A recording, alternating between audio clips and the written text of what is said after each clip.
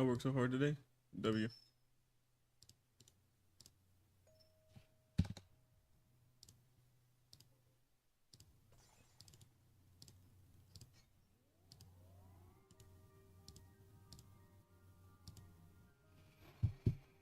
"23 calls in 8 hours. Made it work.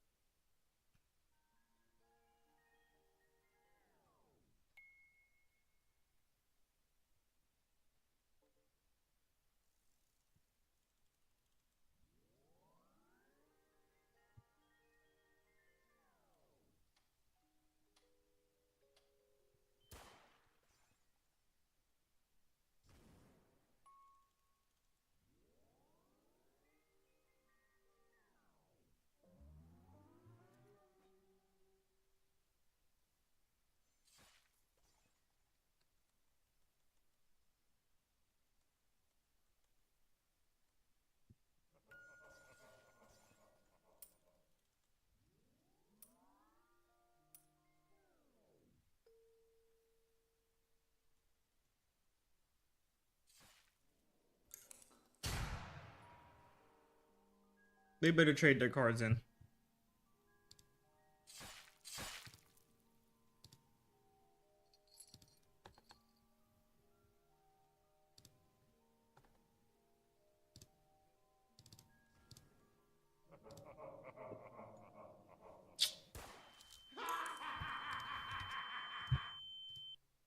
Freaking hate mother effers, bro. I swear, freaking gosh, bro. So useless, man.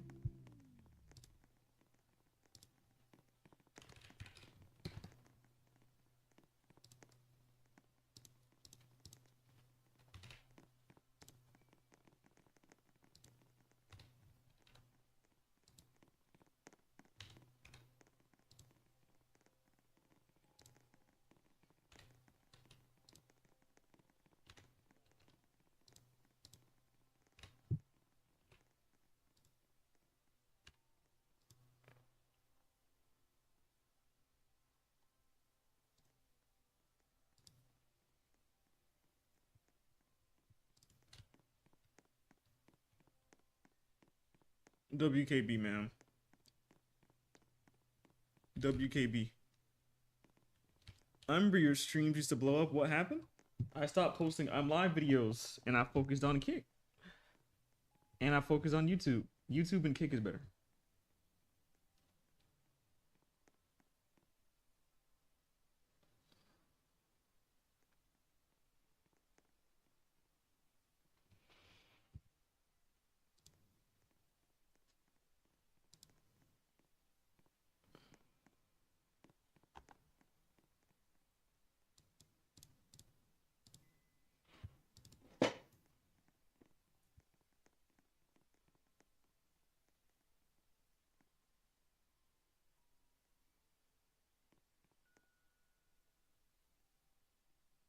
I'm about to jump.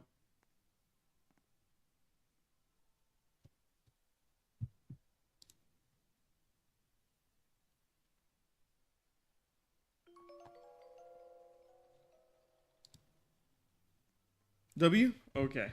Don't let me bring back Miss again.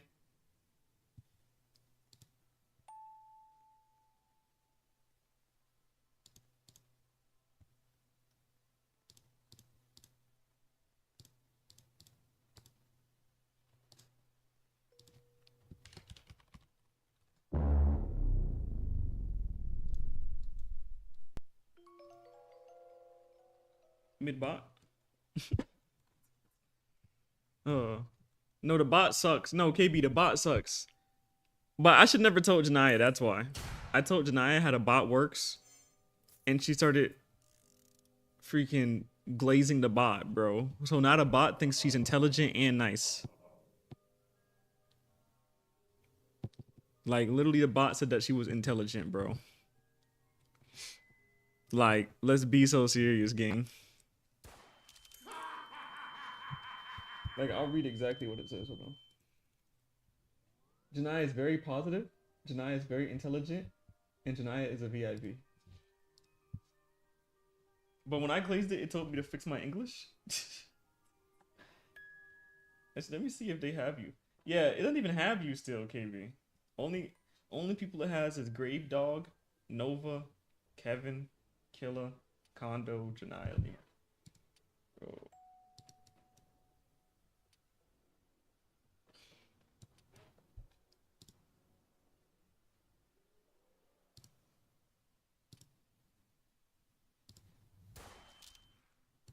Lemur don't even talk to the bot. Yeah. It just coexists.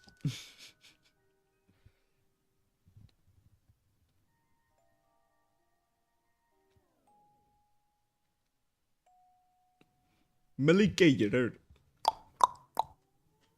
It's Taco Tuesday. Tuesday. My English. It's Taco Tuesday. We ain't playing. We ain't playing. Taco Tuesday. I said Taco Tuesday.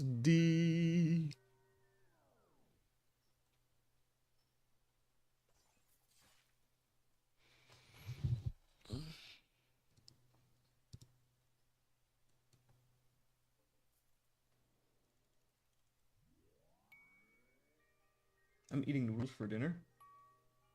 Mid.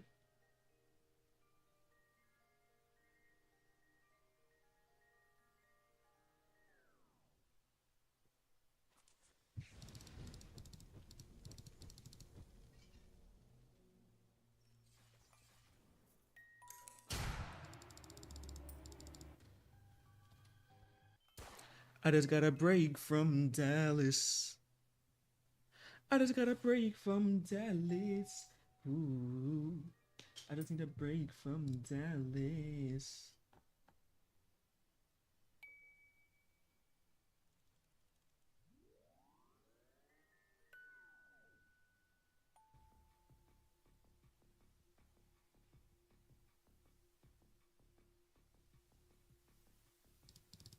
What? I tried to hit Chloe, bruh.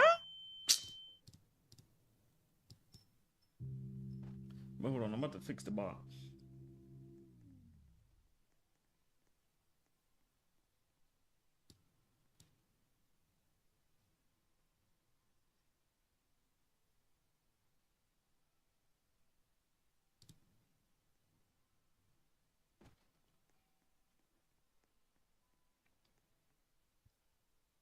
I'll make it where it answers only 2 people a minute.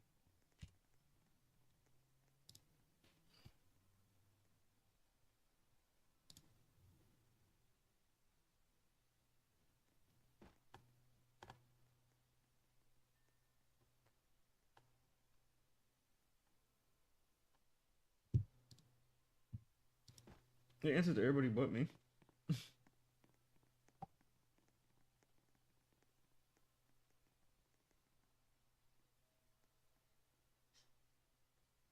Asking me, am I gonna type? But you have to say miss though, bro. Do you be saying miss? You have to say miss, KB. You gotta be like miss.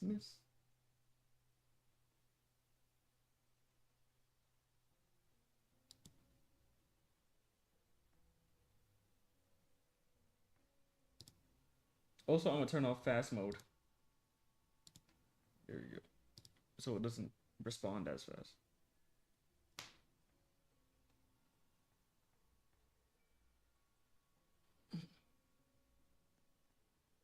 Mid-at? You don't like getting added, KB? KB, ooh, needed me. Yo, needed me. And needed me. Shut up. KB's so weird.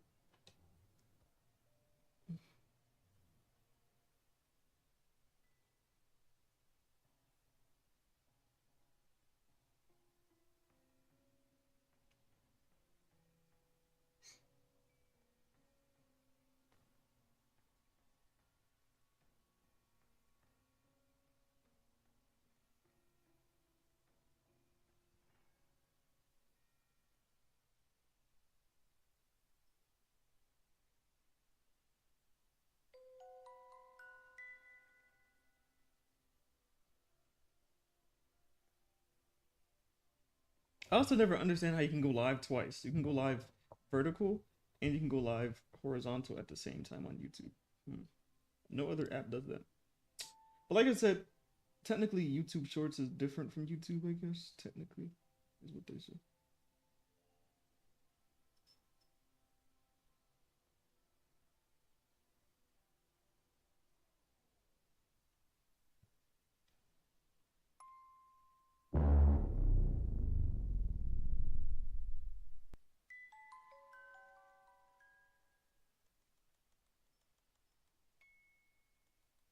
You're different, Mohawk? You right, bro. Oh, damn, I thought I effing died. But I'm trying to find a good title.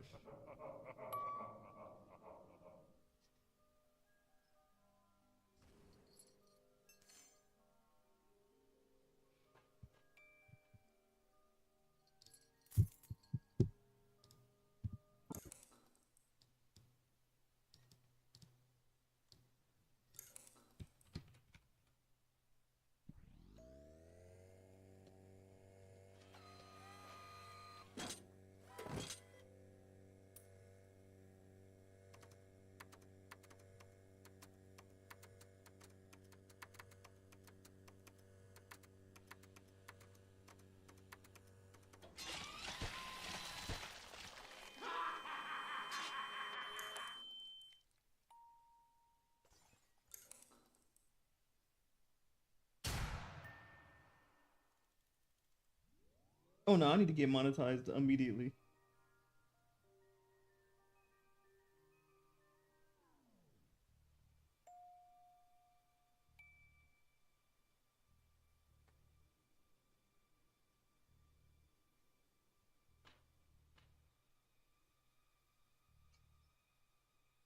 They have gifts.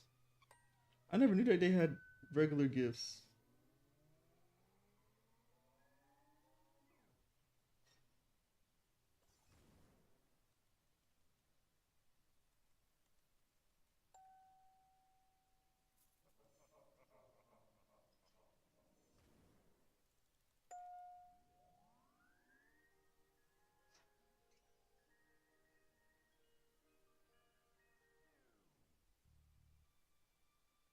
Yeah, they got gifts. Like they got like TikTok gifts. I'm scrolling trying to see if I can find the title. But while I was scroll also, how is he monetized? He has only 2K subs.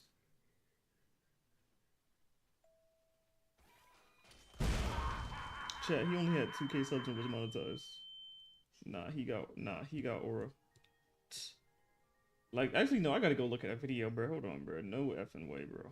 No, I don't think y'all understand. He has 2.9K. Let me look at his shorts.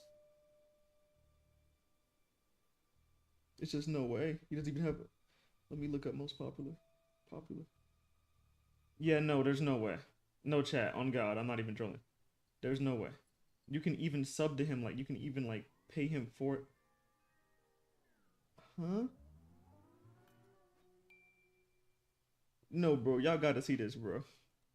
No disrespect to him. Y'all gotta see this. This is not possible. I just looked at all his videos and everything. This is not possible, bro.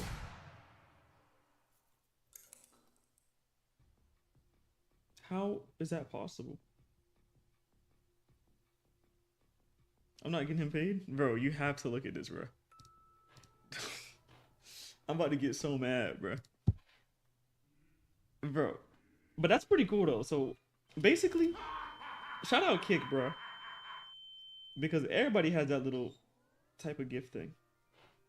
But yeah, YouTube has TikTok type of gifts. It's an animation.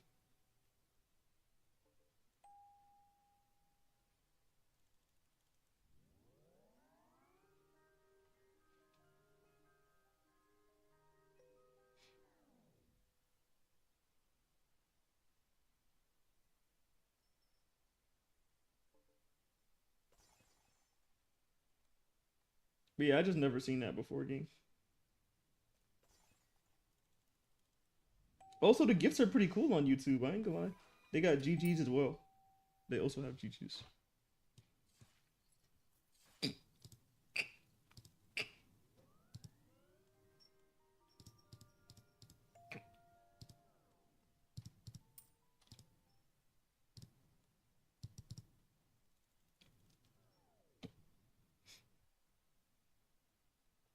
Maybe he bought it.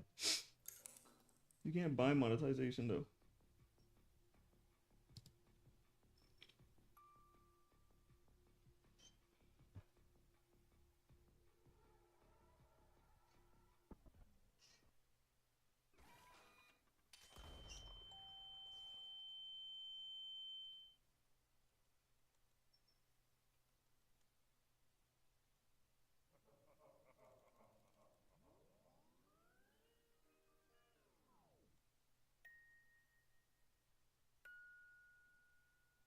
Like I even checked, he only got like 100K views in total.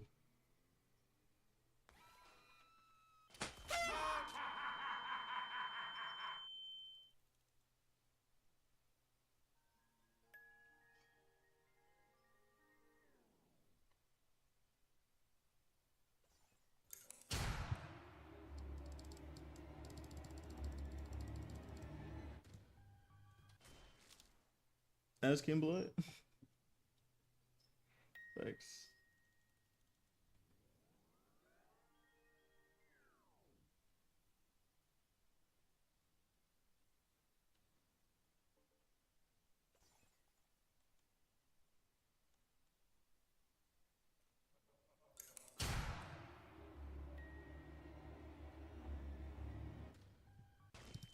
Oh man, I was paying attention. Freak, bro. We bond over everything? True. True, KB, true. You're not wrong, bud.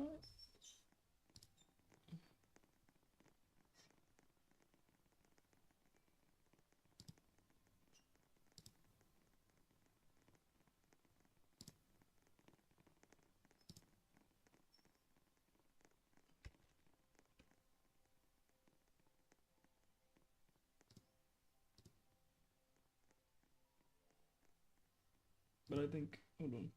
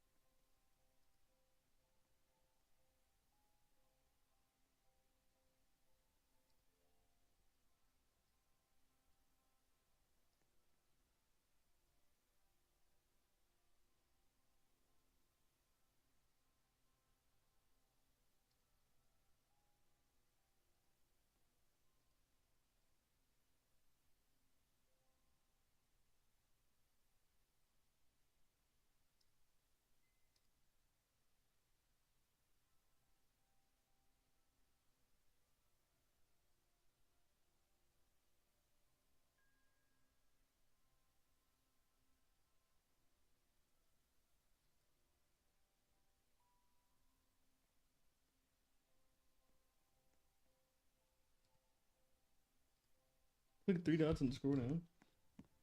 But badges are made. I could look like yours. Kelly fell off? Oh, you said Kella? You said Kaylee? Kelly? Oh, I haven't seen Kelly, bro. That Kelly person? Also, my fault I'm not talking chat. I was trying to figure out how this man's monetized with 2,000 followers. But yeah, I haven't seen Kelly.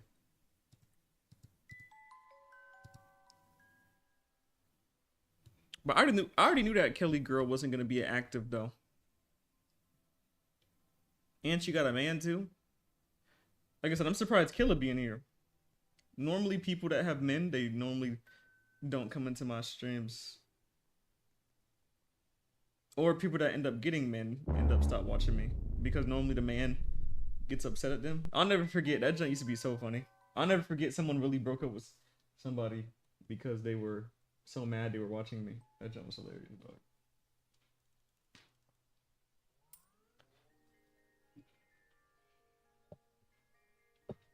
All mine always knew about you. W, bro. I mean, I'm just a streamer, dog. I ain't gonna lie, bro.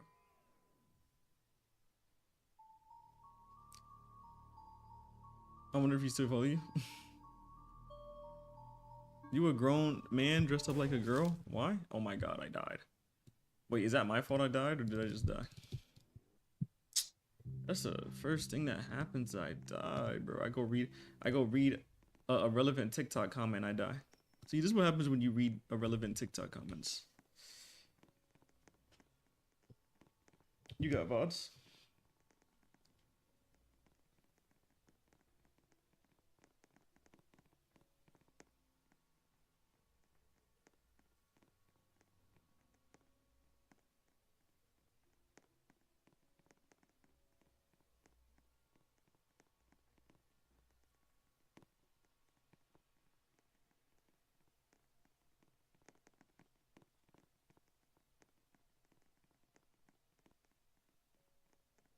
But like I said, in my eyes, I don't get it, but I do get it.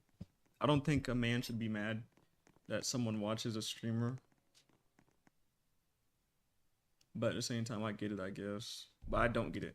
Like I said, for me, I already know how I am. Like, I don't want nobody that watch a bunch of people. Like, but that's why I don't talk to nobody.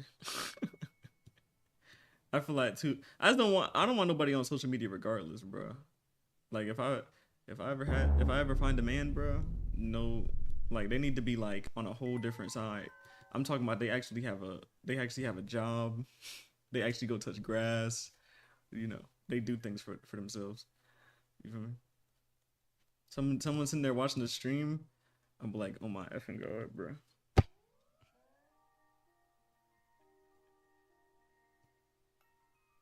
But I can't have the same person as Melly has a big nose. Shut the freak up. Can't have the same person as me, bro. But I won't even say as me, sorry, because that's a wrong thing to say because I don't watch people. But I just can't have somebody in the thing as that the things that I do. That makes sense. But I've always said that. Y'all know that shit. I can't have no man. Can't have no oldie man watching Kai Cenat. I need him to go work out, buff his freak, oiled up, ready to work them minefields. In the house with you all the time? No. Listen, you don't understand, bro. I need my space and I need my time. Does that make sense? Like, I like being alone. So, like, them being out all the time or doing things, like, I really don't care. Especially if I trust them, like, I don't know. I know some people be like, oh my goodness, they're always out. But with me, if someone's always out, perfect, bro. Freak. Freak and elevate tycoon to the thing. Because I don't like to be bothered, bro. Like I said, I already had these conversations with y'all, but I don't like to be bothered, chat. That's just me. Like, literally off stream, I don't want to be bothered. I literally want to edit and I go to bed every time.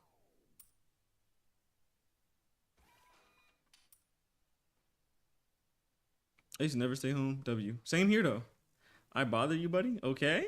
Nobody cares about you, baby bro. You KB.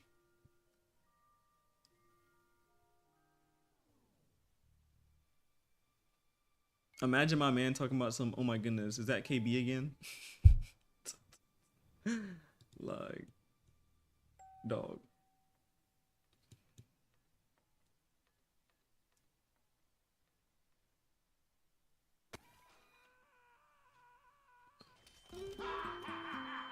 Also, another thing too, bro.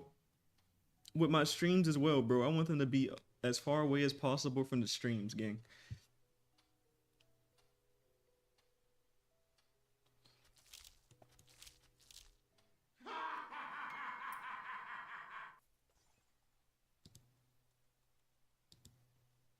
I feel like people don't get the streaming world still. I feel like the streaming world is still new to some people. It's getting mainstream a little bit now, but it's still new to some people.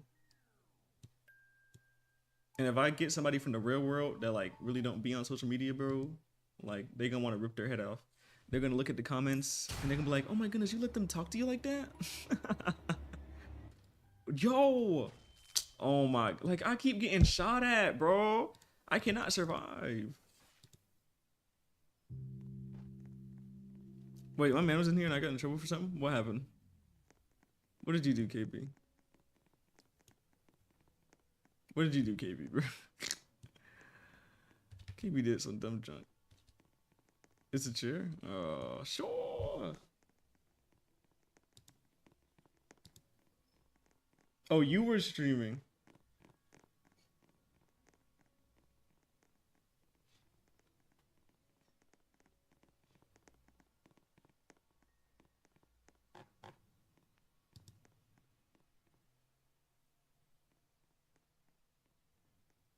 Oh, he was mad about something someone said in the chat. But see, that's what I'm saying though. Like, in my opinion, I don't think anybody can handle a streamer, bro. I don't care what nobody say, bro. That's why I'm so surprised. Like Kai and all of them are in relationships while streaming. Like, it's so hard, bro. You gotta find like the most understanding person. Like, they don't take nothing in the chat serious.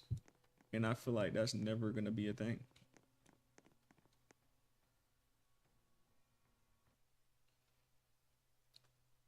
So I started to keep the relationship happen, but he started stalking my Twitter that I use every 5 months. Oh nah.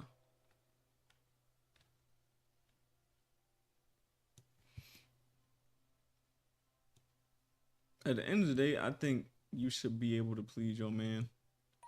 Or like vice versa, they should be able to please you. But everybody their own person. At the end of the day, I'm free. Nah, being free is the best thing ever, dog. For sure. But that's just me though, bro. For sure. That's just me being real though. Out of all the things people can do, streamers got it the worst, relationship wise. It's just not possible. Like I said, shout out Kai, bro. Kai the only person I've seen, but honestly, they only been together for like what, 6 months. So I'm not even gonna say anything about that either. It's not even been that long, but still, like, you know what I'm saying? They've been together for like a minute, I guess.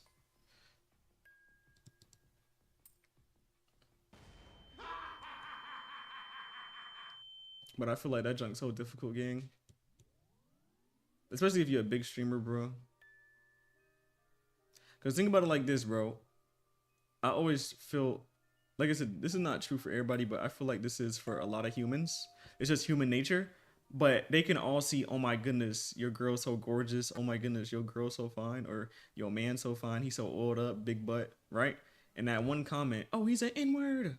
They're going to read that and then it's going to be like this big thing.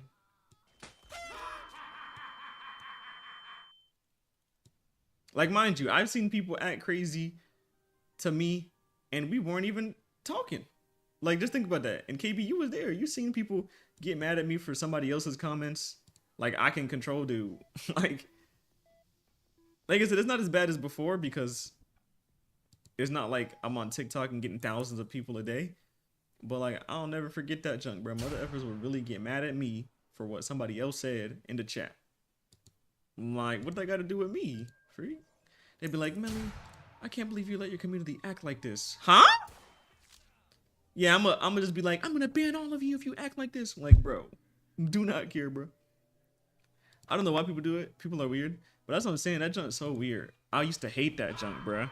People used to always get mad at me for something I can't control. If KB sat there and trolled one of y'all in the chat, somebody like remember? No, KB, this actually happened though. Remember? I don't know who it was, but say for example, you was making fun of Lemur, right? You made fun of somebody one time, and then somebody was like, why did KB just talk to Lemur like that? Like, you're gonna let that slide? And I'm sitting there like, bro. Like, that junk happened before, bro. And I'm like, bro, I was like, are you the dad, bro? That junk made me laugh, bro. That junk was funny as freak. And then when I laughed, they were like, you're so disrespectful, Melly. They were like, you're so disrespectful. Like, mother efforts are not real, bro. Like I said, people be too deep into the internet, bro. Like, if you can't deal with the internet, bro, shut that junk off, bro. Like Tyler the Creator said. My bad, I fit the description. Oh my gosh. I'm here for a good time and a bad time. Pause. Pause, bro.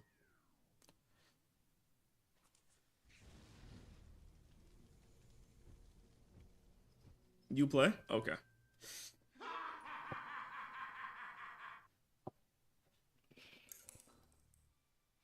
Bye.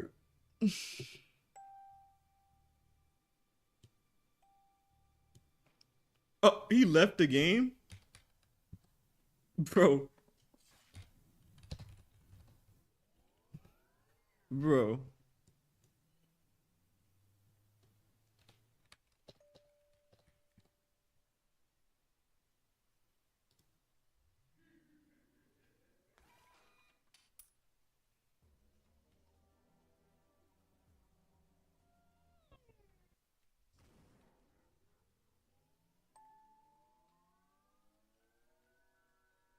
Bro. No! Oh my god. And then he talking about my fault. Like, bro, he know that was not his fault, bro. He's so weird. I look at my manager. Her closers both just got a nasty attitude. Mid.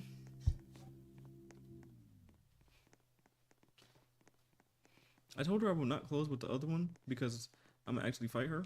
Yeah, GG's.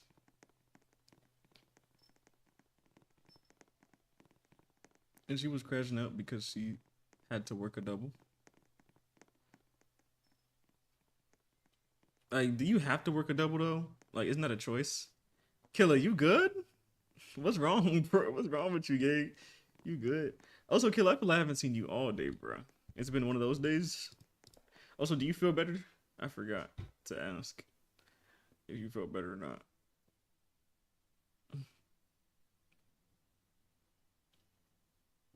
The closer called out for wee wee. If the manager can't find nobody and no, so you don't feel better, damn.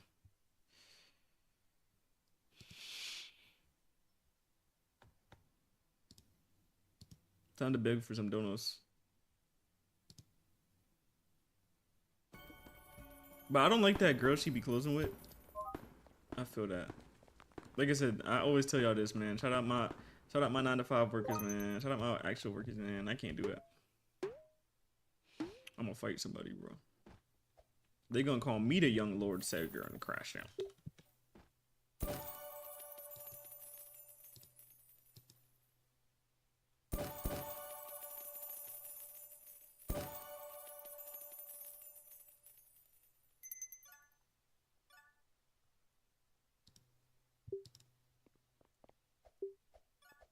Just crying. I feel bad. That's not.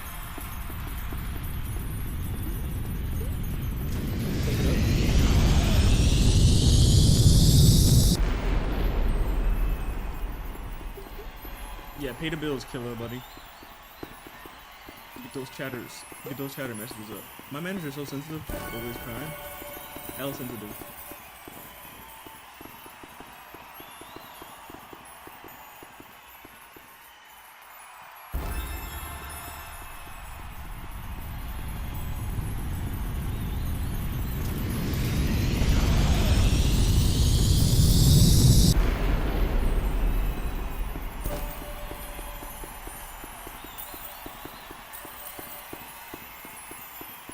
Nah, 1 billion Robux is actually nuts though, bro.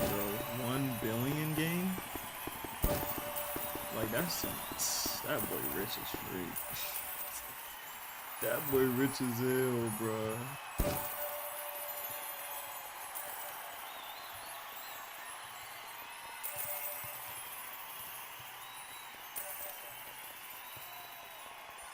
That boy tripping.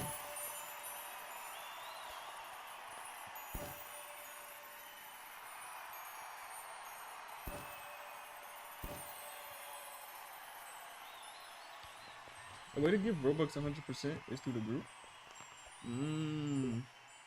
W. W group. Oh, we have a brain rot bear? Whatever it is. Oh, an actual LeBron! But he's rainbow, so I don't know.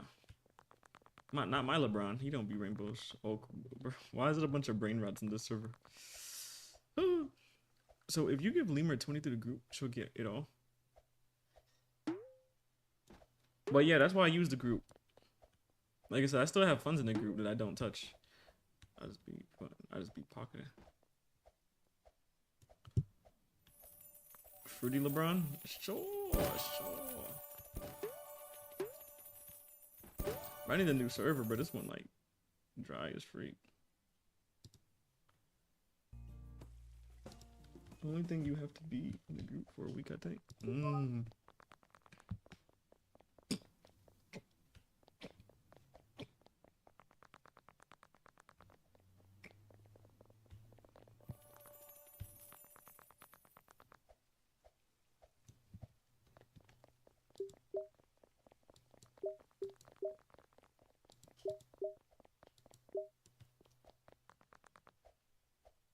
Bro, Killer, why do you keep putting that head smash? Is that what you feeling right now? Her headache must be strong as hell.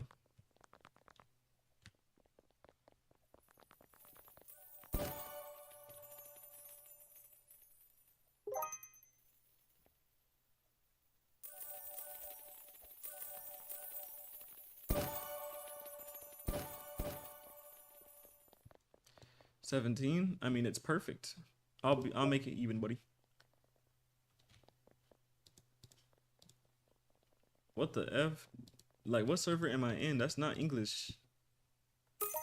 What server am I in, game? What the F? Yes? Oh, nah, Killer.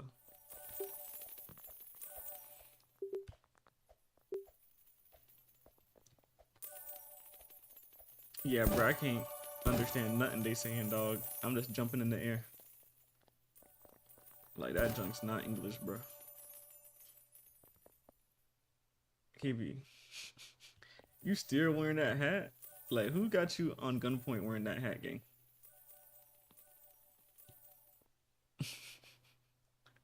Ten out of 10.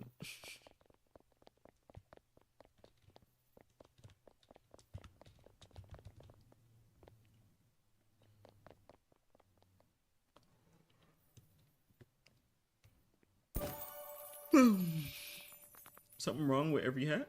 Yes.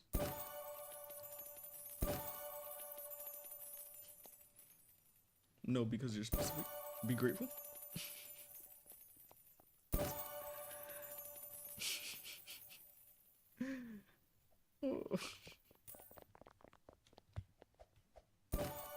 Yeah, that's a teacher. That AI is a teacher. You can ask it for teaching things. 21 with no kids. Lemur needs to get a job. She's built like a frog. A dirty tater tot. Where's my 1K gift at, Lemur? Figure out what you, Jim. Also, Killer, did you watch my new video?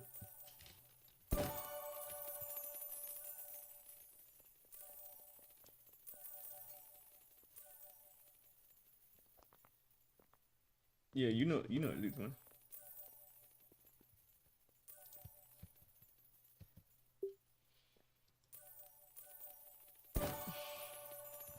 Move? Yeah, you got, bro.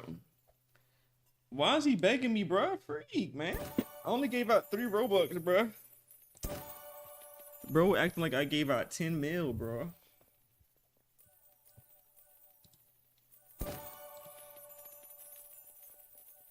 I'll watch it later. I just want to stay in the chat. I mean, that's a good response for me, bro. I respect that response. You just want to stay in the chat. I rock with it. I respect that. Listen, like I promise you, you be in the chat, pay the bill, so I ain't tripping. You know what I'm saying? I am not tripping, gang. What am I dads? What am I dads? I got that bread. I'm on a dance. What you be saying? You know got that prayers. Also, chat, y'all gotta start telling y'all. Y'all gotta start telling y'all family about me, chat. I don't care no more, bro. Bring everybody in here, bro. Oh. I mean, deserved, bro. You know what? Deserved, bro. Deserved. Lemur, shut up. Lemur. My family don't watch streams. Freak, man. Well, get your friends, chat. Actually, scratch that, bro. Scratch the family thing. I don't know why I said the family thing. Don't bring your family in here, bro. They gonna start saying embarrassing stories about y'all. Scratch that. But get your friends, bro. You got some friends? I have no friends. God damn it, bro. But see, this would be proving my point though. Like I be telling people that watch my chat, like I'm they family for real. Cause like what they don't talk nobody got now. Don't know nothing about me. GG's, bro. But KB, that's my cousin, so KB my cousin shit. So you're my dad. I mean, I'm your cousin dad's side. That's what she meant to say, chat. Hey, daughter. We're escaping from our family? Yeah, you right. My fault. Dada. Bro, KB's so weird. She's so weird on God. Like, she a weird ass shit, bro.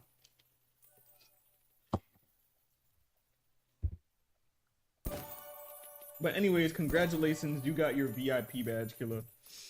In order for you to show your VIP badge, what you need to do is go on the bottom where it says send message. Below the send message, it should have like a little settings button. Click on the settings button. Click on the identity. When you click on identity, it should say that you can click on it and show your badge. She knows how to do it? Are you sure? Oh wait, aren't you from a kick chat? Or no? Oh, I saw her earlier? Oh, okay.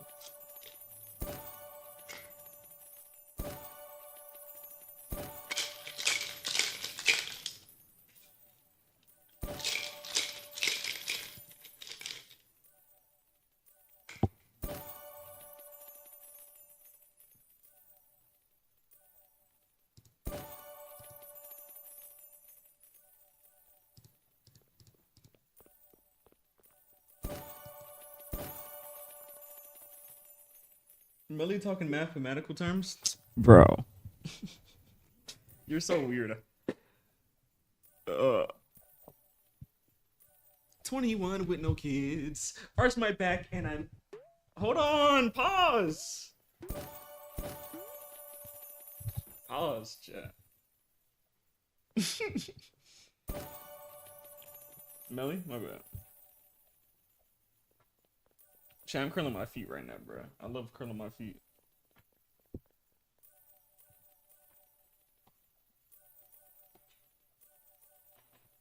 Nerp. Please give me 20 Robux. No, bro. Where KB at?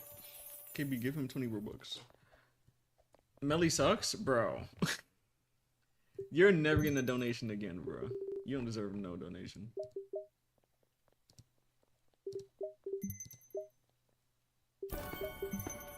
But I bought all these. Like, I've spoiled you, KB. I bought all your stuff, broke out Jim.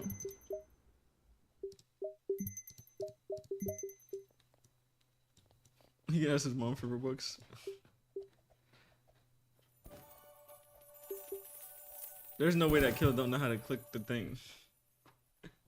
Or get the VIP badge up. Somebody help that thug, Jim.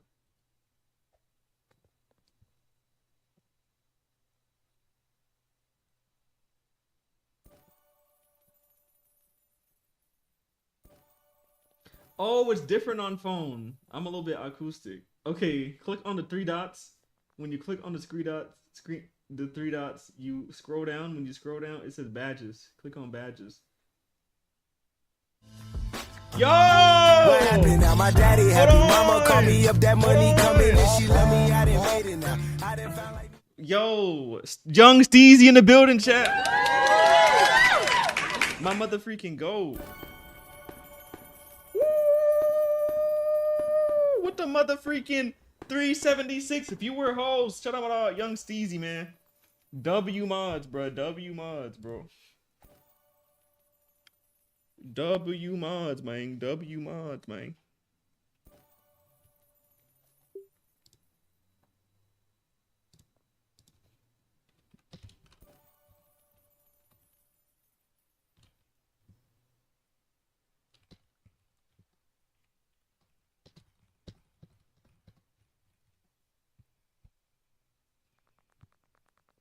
Pay me now?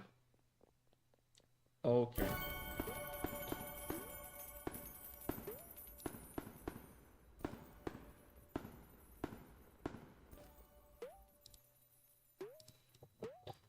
Spinning for donations? Spinning for donos.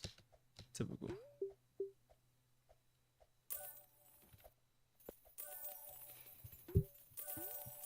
Killer. I'm burned. Oh, yo.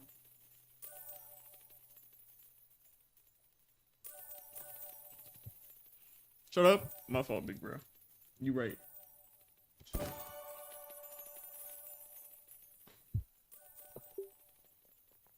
Bro has a VIP badge and can't even show it.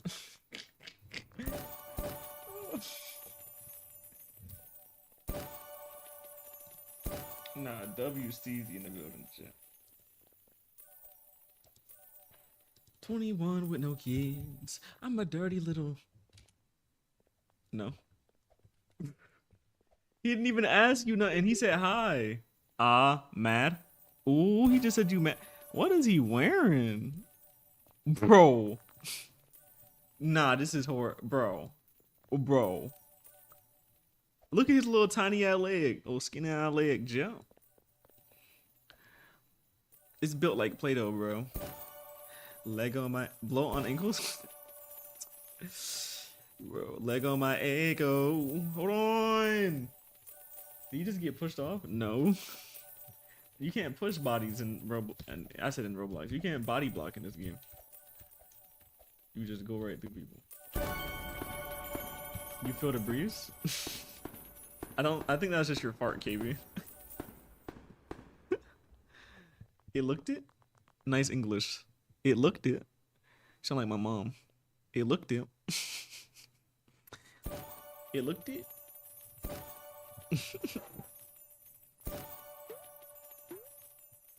What's the difference between a snowman and a snow woman? Snowballs? Okay. That was horrible. Brooklyn, don't come back until you find something better. That was... Wow.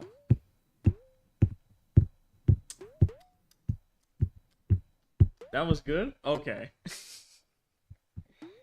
Bro, killer. Stop putting that ugly emote in the chat, bro. KB, see? See what Brooklyn got people doing in the chat now? Like, KB, bro. I know you know better. I know you know better.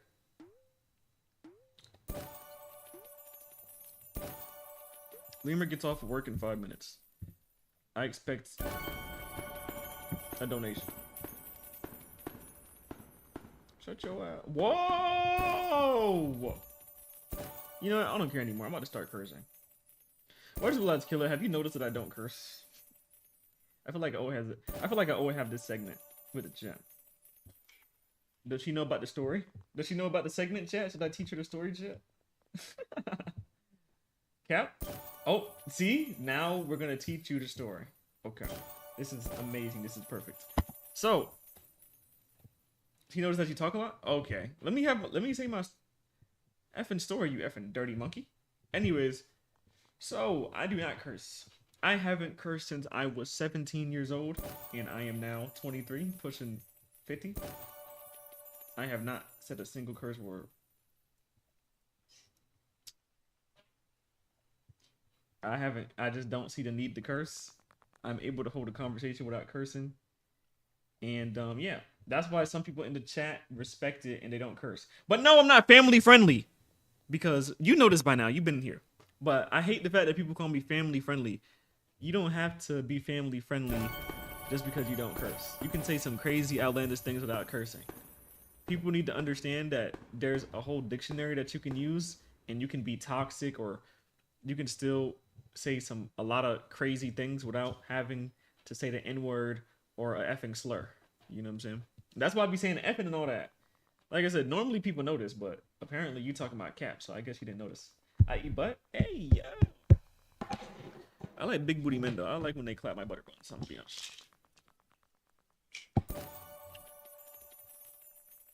Keep yourself safe, KB.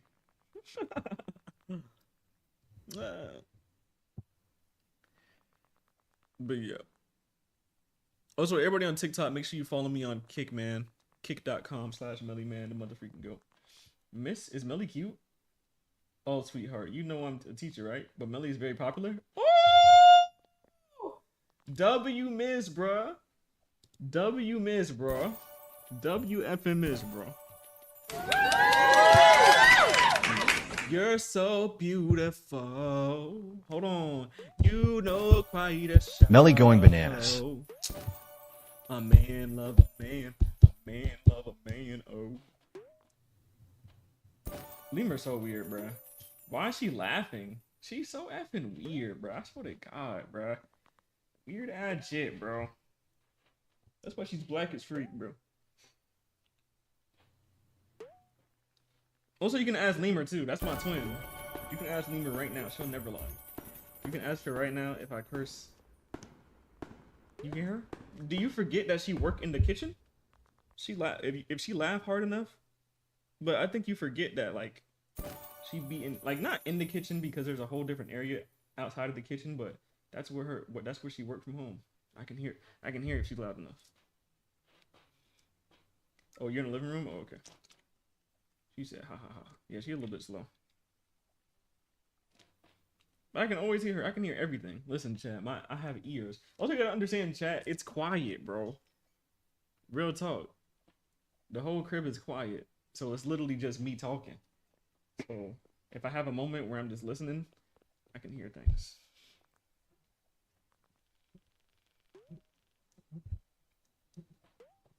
Loudly? Okay. Keep yourself safe, boy.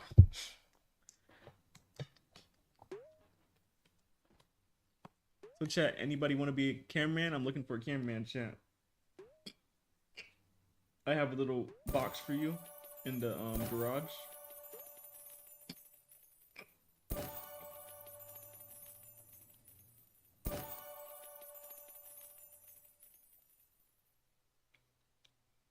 What if I go skydiving with no parachute? So you basically mean you're jumping. I think that's called jumping, killer.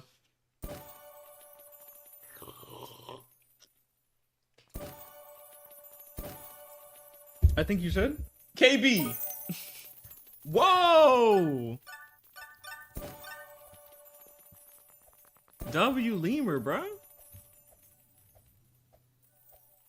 Stop slurping? Bro. Hold on. ASMR real quick, chat.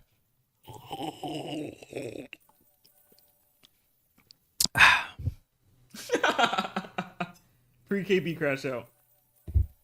Pre-KB crash out, chat.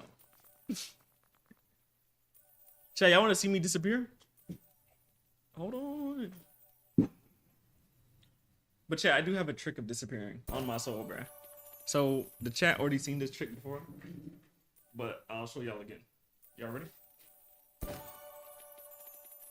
Are y'all ready, chat?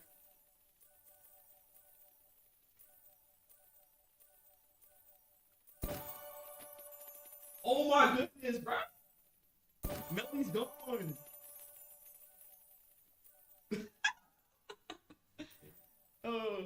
Stomach all out.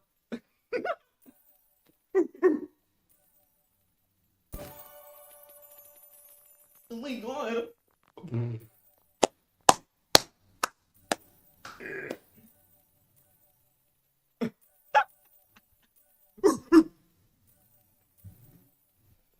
To be fair, this is a woman jacket. And to be fair, it did fit me at one point. That's a little bit too big and fat.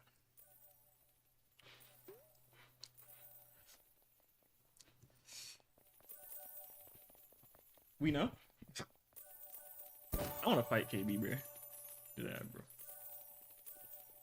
It's now a crop top. Yeah.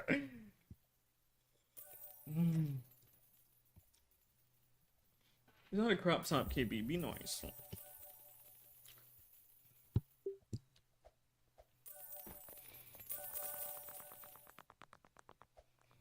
Oh wait, KB, bruh. Wait, damn. KB, do you see the people in our game? I wasn't even paying attention. What the F? There's some mother effers that be dropping in here. God damn. What's up, bro? Yo, what's up, W Sami? Hug? What do you mean hug, killer? I'm on the way? Oh yeah, she fiending.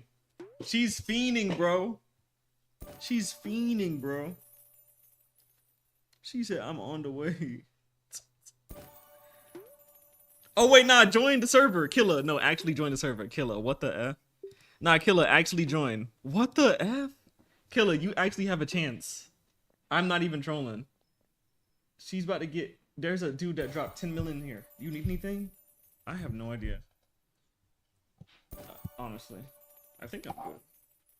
If you want to get anything, you can. Give me some more bonnets. Yeah, give me a pack of teas, bro. I haven't had a tea in so long, bro. Oh wait, you talking about t-shirts? F you, KB. No. You biggest bro. Okay, whale. Okay, whale, buddy. Sure.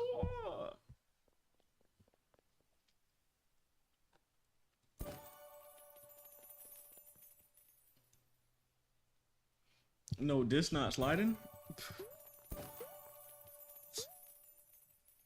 Yo, Nabashi, what's good?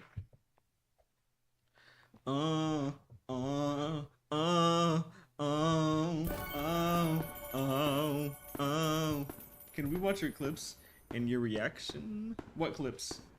Oh wait, you want to watch the clips and react again? Well, I want to see if I get donated. What is your name on Roblox? xxvmelly. You have to follow me to join, Wasami. Wait, are they recycling to each other? Did I just see a recycler chat? Oh nah. The rich get richer.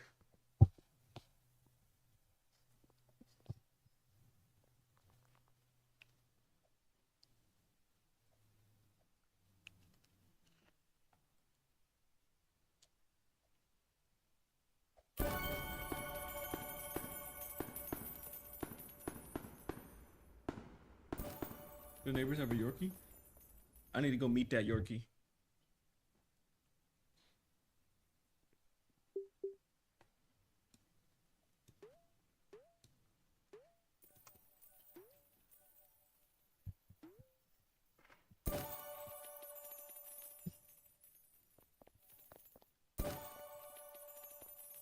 Bro, why are so many people coming in this server?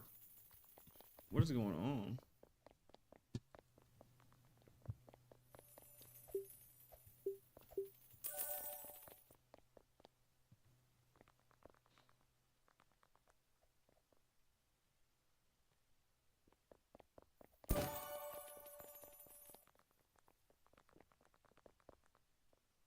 I told her to... Oh wait, Missy. Oh wait, you talking about this dude?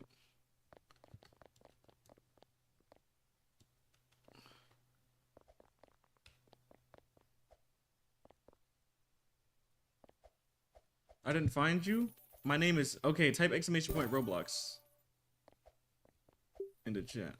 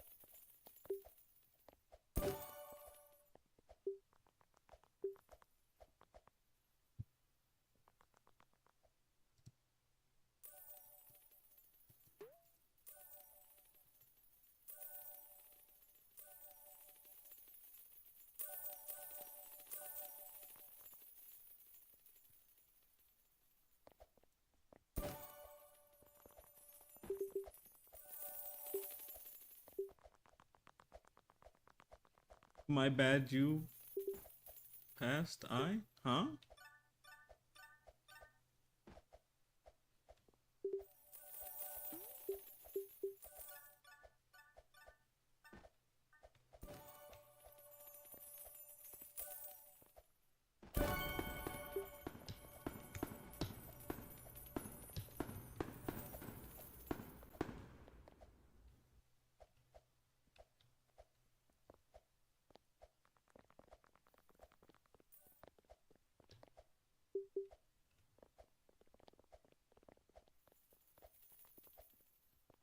Is she over there sitting there saying, how are you doing today?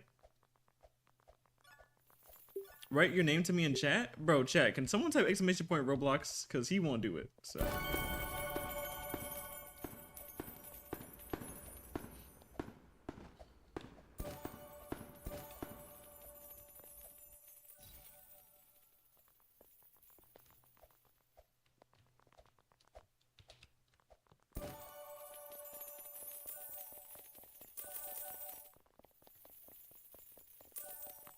Not in Roblox, here in Kick. But why do you want me to type in the chat?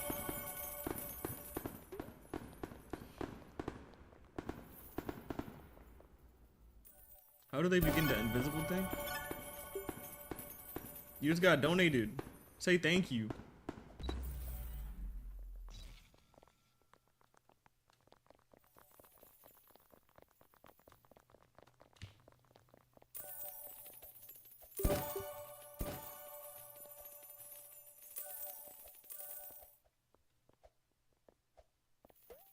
He's not even typing in the chat. What, the Sami dude? Yeah, he's not even typing, he's redeeming, yeah. He's not even paying the bills.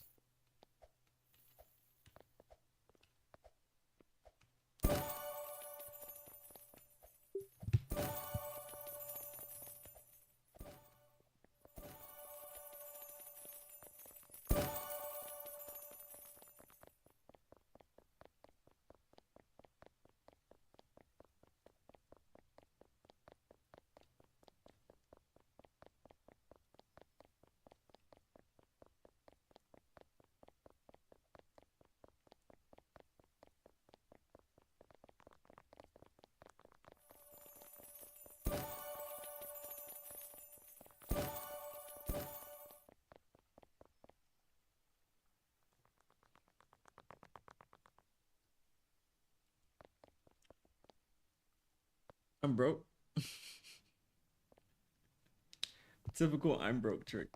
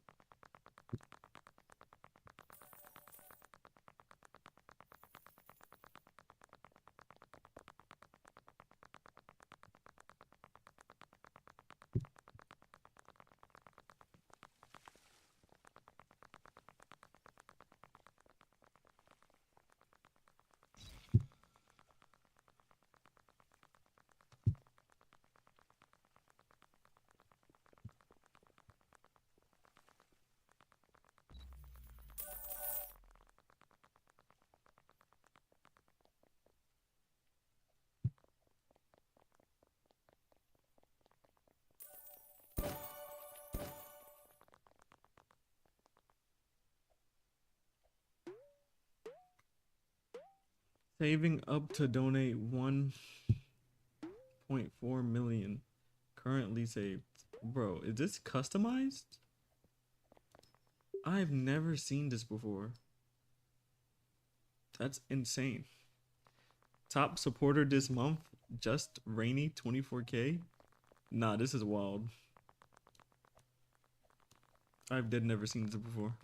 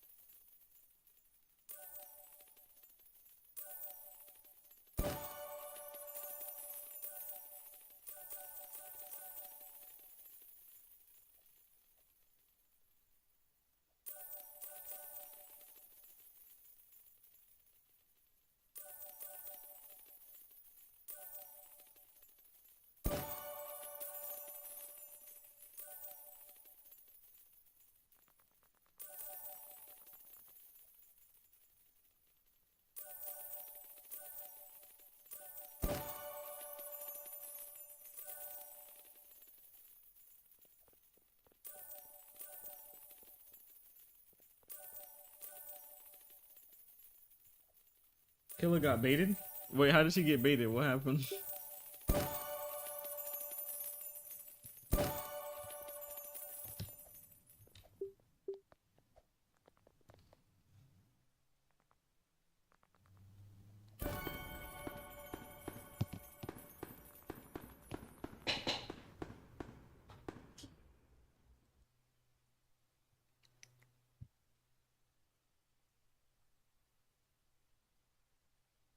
Martin Luther? Martin! I'm the man. Martin. Hold on. How much followers you got on Roblox? Like 800. I said, okay, Martin.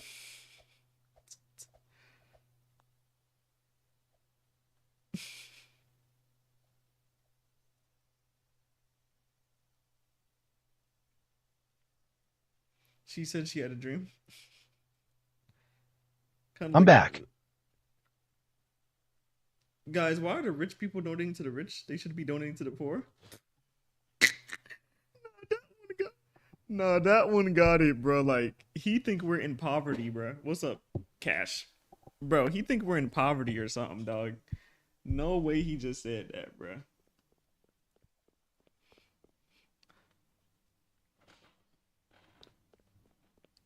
Acknowledge me, Melly. Bro, I just said, what's up, you Cash? Shut the freak up, boy. L Cash for having my name.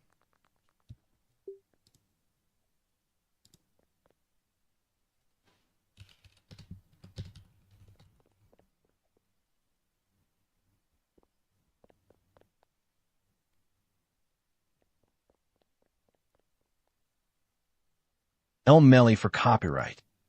L Melly for copyright.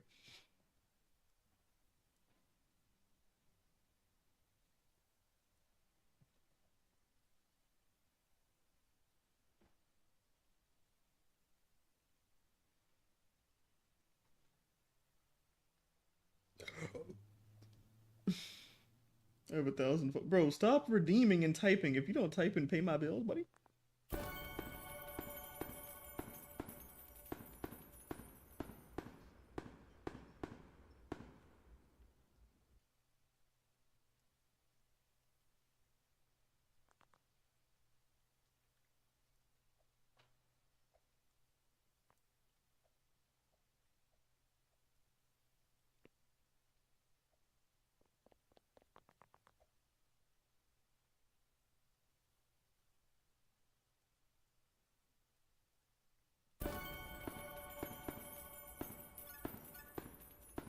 Okay. Okay, Cash.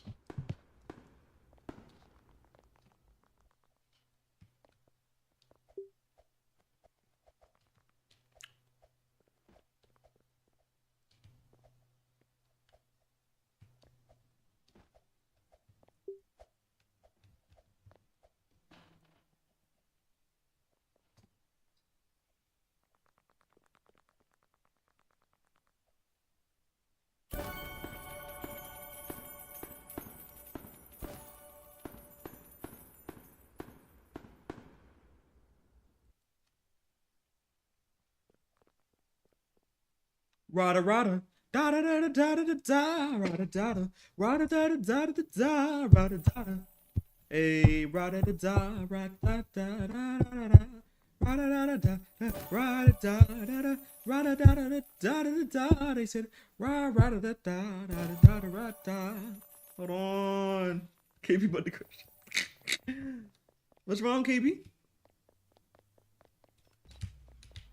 Stick it in, stick it in, stick it in, roll it, stick it in, stick it in, stick it in, roll it, stick it in, stick it in, stick it in, roll it, stick it in, stick it in, stick it in, roll it, stick it in, stick it in, stick it in, roll it. Okay.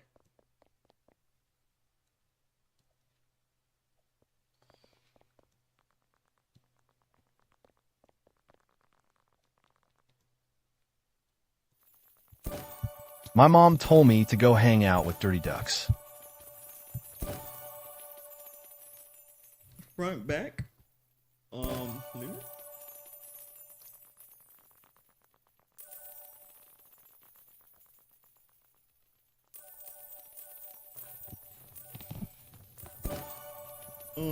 KB.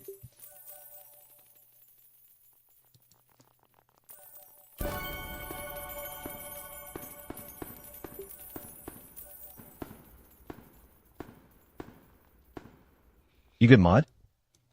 You good, man?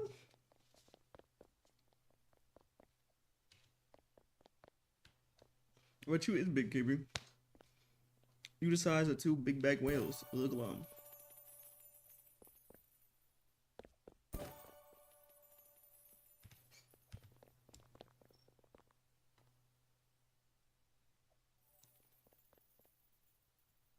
Your nose, ironic.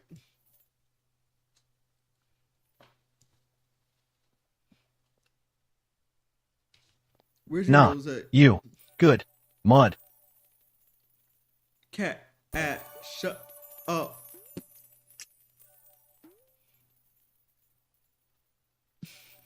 Oh my god. God. God. That's how KB sounding. Oh my god. No, the nation re. Whoa. They stingy? Nah, they is stingy as freak, bro. I think it's a friend group, if I'm not mistaken. If I'm not mistaken, I think that junk is a friend group, bro.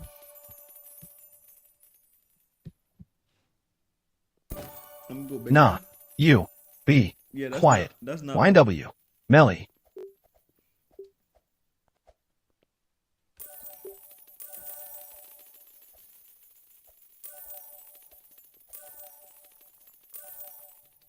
Do you want a donation? That's only if you want to donate. This is W told me. I don't tell people to donate. That's not me. Only donate if you want to. Only donate if you want to. W told me.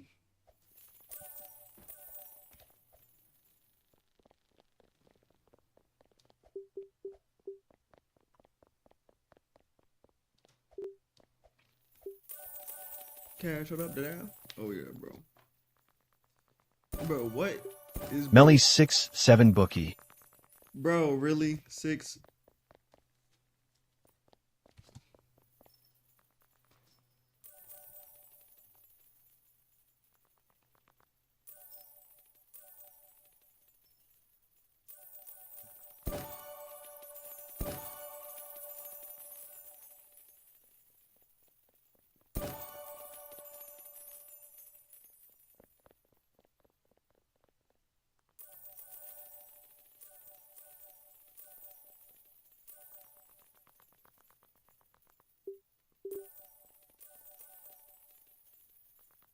Say. 6-7. Or. Else. You. Will. See.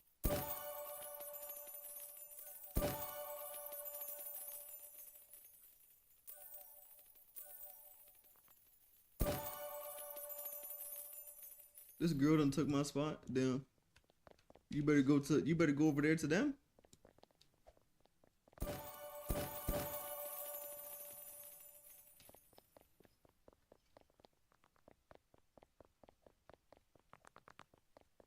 That's for you? What do you mean that's for me? What are you talking about?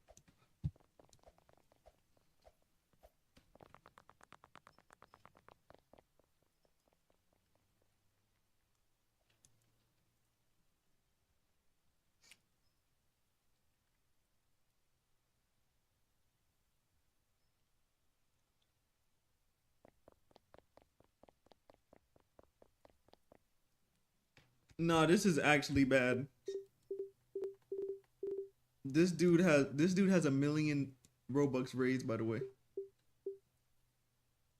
This is actually insane. There's just no shot.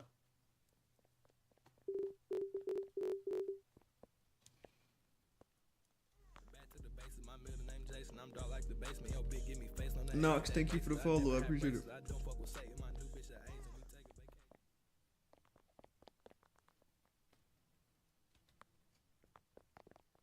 That's. For. You. What. Do. You. Mean? I donated you 1,000 Robux? No, you did not. Did he just lie? I just checked my gifted. You didn't donate nothing, bro. L liar, bro. I just looked at my offline. No gifts. L liar, bro. L saw me. L saw me in the chat. Is that Kevin?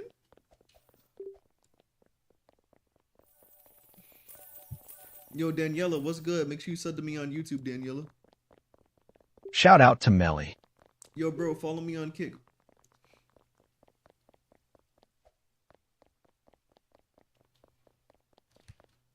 Nah, these rich mother effers are just in here just to be in here today.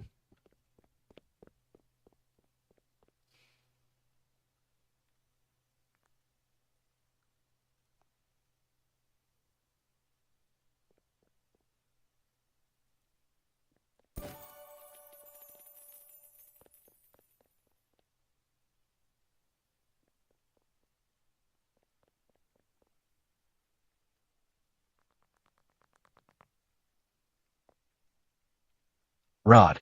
Wave. You. Bidet.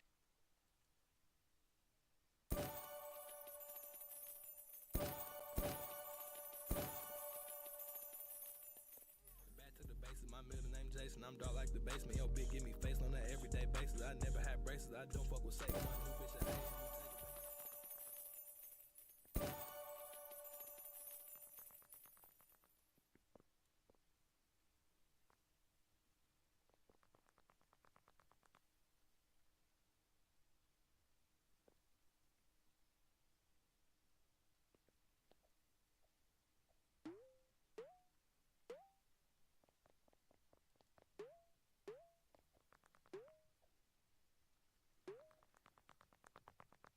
Bro, what? Are they good? Oh, hell no, chat. Oh, hell to the no, bro.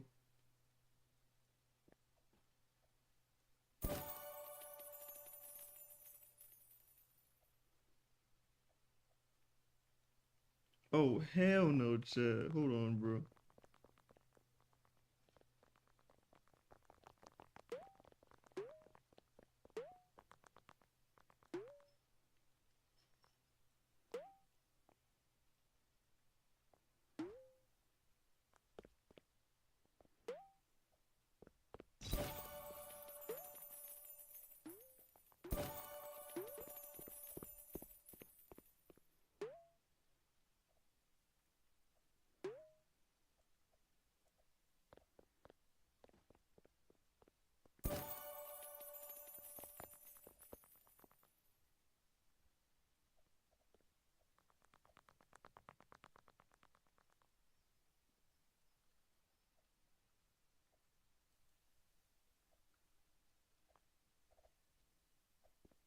One got snot in my nose.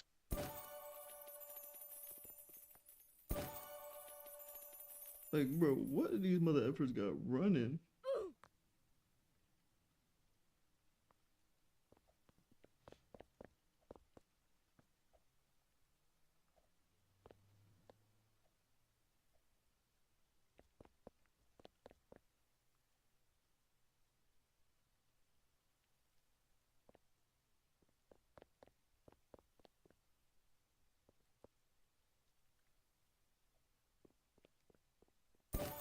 That junk literally says January, bro. How was that on me? Like, what, bro? I was not in here January.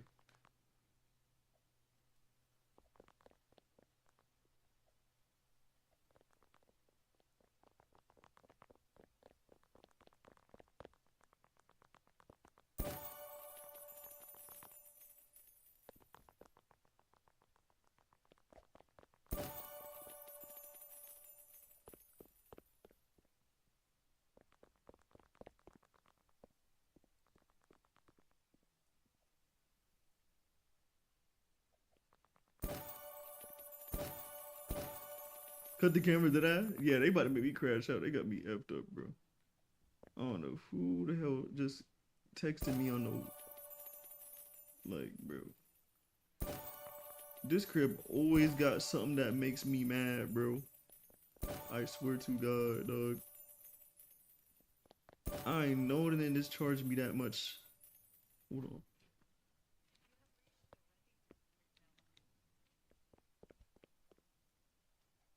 Oh, no. And they not answering either, bro? Oh, my goodness, bro. Hell no. Who do these thugs think they are, bro? Oh nah, bro.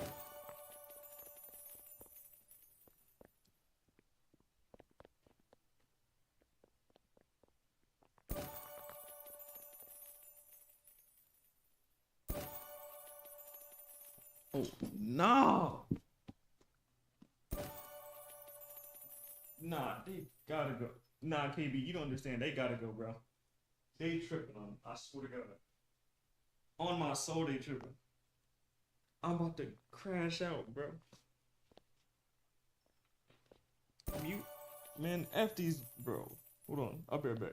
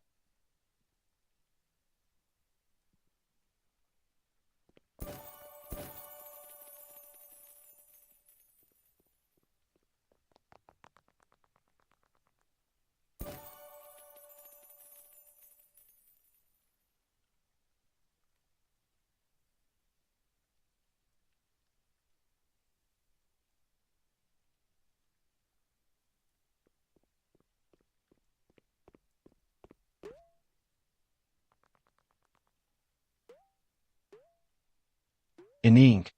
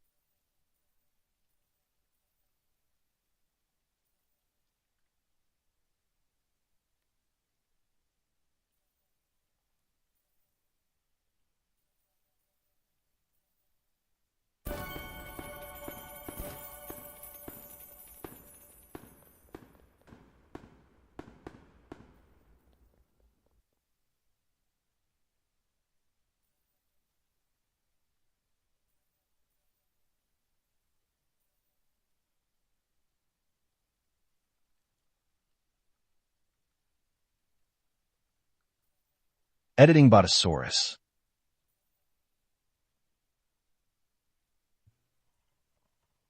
I'm not editing. I'm dealing with something, bro. I'm annoyed. Just give me a second.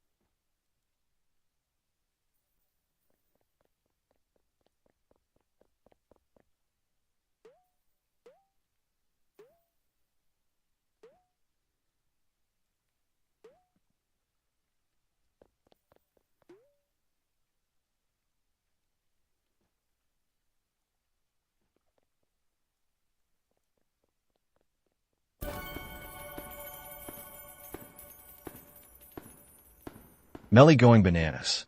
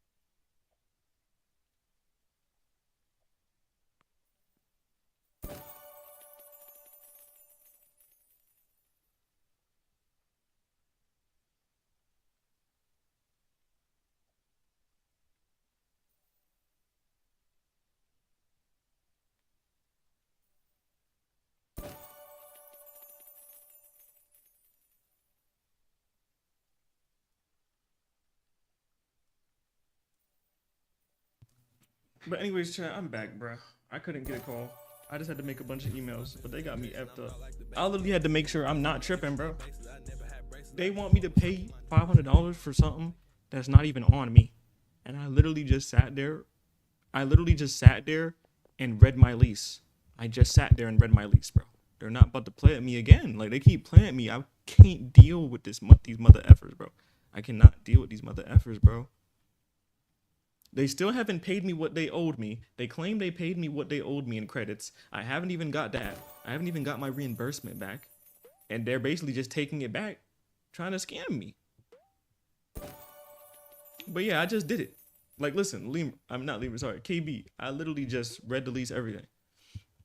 So, quarterly, right? So, I'm going to do the math for you. So, I looked up what quarterly, because I have to change the filter every quarter. Because that was the same thing with the last place, right? So I checked it. It's every 3 months, right?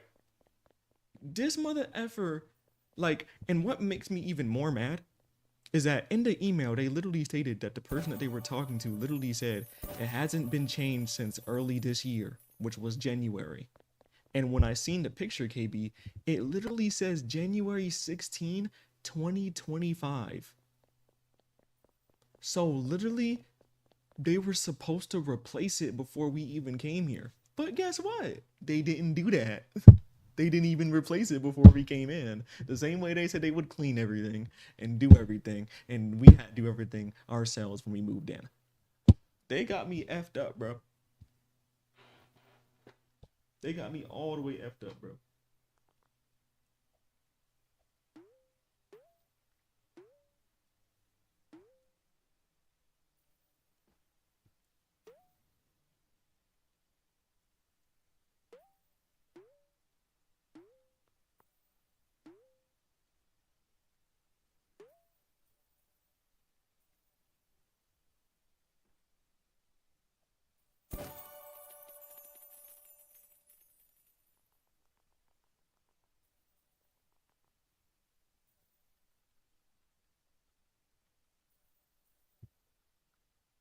Melly, I think you should move. They stressing you out, bro. I am, bro. I literally sat there and said I want to sit, bro. I can't even effing sit, bro. That junk's annoying me as freak, bro. The other crib was not like this, bro. They never bothered me, dog. These mother effers are getting on my nerves, bro. I should have just dealt with them dogs. Like, dead bro. I should have dealt with those dogs, bro. All jokes aside, bro. It's getting to a point, KB. For real, for real. It's getting to a point, bro. Like, they aggravating me, bro. It's always something, bro. They, like, I'm telling you, KB, if you see, like, I will literally send it to you. I don't care. If you see, if I screenshot this to you, they really sat there and read at all, like, they read what the dude said and sat there and said it's on me. They dead did that. They dead sat there and was like, yo, we know that he just moved in, but, and we didn't sit there and replace it before he moved in, which is literally the quarterly thing that they said. And I looked at the lease, like, they literally sat and they like tried to send me the lease agreement and everything. I said, like, they literally sit there stating under this section blah blah blah, right? I literally read that section. I literally just went to go look up that section, and I literally went to go ask 2 people I know that are in that field, and they literally sat there and said that they're in the wrong. And they have the like you don't understand. I'm so blowed, bro. Stop, like, they be ruining my day, bro. And now I gotta keep spam calling them because they don't answer. So I gotta spam call them and spam email them so they can see my emails and hit me back, because that's the only way they can respond. Because I'm not paying that junk. I swear to God, I'm not paying that junk, bro. I promise you I'm not paying that junk, bro. They got me effed up, bro. I spend too much a month as is, bro. Not spending an extra $500 on something I did not do. And that's why I said I was building a lawsuit, bro. They mad corny, bro. Nope. Like, bro, it's just so stupid to me, bro. Dead bro. It's actually stupid as freak.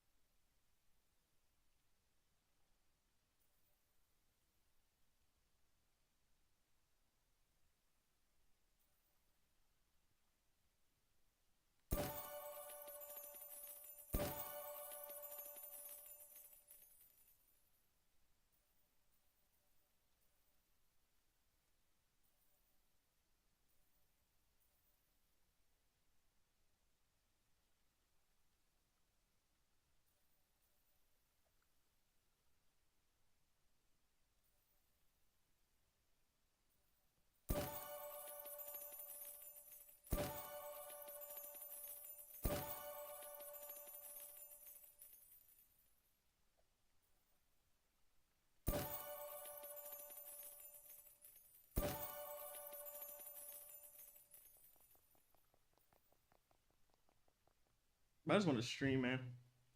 Oh, I can't deal with these mother effers.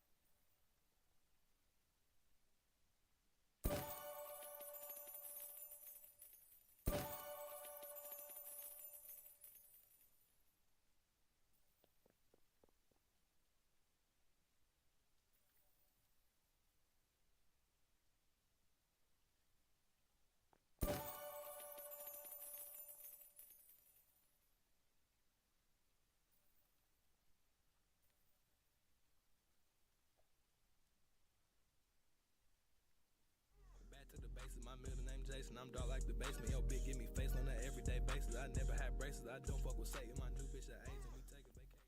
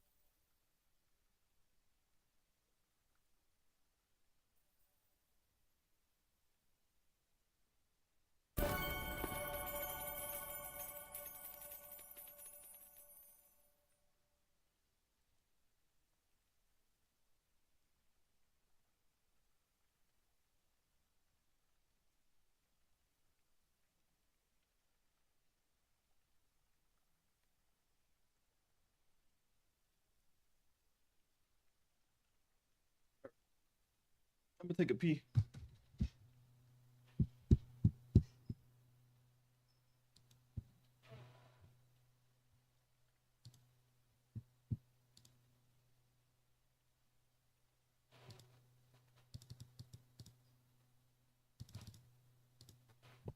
Ooh, I'm so annoyed.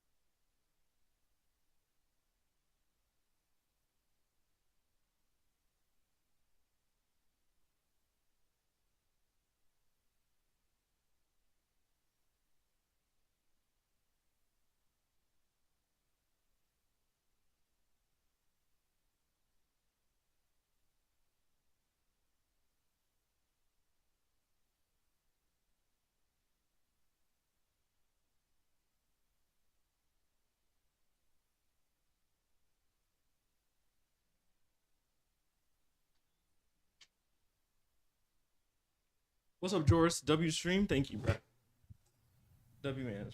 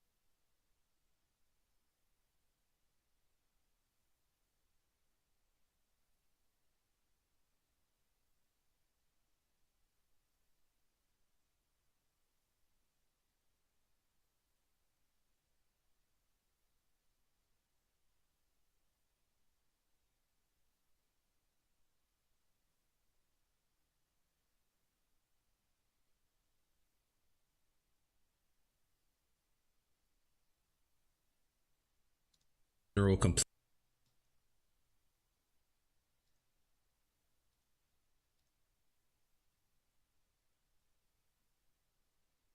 Melly, have I'm you not played sure, Blood bro. Debt before? I need to like calm my nerves, chat. I'm not in the mood right now, bro. Just annoying. Like $500 for something that don't got to do with me is crazy, bro.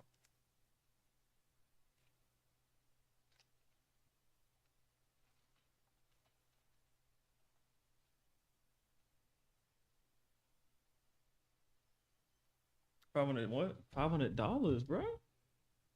Like I said, this whole situation is just stupid as freak. And like I said, I don't want to explain it too much. But like I said, I'm gonna say it like this, right? I just did my research, everything. But basically, there's a thing called quarterly. There's a thing called quarterly, right? Now, they're charging me for something that literally they are responsible for. They were supposed to change it before I moved, and they never did. And now they're trying to charge me on it, saying that I'm the reason that there's these damages when it was like that. And then on top of that, They literally came to come fix our AC multiple times. And you mean to tell me that nobody ever seen those outdated filters or never told me about it? But now they want to, now the dude that came up here want to yap about that? Like, weird as freak, bro. Like, just so weird, bro. Initially, I felt like I'd just be milking it for content, and there's tons of other videos that people are making talking about the updates to the case. And I actually want to expand the conversation past just David, because there honestly needs to be a discussion on Celeste's mom and just the general complicitness that I've noticed and the complicitness that everyone's noticed. But that's for another video this week, so be on the lookout. For now, I'm the Socrates. I'm gonna quit yambling and let's talk about some of the more disturbing things that this sick bastard has done. The first thing I want to talk about is this really weird clip that resurfaced of David and Celeste on stream. I media trained you. No, you didn't. That's controversial. It's controversial of kids.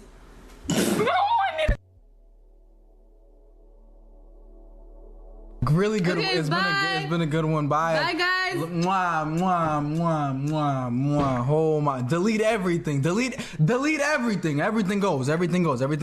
I'm gonna keep it real. I'm being so dead ass when I say this nigga gotta get packed up. I spoke about this being an open secret, and this clip just confirms that for me. Cause what do you mean? He's saying that he media trained this little girl, and then her comment about him kids, which that's what he did, but the fact that she was saying that was just really unsettling for me. It was just really disturbing. And then David was saying that he wants the VODs deleted and the stream erased or whatever. That is a clear admission of guilt. So it just continues to show me that this was an open secret and that the people in these Discord servers knew that David was abusing a child for years. So let's talk about all the incriminating shit that's been around David since 2023, starting with a song that he made based on Celeste. Celeste, the girl with my name tattooed on her chest.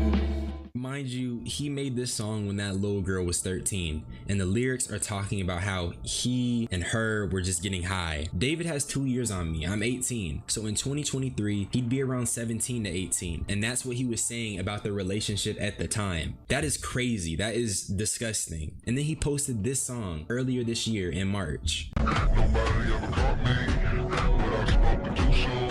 In the back of the police car, whatever I know. I ain't telling nothing. Do the same if they ask you about. And this is just like infinitely more incriminating, but it's recent. It's almost like he felt emboldened by being so open about the crime he was committing in his music. But even generally speaking, there's so many odd clips that are being put into question now, like the one where David talks about retiring and going off the grid. Where do you see yourself in the next 5 years? Okay, so the plan is hopefully this music thing takes off crazy next year. Why is he saying, why are you saying that like you're not like up there, gang? Well, I'm not there yet, but hopefully it's like even crazier next year. And then I'm going crazy year after year for the next 3 years. And then on the 4th year, I retire. And on the 5th year, I'm off the grid, living somewhere like on an island with this crazy crib. No social media, no digital footprint. I'm just gone.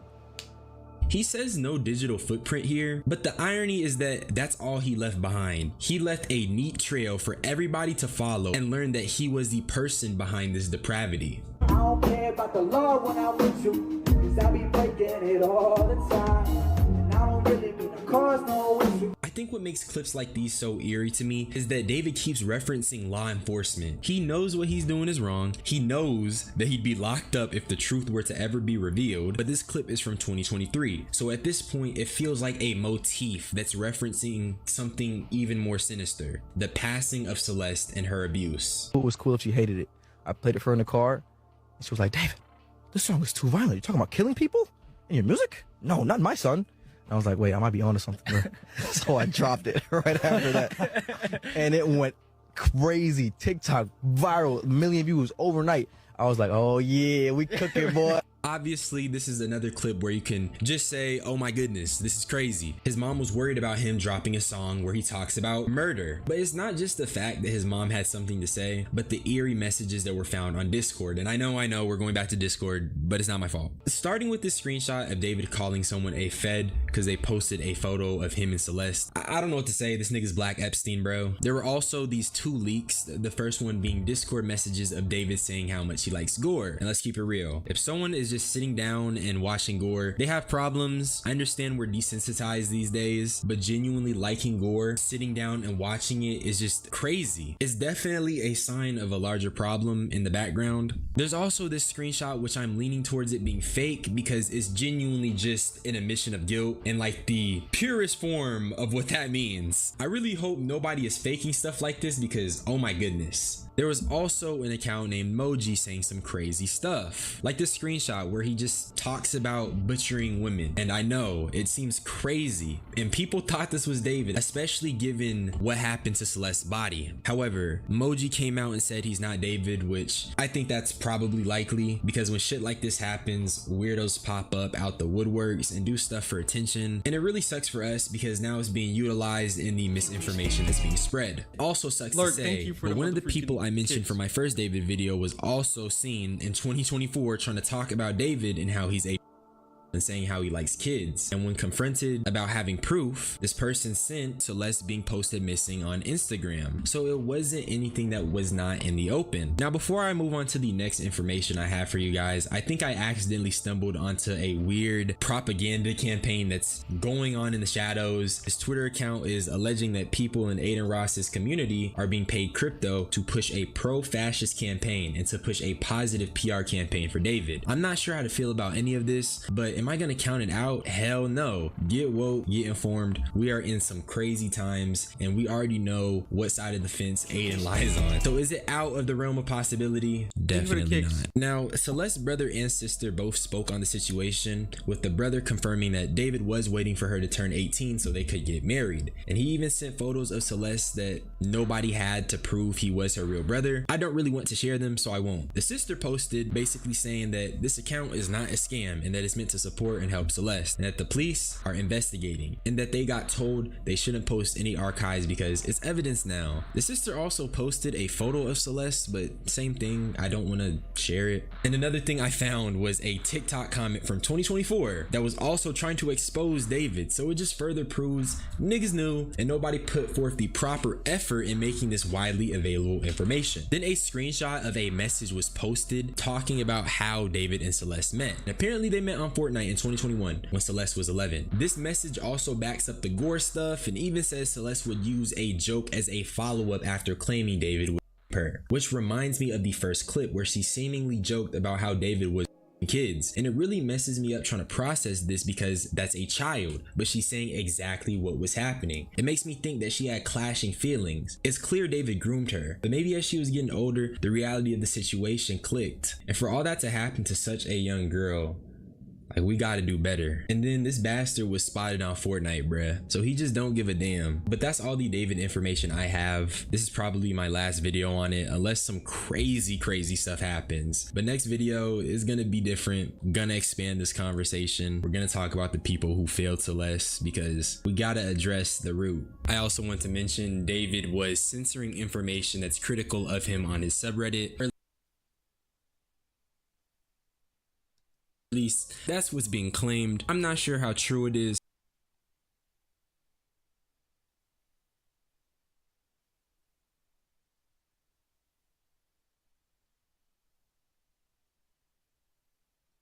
But I wanted to mention it because this was posted while I was making the video. Y'all stay safe. I care for you all. I know it's hard out here, but let's just try to spread love.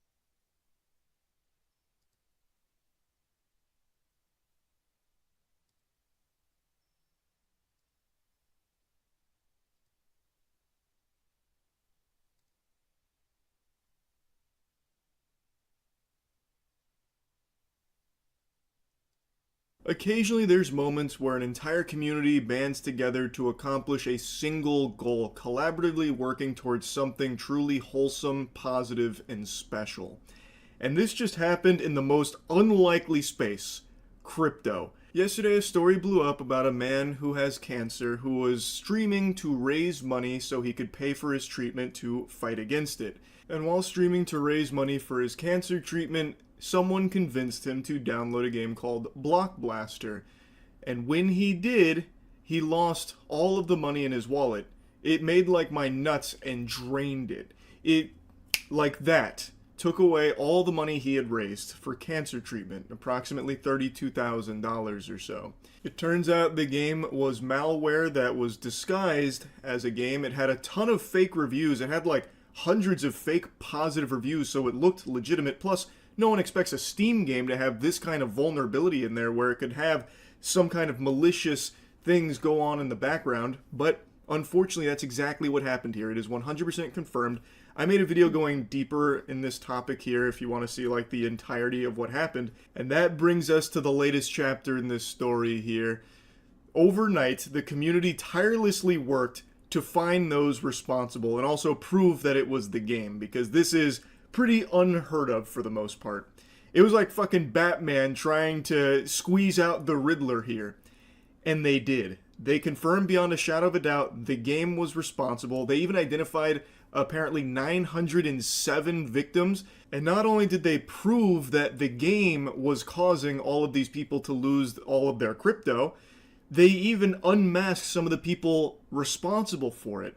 Which means there could be real consequences for these fucking sick assholes here. Like, we even have snippets of conversations, like this one from David. The context here is these two are apparently involved in the theft with very little remorse, and David says, "I will, sure. I didn't want to do that one, to be honest, but once I was done pin testing and sent it off, it was already done, and I figured he would make it back in a day." This is talking about Rostaland, the individual with stage 4 cancer who was raising money to try and get treatment to survive that they stole all of the money from through this game, Block Blasters. He said, "Bro, it's fucking huge. Life is fucked up, I know." And that's apparently referring to his tumor. Rostaland has a sarcoma. And he has posted some pictures of it because obviously being a pump.fun streamer, there's a lot of distrust. So he has done everything he can to prove the legitimacy. And like I said in the last video, it seems like everything there he is being honest about. Like, he is telling the truth. He's not faking cancer, I don't believe. So this is him talking about it. He even says, "Dog, I will send it back, but he literally will make it back in a few hours. I checked how much he already made back." And then the other guy said he already made it back, to be honest. This is one of a few suspects. Now, Zach XBT actually reached out to me to give me even more information about this case because it is crazy. So real quick before getting into like more of the suspects, I would like to show you the evidence they compiled about all of the malicious files in Block Blasters that was leading to all of these people losing their money just from downloading a fucking Steam game. So if you check the Steam charts, it only ever had like a peak player count of 8, but it had 6.4 thousand downloads. So Steam charts are good to get a metric of like how alive a game is, but it doesn't tell you the whole story of how many people have played the game. And of that 6.4 thousand, it seems 907 victims were identified, people that maybe lost a lot of their crypto because they downloaded this. That's a lot of people. I really would wonder how much money they stole just from having this game on Steam. And mind you, this is not like a chart topper. This wasn't like a top seller game or anything like that. This was a pretty underground game. Like, even the name is as fucking generic and lame as it gets. Block Blasters? Sounds like one of those fake TV games where like the dad walks in and he says, "Hey son, what you playing there?" "Oh dad, it's just like the latest Block Blasters game." Like, oh my god, you're such a fucking fossil, dad. You don't know Block Blasters? Might as well just call it the pea that took a poop. Like, it's literally a nothing burger of a game, yet because of the fake reviews, and because they were, like, spreading it around, I even saw evidence that they had, like, compromised Twitter accounts trying to do paid promotions to people to stream Block Blasters to get more people to download it. I'm unsure if anyone ever actually, like, took that bait or not, but they even tried to, like, get it exposed to more people like that, so that way more people would download it, they could steal more people's wallets. It is a crazy scheme. that still had 6.4 thousand downloads. Imagine this on a bigger scale if this becomes a more widespread problem. They got 907 people, and we know in one case they got $32,000 from just one of those victims. This is a frightening prospect for like the future of Steam games if this is something that people have now identified an exploit for that they can use. It makes it very scary. This is a really insightful thread that kind of goes over all of the main stuff. So there was a batch-based stealer with a fizz install backdoor, steal C binary, various VBS scripts and zip archives, which had the password 121. Now, keep in mind, I am a fucking troglodyte when it comes to this kind of deep-level shit. I am a homunculus, so a lot of this falls on deaf ears for me, but it seems pretty irrefutable. Like, this evidence here seems pretty watertight. They also have the file paths, the files themselves. They literally have everything. It feels dead to rights, like this is a case closed. And if you want to see like a full breakdown of the files and how it works, there's a website called G-Data Software that posted a full write-up on everything. And actually, according to this site, there's been some other notable games that have had similar things happen. So, perhaps the most notable case is that of PirateFi, a free-to-play game that comes with an information-stealing malware. The most recent malware infection in a game was Kimia, an early access title on Steam which was compromised by a threat actor known as EncryptHub through the injection of malicious binaries. These threat actors bypassed initial security screenings from Valve, which allowed the deployment of malicious patches and infected multiple users of the platform. And then they talk about how they observed it with block blasters. So this was reported by G-Data Software, and I didn't know about the previous cases here. So it seems like this isn't an isolated incident. This just happens to be probably the biggest one so far. And this one, they actually did apparently unmask some of the main suspects. They stole from a person with cancer. It actually doesn't get lower to that. They're going straight to hell, 100%.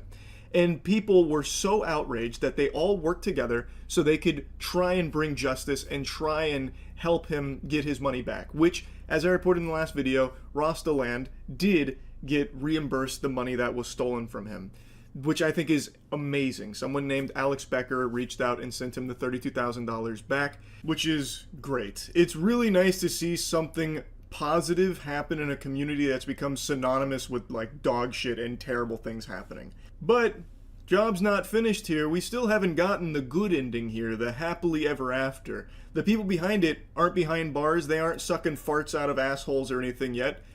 But it looks like that might happen. It looks as though the people that have stolen from 907 victims, including someone with cancer, have been unmasked.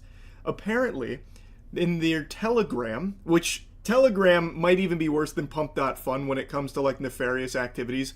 I have never heard Telegram in a sentence that wasn't preceded by some of the most foul shit you've ever heard of. It feels like that platform is exclusively used by criminals. But real quick, here's a nice TLDR from VX Underground, who directly was involved in reporting on this, and it's been quite an adventure. So here's like a lore recap in case you got lost here. So Rostaland had his crypto wallet drained because he downloaded block blasters, he has stage 4 cancer, and he was targeted specifically for the cancer treatment money. He lost $32,000.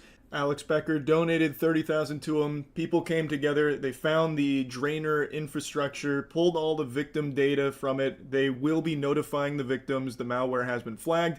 And then even more people came together. They found their info from Telegram IDs and then found their info from their Steam IDs. So now that you're caught up, how they got the info on the main suspects is one of them had joined a Telegram that they were alerted to, and it turns out it was actually hard-coded with some signatures. They then had the names, and they were able to cross-reference that with things like Steam IDs, and they were pretty much able to pull the fucking Scooby-Doo mask off of these villains here. This post kind of lays it out step by step since a lot of people were very curious. So the shitty malware sent all the stolen data to a Telegram the scammers made. We connected to the Telegram channel using the same credentials that were inside of the shitty malware. Inside the channel was the scammers. We got their Telegram IDs, and then from there they cross-referenced with like public-facing chat rooms, stuff like that, and they were able to just start connecting all of these dots and finding the main suspects. And the main one that's been getting clowned on is this guy, Valentine. Now, Valentine has gone dark. He is fucking going off the grid. He is moving himself into the back rooms right now. He's deleted all of his socials that I can find. Apparently, even his girlfriend has done the same. That I haven't confirmed myself. I haven't gone to, like, any of her pages or anything. But Valentine likes to think of himself as an influencer. So there are tons of posts with him flexing very expensive things, seemingly off the back of stealing so much money from so many victims through his malware block blasters on Steam. Now again, it's not like he did this alone. He wasn't the solo person responsible here, but he is one of a handful of suspects. He is kind of becoming the poster for it though, the mascot, because he's such an insufferable douchebag apparently. What a nice guy. When he's not stealing money from cancer patients, he loves hanging out with his girlfriend and doing cringe TikTok dances together. Look at how cool this guy is. This really was an extremely thorough and just crazy investigation the community banded together to conduct here, all for the sake of bringing down these fucking vile worms responsible for stealing money from over 900 people, including, of course, Rostaland. That was really the spark that ignited this. And VX Underground gave a list of like the most notable people who worked this, so you can see like the credits here. Huge hats off to all of them for their work on this, because if there can actually be like some justice here, not only with, of course, Rostaland getting the money back, that's amazing, but also the people that did this being held responsible and facing real punishment for it, that would be amazing. Now, apparently a lot more information was uncovered about the individuals seemingly behind this, but this is all I'll share publicly here. Apparently the people that conducted this investigation have already turned over all of their findings to authorities. You love fried chicken, don't you? There is a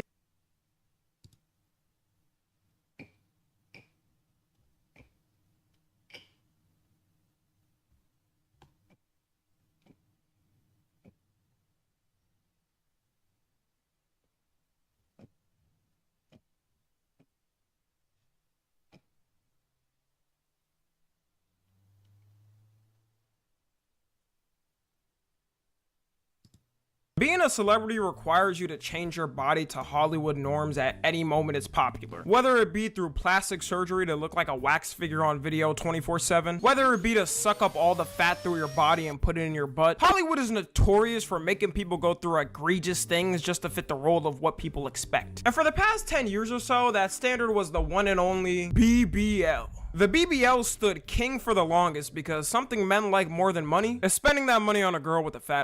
The switch from tatas being the Hollywood standard to the BBL was aggressive. We had no wait time for real, it just came through in one swoop and destroyed everything behind it. I don't think there's any more boob guys for real, it's kinda sad. It's like they all got genocided in a decade. And I'm not saying all the girls in Hollywood who have big butts got them through BBLs, but the ones you immediately saw go from the most petite skinny woman ever to having one you can back up in a parking garage were obvious. And most people attribute this rise to two people, Kim Kardashian and Nicki Minaj. Kim K's was crazy because she went from looking like Taylor Swift in the Eras tour one year to Kim Kardashian. She looked good before still, so I don't even know why she decided to do it. But it was probably the best decision she ever made in her life. I remember all the jokes growing up I heard about Kim's BBL. There were so many TV shows that would make fun of it. Networks sustainable in this new streaming world?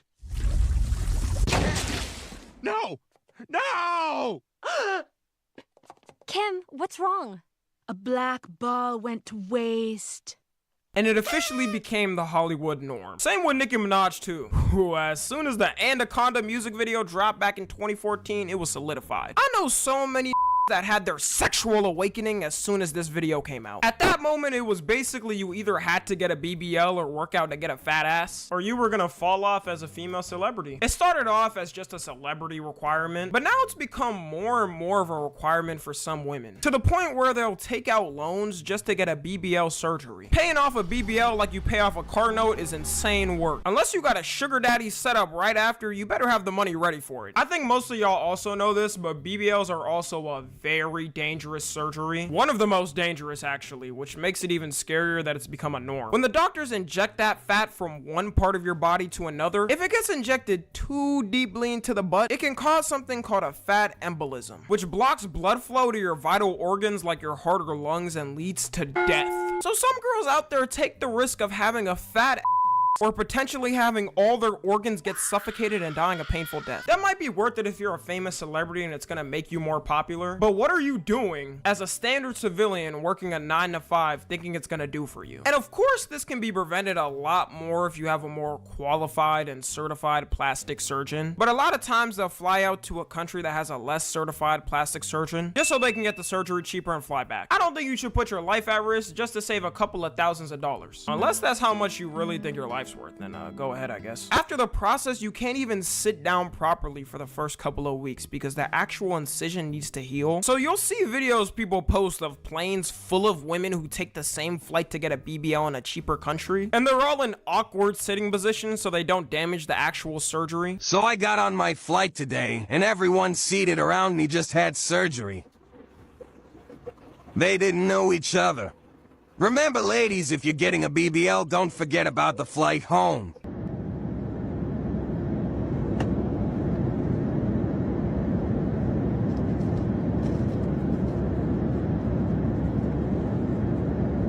How you got all that money to afford a flight to another country and get a surgery, but you still fly an economy? Make it make sense. If one thing goes awry with the surgery later on too, it can go from being perfectly shaped to looking like Droopy from Looney Tunes. You can see this happen to celebrities all the time, and the photos look absolutely disgusting. Would have been better off just getting a gym membership, bro. But this year, it's seeming like this BBL culture is starting to die down, which, good riddance. I don't know about y'all, but I got tired of this. Don't get me wrong, I still like I'm more of a natural guy. But just as fast as it's getting kicked out, it's getting replaced with another extreme norm already: Ozempic. Now, we've all heard Ozempic this year. I don't gotta explain it much. It's a prescription medication given to people with diabetes to help promote better blood sugar control and help prevent heart attacks. People realize, though, any person without diabetes could take it and shed weight like no tomorrow. A bunch of celebrities this year started taking it, and some even admitted to it, like Oprah. There's a lot of celebrities who haven't admitted they're on it, though, and people are assuming who's on it based off their looks. Ice Spice probably being the biggest. Now, I speak for everyone when I say Ice Spice became big because of her amazing, wonderful talent and her amazing voice and singing ability.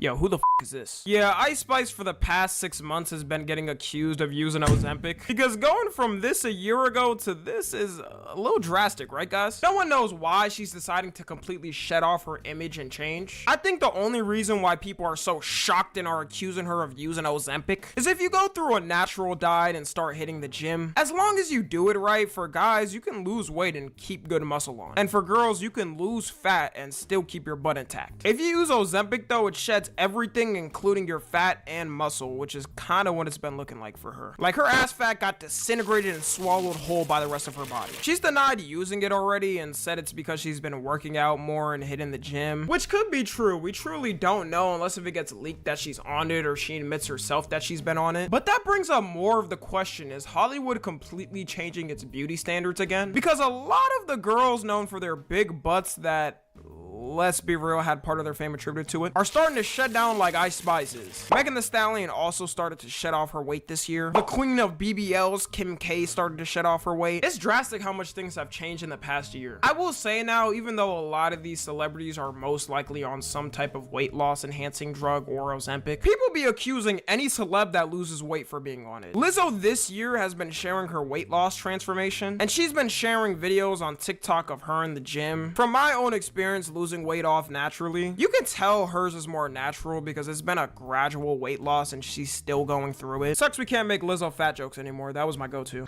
Like, I know I'm big, but I'm not that big. Like, look.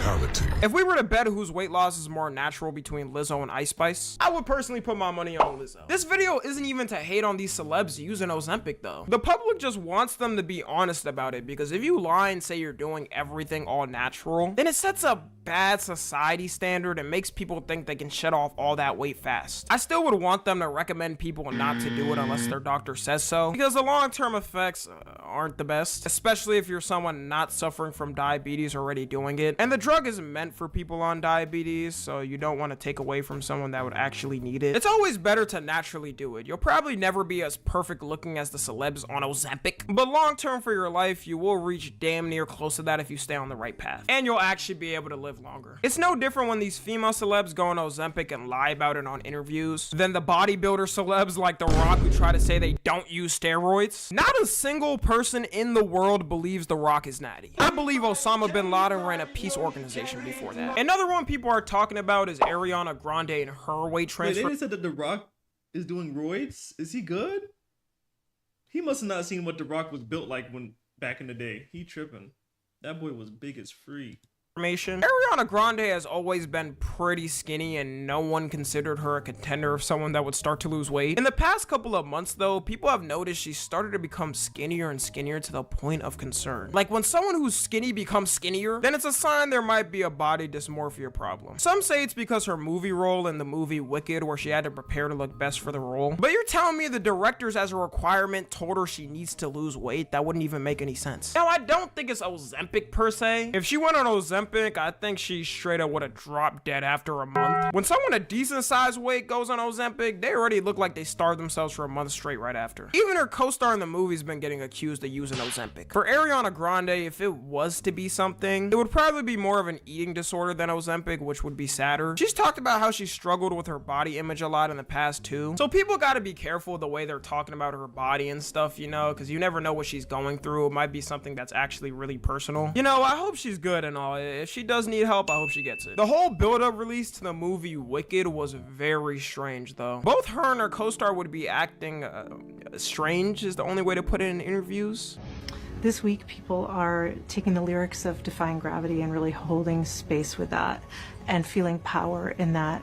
I didn't know that that was happening. I've seen it, yeah. That's really powerful. Mm-hmm. Yeah. That's what I wanted. Mm-hmm. I didn't know that was happening.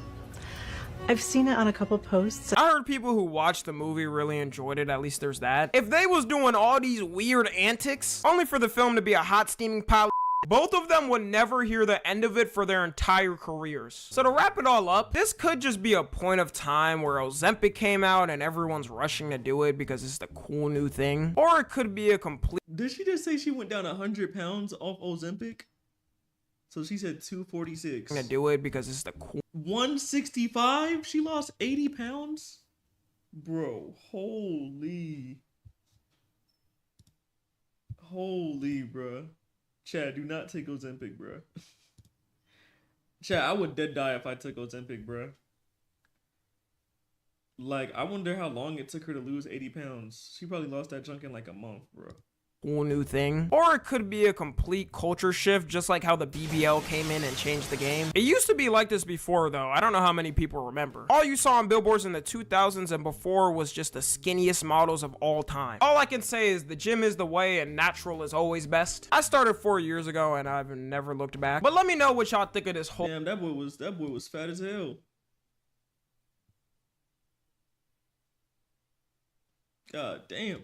Years ago and I've never looked back. But let me know what y'all think of this whole situation. Follow me on Twitter, Instagram, and TikTok. As always, I love you guys consensually. And until next time, I'm out.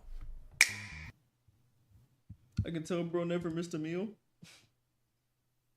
Bro.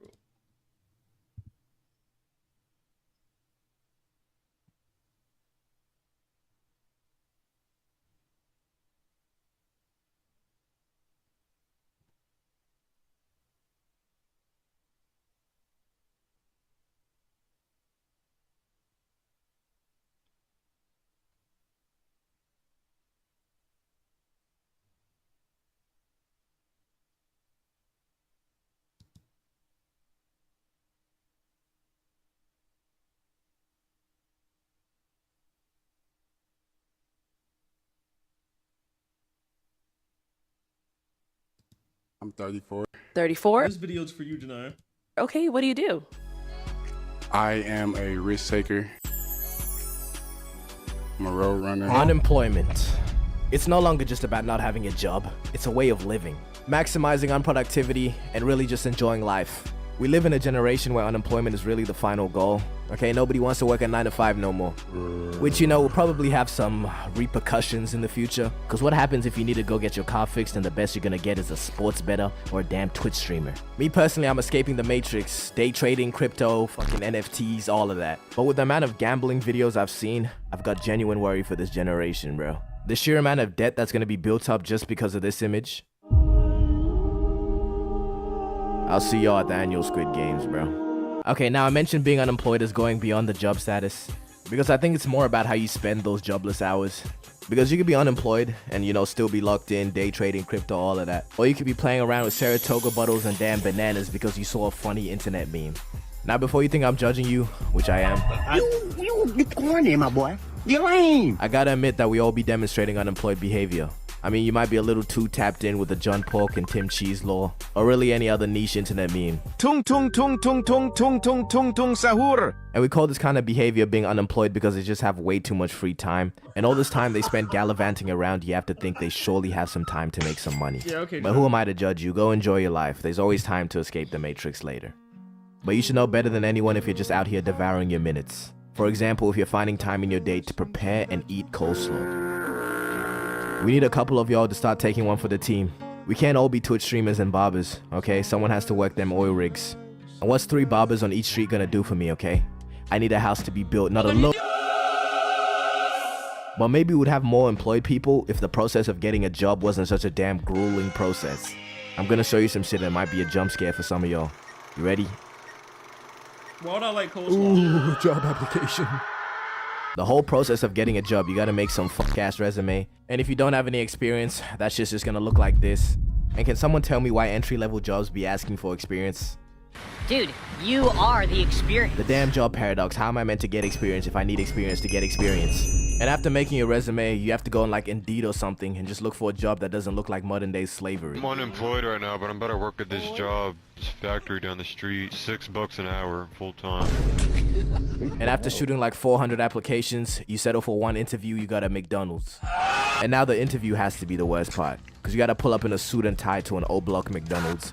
And you gotta act like a stand-up guy and try not to say some dumb shit. I just graduated from home last year ago with my degree in walking fish with a minor in water in the snow because I mop air. I'm also a dentist that fixes feet at the vet when I'm wild asleep. So I think this job would be pretty good for my mom since she doesn't have kids. And what I hate about interviews, bro, is that dumbass question they always be asking. Why do you want to work here? Yeah, because it's always been my lifelong dream to work in your rundown McDonald's, nigga. No! I can't eat. I'm broke, nigga. I'm broke. Okay, I just seen some shit, and it looks like it's not that hard to get a job anymore. Now hiring someone that doesn't goon during work hours. Who the fuck did they have hired before this? It goes to the goon. It goes to the goon. Look at the car. But if you have to or want to go through that whole process, yeah, good luck, gang. But one thing I want to say is please, and I really stress, please don't be that nigga that thinks having a job makes them better or something. Bro, these archetypes who constantly complain about their jobs, yet be the first ones to tell you to go get a job when you're demonstrating some unemployed behavior. You hating on happiness, bro. You hating ass niggas look like Squidward. You see, I've worked 2 jobs in my life. The first one, I worked as an underwater ceramics technician. And the way I still have literal nightmares about that job. I want reparations for each of those shifts I worked, all of the stress that has accumulated. Years, I'm telling you, years have been taken off my life from those dreams. I don't work there anymore, and I still dream about it. Why doesn't I always send 10 pics when he's And in the periods that I've been unemployed, I just feel like I took advantage of it. You gotta cherish every single one of those moments, man, because I promise you, sooner or later we'll all be gone. Just knowing you have to get up for a shift or you have a shift later in the day, it can kill the vibe of the whole day, I promise you. You can just be chilling, and the realization hits. But you know, somebody telling you to get a job, they might just be looking out for you.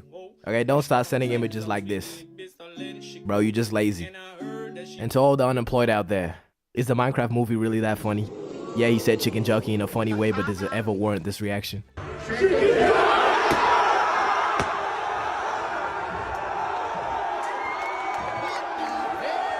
Gangy, is that a live chicken?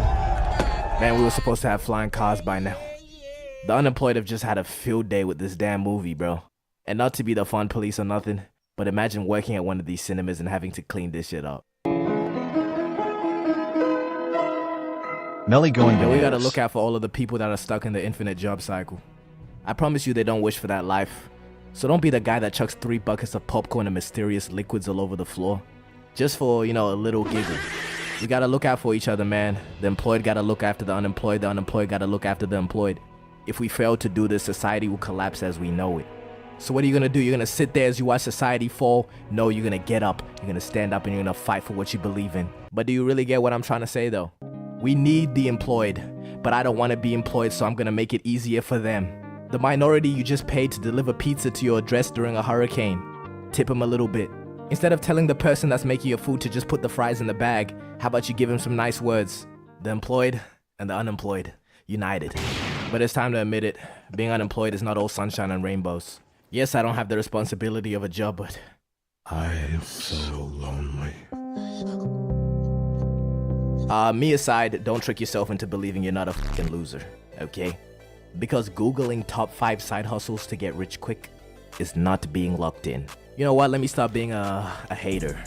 Because look, what you're doing is really smart, but it's also really dangerous because you're convincing yourself that you're not a loser, when in reality, yeah, you are. Alright, real quick, let me bring back this guy from the intro. I am a risk taker. You mean you're a risk taker? You lose $50 a week off parlays. Let's keep it a buck.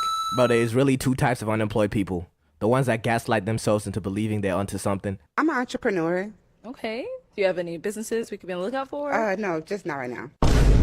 And 2, the ones that are so far gone they just fully embrace it and are damn near prideful about it. Okay, let me elaborate. The first type will have some philosophical reason for not wanting a job. Like they'll say, how are you gonna let someone define how much my hour is worth? Just say you lazy, bro. Here are some quick signs that you're this person. 1, if you ever refer to the government as Big Brother. 2, if you sign up to online courses instead of getting a job. And 3, if the word matrix just unironically comes out of your mouth. But hey, maybe you got something going on that my mind-controlled slave brain just can't comprehend. Okay, and for the second one, these people are just too far gone. Employment is nothing more than a nightmare to these people. The word job gives them physical pain. You tell these people to get a job and they'll have a visceral reaction. Peep the vocab. The only jobs these people want to be associated with involve feet.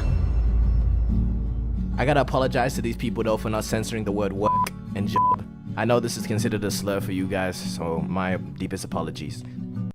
Oh yeah, and yes, we're gonna ignore my month disappearance. Will it happen again? Most likely. But community Discord server, go talk to me, I'll be active on there. Melly, new video? Is it a new video because it's pertaining about you?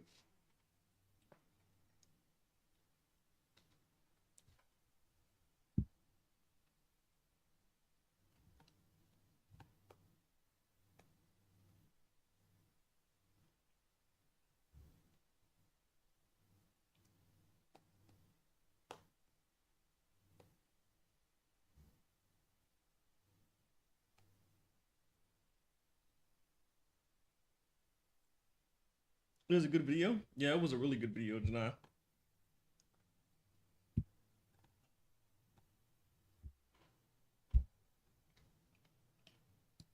These are 3 things teachers think they can do, but legally can't. The first has to do with hairstyles. So we're gonna pretend this isn't amazing? Even if a teacher doesn't like your hair, they're not allowed to cut it themselves. What teachers can do is ask you to change it, but only if it breaks the school's dress code. Here's what you say. What part of the dress code is my hair breaking? If your teacher can't answer, you might not have to change it. Boom! Lloyd. Next, teachers can't go through your phone. Give me that. I was trying to subscribe to Wi-Fi Mike. Can she do that? And sure, they can take your phone if you're disrupting class, but they can't search it unless they have reasonable suspicion it contains proof you broke a school rule or law. Fine, but I'm not letting you leave. Forcing you to stay after school is another thing teachers think they can do, but can't. It's usually legal for your teacher to ask you to stay after school, but they can't force you to stay. Legally, you can leave, but you'll probably get in more trouble with the school. Too bad. These are 3 things teachers think they can do, but legally can't. Calling all green screen kids. Green screen this video. If you use this sound, a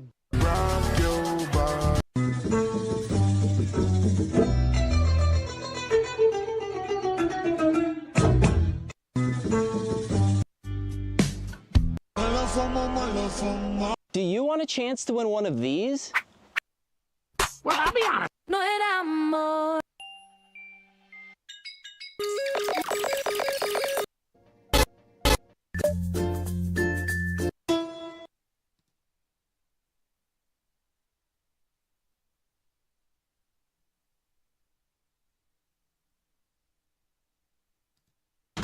Oh yeah, Janaya, I found another video just for you. Perfect. Pythagorean theorem. As a kid, I remember actually having fun doing math, when it was just simple. You know, doing addition and subtraction was a great fun start. 1 + 1 is easily my favorite problem of all time. The second is bad. Doing addition and subtraction worksheets were so fire because I would always just breeze through that stuff. And then Melly I'd going hit a problem bananas. like 127 minus 48, and I was like, oh snap, now it's a real Yeah, I gotta challenge. go wash the cat. And it Go had me wash using the cat. 20% of my brain power trying to solve this problem. But at the time, I was still having fun with it. It was still easy while also having a little challenge. It's like video games. You don't want them to be too easy all the way out. You want little challenges scattered throughout the game to keep it interesting. That's how I felt learning addition and subtraction, and I felt that even more when learning multiplication. Bruh, doing multiplication back then was so fun! I was a multiplication god! Whenever I was handed those 50-question multiplication sheets back then in elementary school, I would speed run that in 5 minutes or less and get everything right. I felt like Jimmy Neutron, the boy genius. Except I had a bigger head. Multiplication was so fun that I would legit be doing it during my free time. I remember one time I was at church and I got bored because it was church. So I pulled out a notebook and wrote down a random multiplication problem I ain't even know. 16 times 16. I spent the next 10 minutes solving that problem with no calculator, and I got 256. I was so smart, man. What other third grader knows 16 times 16 out the jump other than me? Someone could have a gun to my head and tell me what's 16 times 16. You have 2 seconds to answer. 2 seconds? Man, I'll answer that in 0.2 seconds. 256. Ain't nobody could solve multiplication like me. I'm the multiplication god. 100 times 100, 10,000. 10,000 times 10,000, 20,000. Man, I'm like Albert Einstein. When math was like that, simple and easy to understand, it was fun. I love that kind of math. So to the person that created those basic math formulas, multiplication? Yeah, nah, KB. And to the people Melly that going created bananas. everything else, you could suck a horse cock! After multiplication and decimals, math was never the same again, because they started adding all of this extra Yeah, shit. he said with what the you K. normally say, Janaya. They started with fractions. Fractions were easy at first because I was just converting them to decimals to get the answers. But then they started asking for fractions as answers. And I just can't do that. That's not how my brain operates. I convert numbers to the shit I actually see in day-to-day life. If something costs $20, I'm not gonna be like, that costs $150 over $10. I'm not gonna be like that. Why do I have to put this in fraction form when I put the same answer in decimal form? You're making this harder on purpose. And it continued to get harder and harder with graphing, square roots, functions. Like, is this even math anymore? And it just hit a slump when they started adding letters to math. Like, letters are in the alphabet. Like, they're not numbers. Why are they in equations? This shit don't add up. Who did this? This nigga ruined math for me. I remember when they first started teaching us letters in math.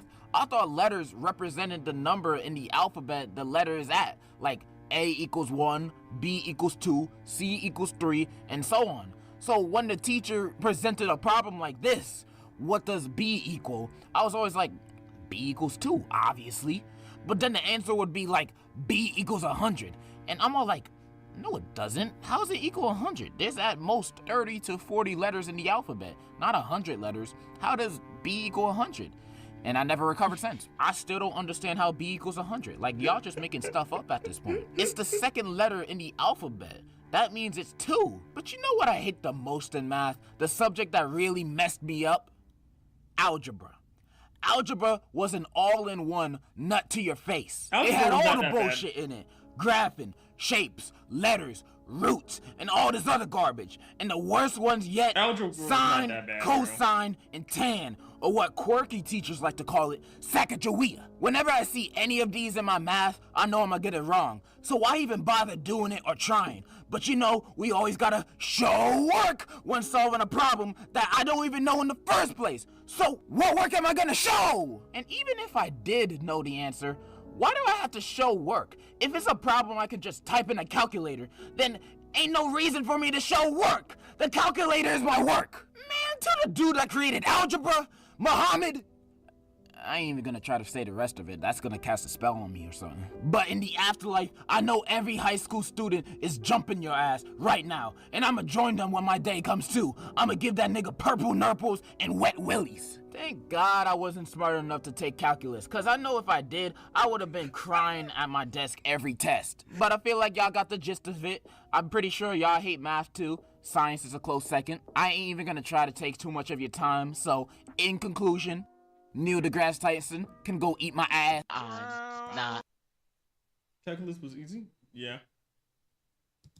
Horseman, father, slave abolitionist, but most importantly, education reformer. Man spent a majority of his career changing the scope of American public school education to an overall better environment. You see, back then, teachers were slightly more dumb than they are now. Anybody could have been a teacher back then, even you. So Horace changed it to teachers have to be trained professionals for him to teach. Also, he wanted more girl teachers, no more teachers with sausages. He opted for a more diverse school environment. He wanted to equalize the learning experience for all kids so they can learn the same no matter the background. The man did a whole heap of advancements to the American education system that we still use to this very day. There's like 1,000 schools that are named after him, bro. This guy made a difference. The man basically made everything we know about modern American education we do today.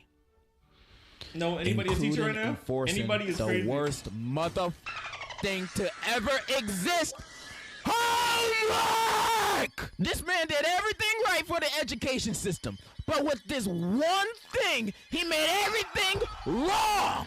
I know you were a slave abolitionist advocating to end slavery and all, but bringing homework over to the U.S. might even be worse than slavery. You know how Oppenheimer made the first apology video after creating those nukes that were dropped on Japan? Well, imagine being this Frankenstein looking dude, ruining the childhoods of everybody in America. Homework is the worst thing to ever happen. And I'm gonna try to explain every single minute detail on why not only it sucks, but it's useless. But for me to explain that, let's figure out why homework was created in the first place. Through a simple Google search, it says Robert Novellius, an Italian teacher, invented the whole concept of homework, and he assigned it to punish students who didn't demonstrate a good understanding of the lesson that was taught in class, or just lazy and disobedient students. He would punish them with homework. And yes, I might agree that homework was a worse punishment than being beat with a ruler, and I could just blame all my school misery on this guy. But when researching it, it also says he did this in 1905 or 1095. Now, I might not be a genius, but the math isn't mathin' here. How he do this in 1905 or 1095? That's like 6 billion years apart. Is he a vampire? Is he related to Nicolas Cage? We'll never know. Because apparently, there's no real evidence this Roberto Noodle guy even existed. So Google is giving me some false information. Now I gotta switch over to Bing now. The real reason on why homework was created dates back to ancient Rome in the 1st century AD. That's a few years after the Big Bang. The term homework can be traced back to this time, said by Pliny or Pliny the Younger, an oratory teacher. That's a teacher that teaches you how to talk to strangers. He believed the repetition and practice of speech would help students get better at their speaking skills. So he would often tell students to practice speaking at home, essentially homework. So homework was created for students to practice the subject. I mean, that was probably a no duh for most people watching, but the way this Pliny guy used it, it isn't really homework. You know, sometimes teachers will tell you your homework is to study for the test the next day, and when they say that, in my head, they basically told me, I don't got homework. I'm not gonna study when I get home. I'm gonna be too busy playing Hello Kitty Adventure. Then I'm gonna study last minute on the bus ride to school the next day, also studying a bit in homeroom before their class, and I'll still get away with a B-, you know? Hey, I'm happy with that. PP, the teacher's homework, wasn't really homework. It was a suggestion, like how dentists suggest that you brush your teeth twice a day. Don't tell me what to do. I brush my teeth once a week, tops. But obviously, homework has devolved since the time of Phineas and Ferb. Instead of studying, we have multiple choice sheets, written assignments, projects, reading whole textbook chapters of homework. Isn't that what class is for? You assigning me textbook chapters to read as homework is basically telling me to go and teach myself. What am I here for? What are we doing here then? I might as well be at home playing with my Hello Kitty. I remember I had this one teacher that would basically assign essays to type every class as homework with a minimum word count of like 300. Don't take honors history. Worst mistake of my life. Homework now is just an overload of mandatory tasks that when combined with every other class that assigns it, you're looking at a whole behemoth booty load of exhaustion you have to do every night. And all this new age of homework is still looked at as practice of what you're already learning. But in this day and age, how is homework practice? Practice for what exactly? How fast can I Google the answer to this question? How fast can Photomath scan this math equation and give me the answer with work? How fast can I find a Quizlet that has every single answer to every single question on any English or science assignment in order? This is no longer practicing or studying these subjects. We just copying and pasting. Especially nowadays with stuff like ChatGPT and all its alternatives, where we can get whole essays about feet typed to us in a second for free. Homework in general is just obsolete, or at least its intended purpose of making us study and practice is. Homework is just needless work. Stop assigning it. I bet you teachers would like that too. It gives you less work to go through and grade. I know some of you teachers complain about the amount of work you do. Then y'all just give out more homework, essentially giving us more work for me and you. Do you like to suffer? Is that what you like? Suffering? Speaking of eternal damnation, let me talk about how even people back then agreed with what I'm saying. In the early 1900s, big-time publications like the New York Times and Ladies' Home Journal published articles on how homework can affect the health and mental state of a child negatively. The articles basically showed, you see that kid right there? That's your child on homework. These articles caused an outrage against the schools in the West, and California being California, it did something insane. But for the first and only time, a good kind of crazy. In 1901, California banned homework for kids under 15.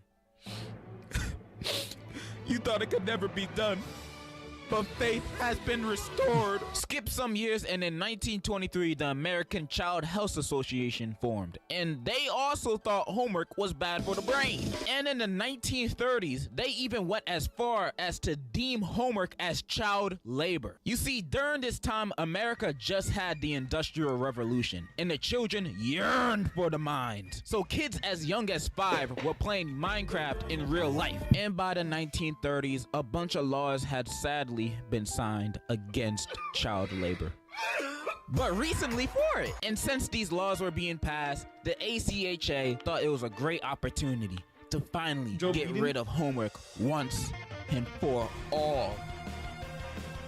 Obviously that didn't work out. And about that California bill, that also didn't last long. That only lasted like 10 years. Like everything in California, the fun only lasts a second. Then you're homeless. There's more to this American homework story, but we all know the ending because we're living in it. ACHA were the only group of people that understood that we were being worked to the bone over this work. How not only it was hurting us, but it was destroying our minds. Yet our government failed the people's needs once again. The hours and nights of work I had to do just so my grade could go up 0.02% and for some reason go down 50% if I didn't do an assignment. The amount of stress that brings a student, it's deadly. I've already described why homework is useless, terrible, and gave my firstborn cancer. It's a punishment that would be beyond my comprehension if it didn't exist. I hate homework so much. I want it abolished almost as KB, much that as I doesn't want work stealing everywhere, for KB. Walmart to be legal. That And in literally my does not world work it is, everywhere but at let's all. not right now. But what's the replacement of homework if it were to get banned? What will take its place? I'ma tell you. Actual studying. Homework would be you studying all the notes and what you went over in class. So the practice part of homework would actually work. And I know some people are thinking, Nah, you a liar, man. You just said whenever studying was your homework, you're gonna go and play Hello Kitty Adventure. You can't fool me. Yeah, and the reason for that is cause every other night I'm doing back-breaking homework. The only reason I play video games that day is cause it's essentially my day off. That's why. If I was assigned to study every day as homework for every class, I would probably still play video games, not gonna lie. But it would motivate me more to study. Maybe after clocking in 5 hours on the 10 dogs, I'ma feel a little slumped. Then I'ma remember, oh yeah, I got school tomorrow. Then study for like 5 minutes, you know? Better than nothing. You know what's really better? Copying and pasting an hour worth of homework, learning nothing, or that 5 minutes every day where I learn and practice 5 minutes of stuff and actually remember. I think we both know the answer. It's a better system, man. I'm telling you, it's a win-win on both sides. The teacher and student get less work while class grade averages go up. Also, to any student that would still fail their classes with this system, nah, you just dumb, bro. Sorry. You still failing when there's no homework, bro. You're the one with the doo-doo for brains. Just transfer, bro. I got the perfect place for you. And that is my reasoning why homework is hell on earth and my solution to that problem.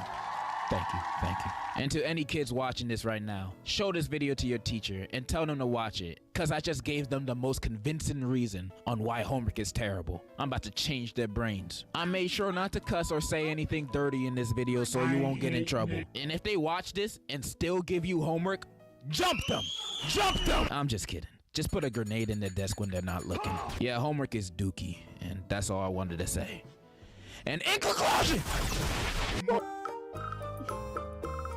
yes, go show that to a teacher, chat, and see what happens.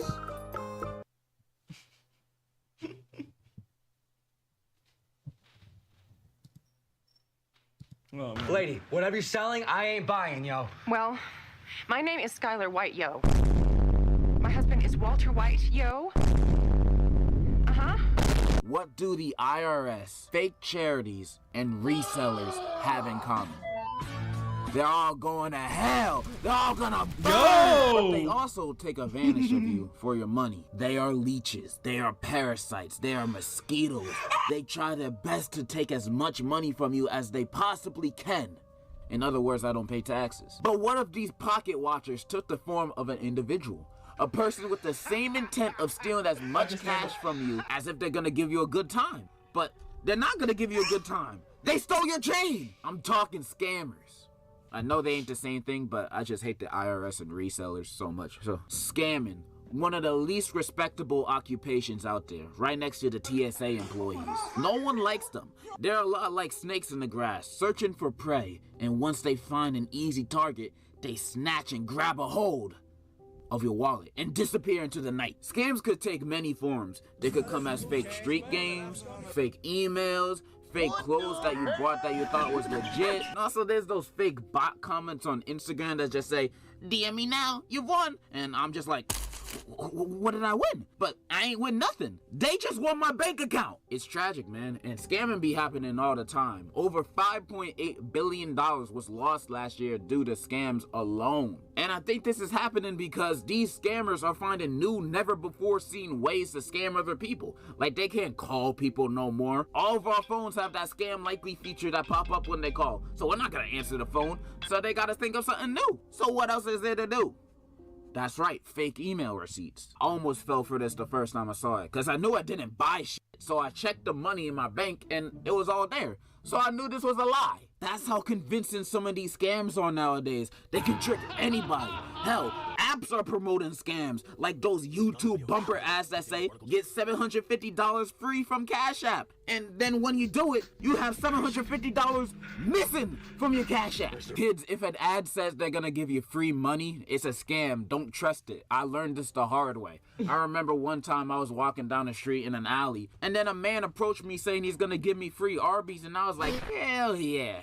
And then for the next week, I couldn't sit down. My ass hurt. And those fake scam survey ads where it says you can make hundreds of dollars by doing one survey. Oh my God, I was addicted to these as a kid because I wanted to get that money. I had my mind on my money and my money on my mind, bro. I was stacking paper. And I took so many surveys, so many on multiple apps. And these surveys were long. It took like 15 to 20 minutes to complete each one. And after I finished 50 or so, the app was finally like, congratulations, you're now eligible for the rewards. And I was all like, finally, oh yeah, here comes the money. And when I clicked on the rewards I could get, these rewards were dog water, all of them. They just had gift cards for places that I don't even shop at. I've spent hours and days doing these surveys, and all I can get is a $5 Radio Shack gift card?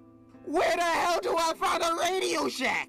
And what can I get for $5? A pack of gum? They scammed me out of my time. Same to those scam pinball games. You know those apps where you have to reach a certain number before you get the rewards? And right before you hit that number, they stop giving you points, so you're never gonna reach it. Man, whoever makes those games, I mean, I believe in human rights for everybody, but if you make those games, you should be outside picking my cotton, not gonna lie. But where am I going with this? Like, you and I both know that scammers are pieces of garbage. They're the type of people to scam a starving family of their life savings, leaving them homeless. And they don't care. They only think about the bread they just made. They're horrible people. Terrible. They're going to hell. But even though I hate the act of scamming, I sometimes see scammers as evil but smart businessmen. Like, I hate you, but you're making that bread. Let me explain. Scamming is a hustle, not a respectable one, but it is kind of a skill if you do it correctly. Like, if you're a scammer still doing the Nigerian prince thing, you fell off like ISIS. Nobody falls for that no more. You deserve to go to prison. Scamming is a skill, and if you scam in a way that has yet to been done before, or you found a loophole to accessing money legally, then taking it illegally, like those kind of scammers are smart. Take this British fellow, Elliot Castro. At 16, he lied his way to working at a mobile company. Then with his customers' credit cards, he would call their banks acting like them, saying he lost their card, and then had it sent over to his address. He stole $3 million worth of money from these customers until he got caught and was sent to a Canadian prison. One of the worst places on this planet Earth. Probably even worse than dropping my black ass off at a Cracker Barrel. But here's where the crazy part happens. While locked up, he hated it. As expected, you know, it's Canadian prison. So he planned an escape. So he called his prison and pretended to be the British embassy, saying, "Oi!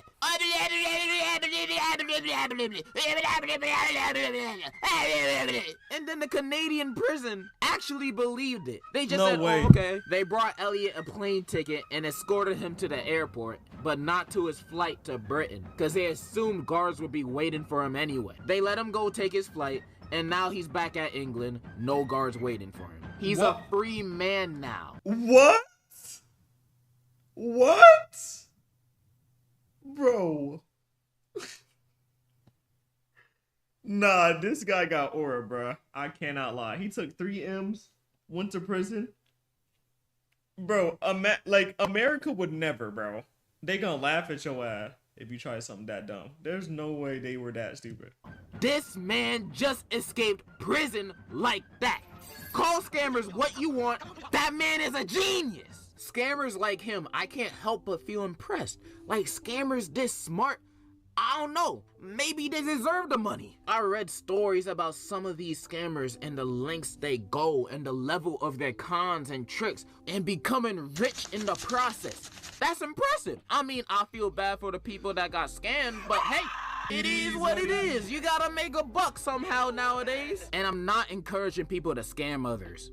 However, if you do it in a cool way. Like, do a flip while doing it. Do it like how the Wolf of Wall Street does it. They make scamming look so fun in that movie. Shit, some scammers have gotten so good that we've normalized the scam. Like college. It does not need to be as expensive as it is. Paying $40,000 a year after high school out the jump is bonkers. Like, I was just working at McDonald's, now I have to pay you the manager's salary to pay yours? It's not completely a scam since you are getting what you paid for, you know, your gender studies degree, but it's overpriced as balls and not worth what it is. And this $40K tuition ain't even including the housing, food plan, you know, all the stuff that keeps you alive. Nope, you gotta pay for that separately. $10K more each semester. So it's costing me $3K a month to live in these small ass dorms that just has a rock hard bed and a desk. I could get something better at an NYC. Like, it's not funny, but like, oh, L College, bruh. L College. apartment. At least they were provided, but we just accept it because that's what we're supposed to do after high school. College, you guys are bots paying all this money. You should only go to college for degrees that would actually make a difference. See, I say this all the time to the chat. Every single time I tell y'all this. Like philosophy or liberal arts, not useless degrees like law or medicine. I don't consider you a real doctor. Okay, now you trolling. WebMD. Colleges and universities just be robbing us in plain sight. But you know what that famous saying is? Fool me once, shame on you. Fool me twice, I'm a dumbass. This leads me to saying this. If you get scammed by an obvious ripoff or scammed and you're a functioning adult, and that's on you. You're the idiot in the situation. There's only so much I can feel bad for. But if you're the type of person to get scammed by a fake celebrity asking you for money, then you're stupid. You deserve to go broke. You have negative IQ. Even a dog knows not to trust anybody. That's why they're always barking and chasing people. But you believe the MILF looking to smash was actually 2 miles away from where you live? Nigga, you're stupid. Like, I can understand how kids and old people can fall for this, because they don't know anything about the internet. Like, I wouldn't want my grandma to fall for this either. But the thing is, my grandma is too smart to get scammed. Y'all just need some smarter grandmas. I can't feel bad for you, because if I was you, I wouldn't feel bad for me. If I was the type of person to buy Ninja's $150 masterclass course on streaming, when I could look up literally everything he's talking about for free on YouTube, I don't blame Ninja. I blame my dumbass for buying it. Ninja just trying to make a buck. That's why I don't really feel bad for those type of people that get scammed. Shit, I got scammed last year, and I put the blame all on me. This happened at Target. Let me explain. So it was in July last year in DC. I was visiting my brother, cause why not, we bros. I graduated high school the month before. Hair was growing on my ass. I finally became a man. Anyways, I want to cook spaghetti at his place, cause I cook a mean spaghetti. Gordon Ramsay himself will be slurping my spaghetti raw to the bone. I went to Target, got the ingredients, and after I checked out, walking to the exit, a woman approached me speaking very broken English. Señor, She then handed me a card with a picture of her family and a note in the back that was completely in English. Hello, my name is whatever, and I just came from a foreign land, but I can't afford the needs of my 2 babies since I can't find a job. Can you please buy me baby formula for me and my babies? I read this and I naively said, "Aw, that's sad. Of course I'll buy you some baby formula." Now, before anybody comments, "Aw, my man's simping. He's simping. He only doing this because she's a woman and a MILF." And before any of you little children comment that, this woman did not stand out in any way. I did not look over at her direction or glance. She stopped in front of me. This woman was a hunchback wearing baggy clothes, old looking woman, but I'm assuming she was in her at least early 30s since she had babies. She was kind of wrinkly. She was kind of built like Quasimodo, not gonna lie. Okay, maybe not Quasimodo. She more looked like a hunchback Consuela from Family Guy. So she wasn't really attractive at all. But joke's on me, cause that's exactly my type. I love my woman like Consuela. Anyways, I nodded and said, "Yeah, I'll buy some baby formula for you." And she was very thankful. She was like, "Ah, gracias, gracias, thank you, gracias." And she kept saying that as we were walking to the baby formula aisle. And I felt good. I felt like I was doing a good thing. I'm about to get all the blessings. God is about to bless me with $1 billion, a big booby MILF, not her, and a Bugatti. What color is yours? Then we arrived at the aisle in front of the baby formula, and then she went right to it. She started putting a bunch in the cart, and at first I didn't mind it. And then I saw the price. I thought this would be $10 at most each. And then it cost $50 per container. I was... Yo! That's how much... See, I can't have a kid, bruh. Did he just say $50 for a container? For 1 box? Flabbergasted. And she was putting more in as I was thinking this. And I was like, whoa, nigga, chill, calm down. And she looked at me and was like, no mas? And I said, no mas, nigga. I don't got that much money. I'm not Jay-Z, man. And at this time, YouTube wasn't paying me. Like, literally, they were not paying me. I was living off the tips off of my last job as a waiter. So I had like 800, 700 in my bank at most. I couldn't afford all this formula. They selling baby formula at this high price as if it's the secret formula. We ended up only getting 6, and it was a long walk to the self-checkout. I did not want to buy this. It's all for the blessings. It's all for the blessings. Remember that. The total came out to be $320. Oh my god, he really paid $320? This is why you don't say yes to people. Why would you say yes without knowing the price of it? And I gave her the formula afterwards, and she was very thankful. Oh, thank you, gracias, thank you, Dios los bendiga, thank you, She went back and got a refund? And I was all, yeah, whatever. And I walked out of Target. As I was walking back to the apartment, I was half pissed because I just spent $300 on a stranger I ain't even know. I could have got a Nintendo Switch with that money. I could have got a new pair of Jordans with that money.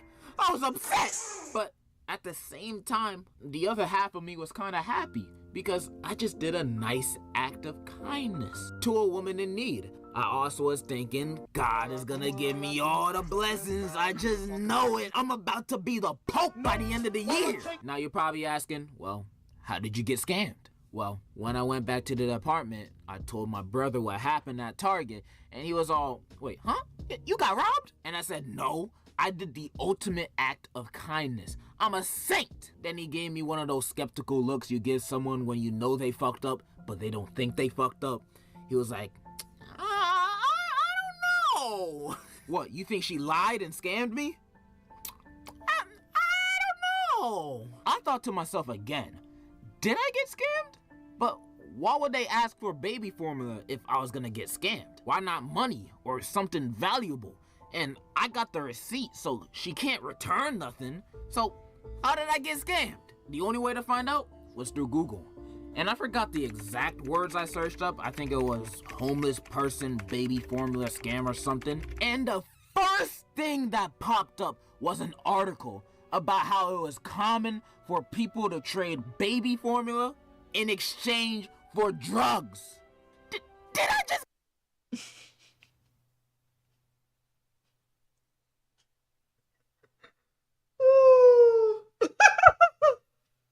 Get scammed by a crackhead? Nah, it can't be. I refuse to believe that I got swindled by a crackhead. Because if I do believe it, then I've hit a new low of intelligence. Like, I knew I was stupid. But I need to go back to elementary, man. They taught me not to talk to strangers. And I just brought one $300 worth of baby formula. And all she's gonna do with it is get high. I should have realized this sooner with the power of common sense. I could have put 2 and 2 together. What does the word baby go together with? Crack. Baby. Crack. Crack. Baby. Oh my God, I should have realized this. I got duped. Hoodwinked. I felt my money and my trust were wasted. But after all that, I still blame myself for getting scammed like that. I mean, I hate that woman too, don't get me wrong. I hope her shit was laced. But I was the dumb one in that situation. I was the one got scammed. She was just doing what scammers do. Look for a gullible victim. And it was me, sadly. And that's why I think some scammers deserve some of the monies they made, cause a dumbasses like me would fall for them. And since I fell for something so obvious, I don't deserve that money. That was a lifetime lesson for me. Never trust a homeless woman ever again. But at the same time, maybe she was legit. Maybe she actually needed help and needed formula for her kids. And although I didn't become the Pope, God did bless me with this YouTube channel and having so many beautiful, smart subscribers that would never get scammed. I just want to say thank you to you. Yeah, you watching. Unless you disliked it, suck my ass. I would hug you if I could, but your arms might not be able to wrap around. I'm heading out. I love you. And in conclusion, I don't know what the definition of scam is, honestly.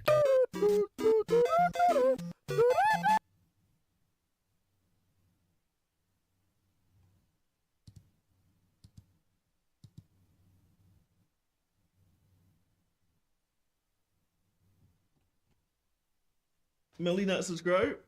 Bro, are you pressing me to subscribe to this dude? But here, I'm a sub. I'll be watching all of his videos. I'm already paying his bills by watching the videos, bro.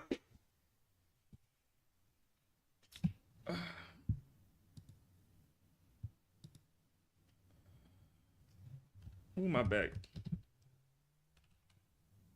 You getting paid to watch the videos? You right, my bad.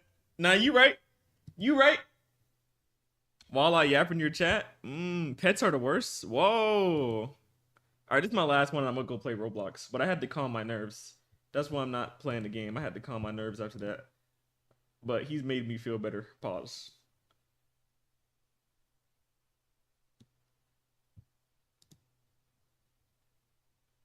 UNC take a break. Who taking a break? Who's that?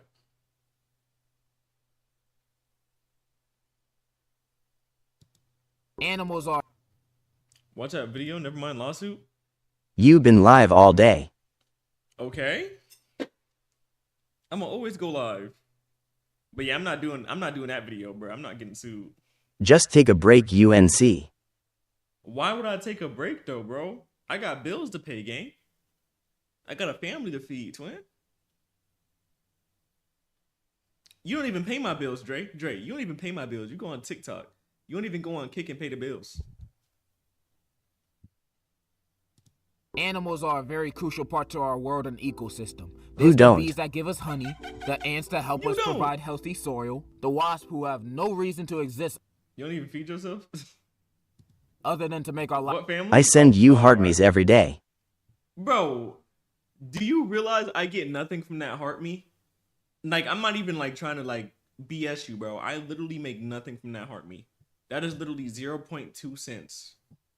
I get 0.2 cents from that heart me, bro. And listen, I love y'all heart me's. Don't take that personally. I love y'all heart me's, but at least with Kick, I get 100%. Nah, you make bands from it. Okay, buddy. Don't lie. But anyways, like I said, if you're not on Kick, I don't rock with you, no cap. Lives harder. All animals have a role, and the roles for some of these animals are now to be our little companions. In other terms, our pets. Now, I love animals. I love all of them. Well, most of them. Well, some of them. Actually, a few of them. I love a couple types of animals. But any kind of animal that is made into food, I don't love it. I love you on my plate, but not as a pet. Yo! The only time I can see myself taking care of a pig is if that pig is gonna be in my stove the next month. I know that bacon is gonna be scrumptious. Don't get me wrong, I believe in animals' rights. The right for them to be in my McChicken. But enough with the tangents. This video is about pets and my thoughts on them. I don't like pets. I don't like pets. Currently, right now in 2022, I would not get a pet. Not because I feel like I need to focus on other things, but overall, most pets you can get nowadays suck. People even be trying to get more exotic pets to make it more interesting. But nah, your pet still sucks. Rhinoceros Willie. And I'm saying this from experience. I've had a lot of pets in my life, and almost all of them I've had a bad experience with. Not because I was a bad owner. I showed these animals the world, yet they delivered me mud in return. So instead on reflecting on what I could have done better to be a better owner, I'm blaming my pet's entire people being the worst pet option out there. I can only think of one good pet option if you want a pet, and the rest of the animals belong in the wild to get eaten, circle of lifestyle. In this video, I'll be discussing all the bad pet options, and at the end, I'll talk about the best and worst pet to get. Of course, I won't be talking about every single type of pet in existence, but just the ones that stick out to me. Alright, so first up we got fish, specifically goldfish. Now, I don't know who made it a trend to make these bottom feeders your pet, but it's probably the man that created standardized tests, cause goldfish are easily one of the most useless pets Melly going you bananas. could get. Not only do they just swim around and not do shit, but man. them niggas will I die wanted the the same dog, week of you W. getting them. They just die like a Thanos snapping a heartbeat before you can even get the chance of them being your friend. The reason why they die so quickly is because of the new water in their new bowls is supposedly bad for them. And not only that, them dudes will die in just a 2-degree difference in their new water. So now you gotta buy all this new junk to keep them niggas breathing. Now goldfish activists out there might be like, well, why won't you buy the new tank equipment? Bruh, it's a goldfish. The hell do I look like buying $100, $200 worth of fish equipment for a pet I pay 10 cents for at my local Dollar Tree where the homeless people hang out? That is not an equal exchange. Plus, it's a fish. They don't do nothing. This ain't SpongeBob where the fish could be rocket scientists or Discord mods. No, this is just a regular born fish looking at me with those lifeless eyes. You can't tell me that thing has a soul. So goldfish are respectfully a garbage pet. Now let's move on to another small rodent, hamsters. Now, hamsters are actually one of the pets I've had experience with myself. And spoiler alert, it was not a happy ending. I have had one hamster in my life back in 6th grade.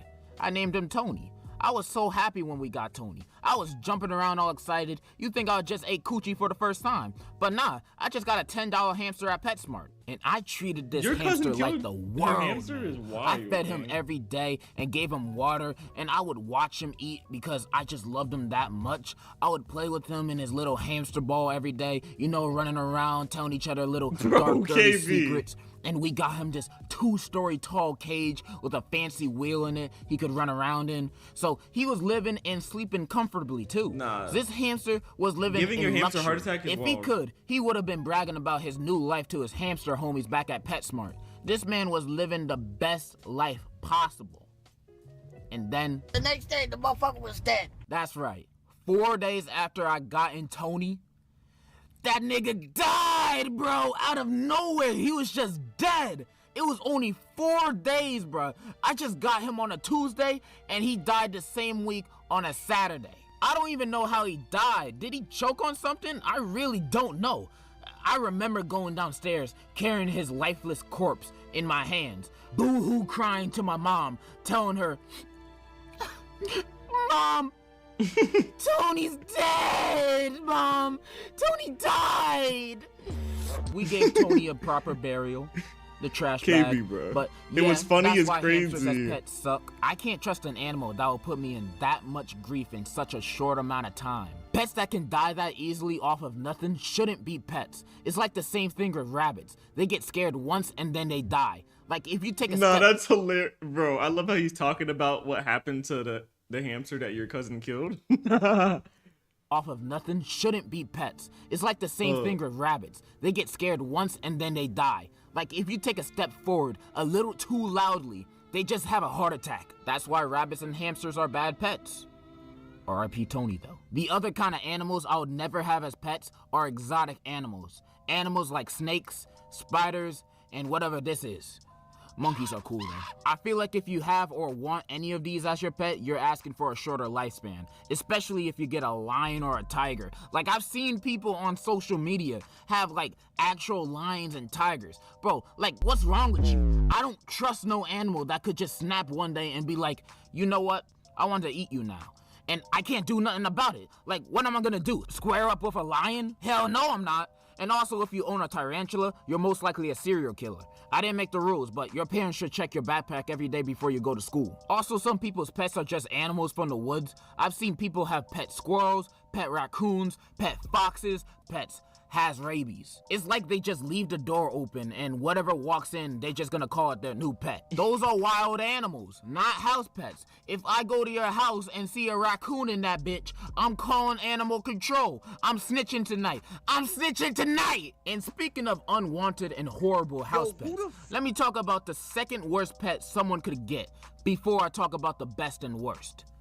A turtle. Fuck turtles. They gotta be the most boring butt juice of a pet someone can get. And I'm speaking from experience. For my entire lifetime, I've had 3 turtles, and all of them can go eat my ass. Besides Mary, but I'll talk about that later. So why did I have so many turtles during my life if I hated them so much? It's cause my mom always went to the woods, cause we had a woods in our backyard, and picked these niggas up and kept them as pets. Don't blame me, blame my mom for my hatred of turtles. She was literally kidnapping them from their natural environment. Peter, come get her! Anyways, the first turtle hostage my mom brought home was back when I was in like elementary school. She was just like, hey look, I got this turtle. And it was indeed a turtle. She got a tank for them, some rocks, and a very turtle environment. And back then, I didn't really care that much because, well, it was a fucking turtle. What am I supposed to do with it? Play with it? It can't run or anything. Like, it's boring. It's a boring turtle. My mom took care of the turtle every day until its death a few years later. I don't even remember the turtle's name, so that was a 0 out of 10 experience. Then not too long later, my mom found 2 more turtles. One of them named Mary, who was just a normal turtle. Then the other one, which we'll call Godzilla, because this turtle was a straight up menace. I don't even know how my mom caught this thing, cause he was huge and a snapping turtle. Like those things will try to bite you if you get anywhere near it. Like, remember that episode of Amazing World of Gumball with that insane snapping turtle? Bro, I owned that turtle at one point. That thing was inside my house. So we got them both 2 separate tanks because we don't want that monster anywhere near Mary. And for a period of time, there was just turtles doing boring turtle shit. Then one day, Mary had baby eggs. Yay! I mean, as much as I think turtles are the scum of the earth, I do like to appreciate the beauty of life. But yeah, it was a celebration. This was like the first time I ever gave a damn about a turtle in my life, and it was still the usual for the next week or something. Keep in mind that Godzilla is in his own tank, separate, next to Mary's tank. Fast forward like a week later, and it's nighttime. We all sleeping, having a good night's sleep, just another night at the Proud family. Then the next morning, we wake up, and what do we see? Godzilla was in Mary's tank! How the hell did he get there? I still don't understand how he got inside Mary's tank. Did he jump? Can turtles jump? This didn't even seem physically possible to happen. But it happened. It literally makes no sense. But it gets worse. Mary was on the other side of the tank, scared shitless of Godzilla, and her eggs were gone. Yo! This nigga Godzilla ate her eggs! Her children! I was kerfunkled to see this. Best believe we got rid of that turtle. That turtle came from hell itself. That's why I don't like no turtles. They're evil, and if they're not evil, they're boring. The only reason why I'm not saying F Mary, cause she got her kids taken away from her by Satan itself. I feel bad for Mary, but still, fuck them turtles. I wish turtles were more like that high turtle from Finding Nemo, but reality is often disappointing. But I've been talking a lot of junk on all different types of pets from all different types of species, but I have yet to talk about the best pet someone could own. But before I do, I want you to hit that like button and subscribe. I'm just kidding. It better be a dog. Rat's ass if you do. But if you do, I'll kiss you on the lips. Dogs are the best pets. Woo! Arguably the only good. Don't talk about it, chat, man. Dog? Yes! Oh, hell no? Yeah, you don't know ball. Peanut? Yeah, everybody put Peanut in the chat, man. Pets. Dogs are the reason why the world isn't complete dog shit. They don't call them man's best friend for no reason. Dogs are the most cute and adorable pet you could ask for. They are all cute. None of them are hideous like a turtle. There's like 1 million dog breeds, and all of them are the cutest things you will ever come across. And God be dropping new dog DLCs every day. Like, look at this dog. I ain't never seen a dog like that in my life, but best believe I'm gonna welcome it with open arms. Dogs are also very easy to train and are very caring. If you have a dog that always be acting up and never listens, you ain't trained it right. Or you own a chihuahua. Chihuahuas can burn in hell. And also, just to throw this out there, in TV shows and movies, when the dog dies, we all cry and get sad. We don't feel that for any other animal. Example, Marley and me gotta have one of the saddest moments in recorded history. Now switch out Marley with a squirrel. I ain't crying for no damn squirrel. What do I look like, a squirrelologist? That's gotta be the worst job to have on this planet. But for real, they really are the best though. If you want a pet that shows you love and affection and is there for you no matter what, plays with you, gives you kisses, and treats you like the world, then that's not your pet. That's your friend. Dogs are your friends and family, and there ain't nothing like a great bond between you and your dog. Your dog will always love you until the day it passes on. And when it does, you feel like you've lost a member in your own blood family. Cause that's how much you love them niggas, man. They are truly a blessing in plain sight. And pit bulls don't eat babies. They are goats too. By the way, I hate goats. And with that being said, of me praising the ever love of the greatest pet to get, dogs. I fucking hate cats. They are the worst pet ever. Cats are the worst animal on this planet, let alone pet. They do nothing but get annoyed off of everything. Never wanting to be touched, looked at, or disturbed in any kind of way. And when you do disturb them, they get mad. They just thrive off of negativity. And when they're not angry, they just sitting around and do nothing. Nothing. They don't play. They don't acknowledge your existence. They just there. Then you try to have fun with them, they get mad at you. Like, why are you angry? I'm trying to love you, and you Thank you for mad. this All you sub. do is sit around all day acting like you pay the bills. You are a cat. You are worthless. Yet you walking around like you the shit. These cats got me fucked up. Oh my mama, these cats got me fucked up. I'm beefing with cats. Next time I see one, it's on sight. And those hairless cats, oh my god, imagine owning a hairless cat. You gotta be a creep if you do. You probably have 15 Vietnamese children in your basement making Nikes or something. You a messed up person if you own a hairless cat. I have a all bounty on cats your with a- head? Bro, cats are not good. Every time I ask people why cats are good, they can never give me a good reason. There's so many cat lovers in my chat. They can never give a good reason. Cats literally don't do anything for you. You will never hear a story of a cat doing something productive. Think of a cat as Janaya. Like, that's literally what cats are. They're literally Janayas, bro. Jobless, homeless mother effers. And then majority of them don't even want to be in the house. Majority of them want to be effing outside in the streets of O Block. Not my peanut. Passion. I would rather get a 20-foot long king cobra snake. Cats are smart, actually. Yeah. Like you? They have the like. You're saying that you have the IQ of a cat? Maybe that's what you're talking about. Like they might have more brain cells than you, KB. 100%. I would agree. But are they smart? No. Venomous that when you touch it, it gives you syphilis. Than to ever get a cat as a pet. My God, these cats just literally make me... every animal on earth is like that. Not Peanut. Not my goats. Not my dogs. Not dogs though. Dogs are literally one of the smartest creatures in the planet. It's a reason why they can get trained. They can listen on command. Like, bro, I can go say, yo, I can go be like, for example, if a cat was named Butter, yo, Butter, come here. Bro, they's not listening, bro. They don't listen at all, bro. Those are literally those are Satan's greatest soldiers. That's literally what a cat is. Many lions, bro. I'll never understand why y'all want many lions in your house, bro. Like, they shed, they stink, doo-doo. They ate my goldfish. Like, bro, these, like, Cat K, bro. They ate 2 of my goldfish, bro. They're not sliding, bro. They're not sliding at all, bro. F them cats, man. You know how they be saying F them kids? Man, F them cats, bro. No cap. Oh, I hate them. I hate them. Fuck Garfield. Fuck Hello Kitty. Fuck cats. End of discussion. And also, I'm allergic. I hope this was very informative information for you if you were thinking about getting a new Her name pet. was Angel, but Angel just get a dog. You will be happy. And if you're allergic to them, sucks to be you. I did not expect this video to be as long as it is. And I didn't even talk about my dogs that I had in my past. So, if you made it this far in this video, congratulations. Because I'm about to show you something you ain't never there's seen the cat before. and horses? As Yeah, a no. gift from me to you. You see that? That's a gorilla in a top hat. Like and share this video. He sold his soul. I have a mild allergy to cats that I was told I had. Why does a lot of y'all in the chat claim that y'all are allergic to cats? What is going on? But that's why that junk sucked, bro.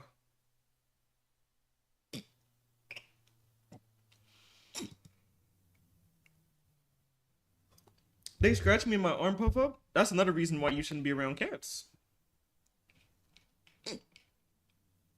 Nobody told you? You had to find out on your own? Yeah, no. You never did an allergy test?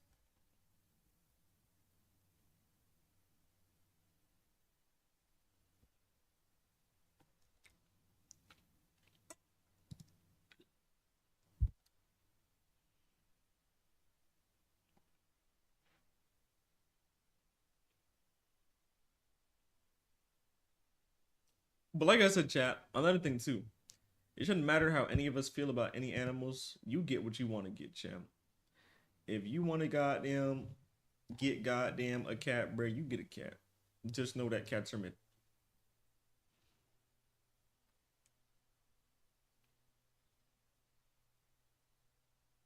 I want a Melly? Okay.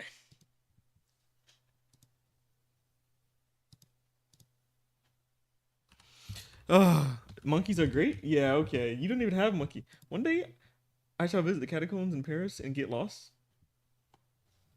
Please do.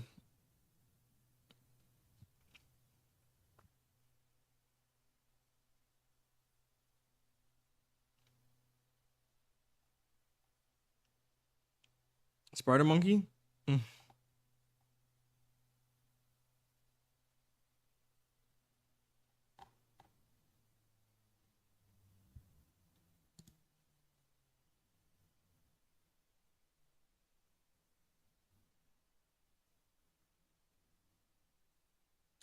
The boy studying you, watch out.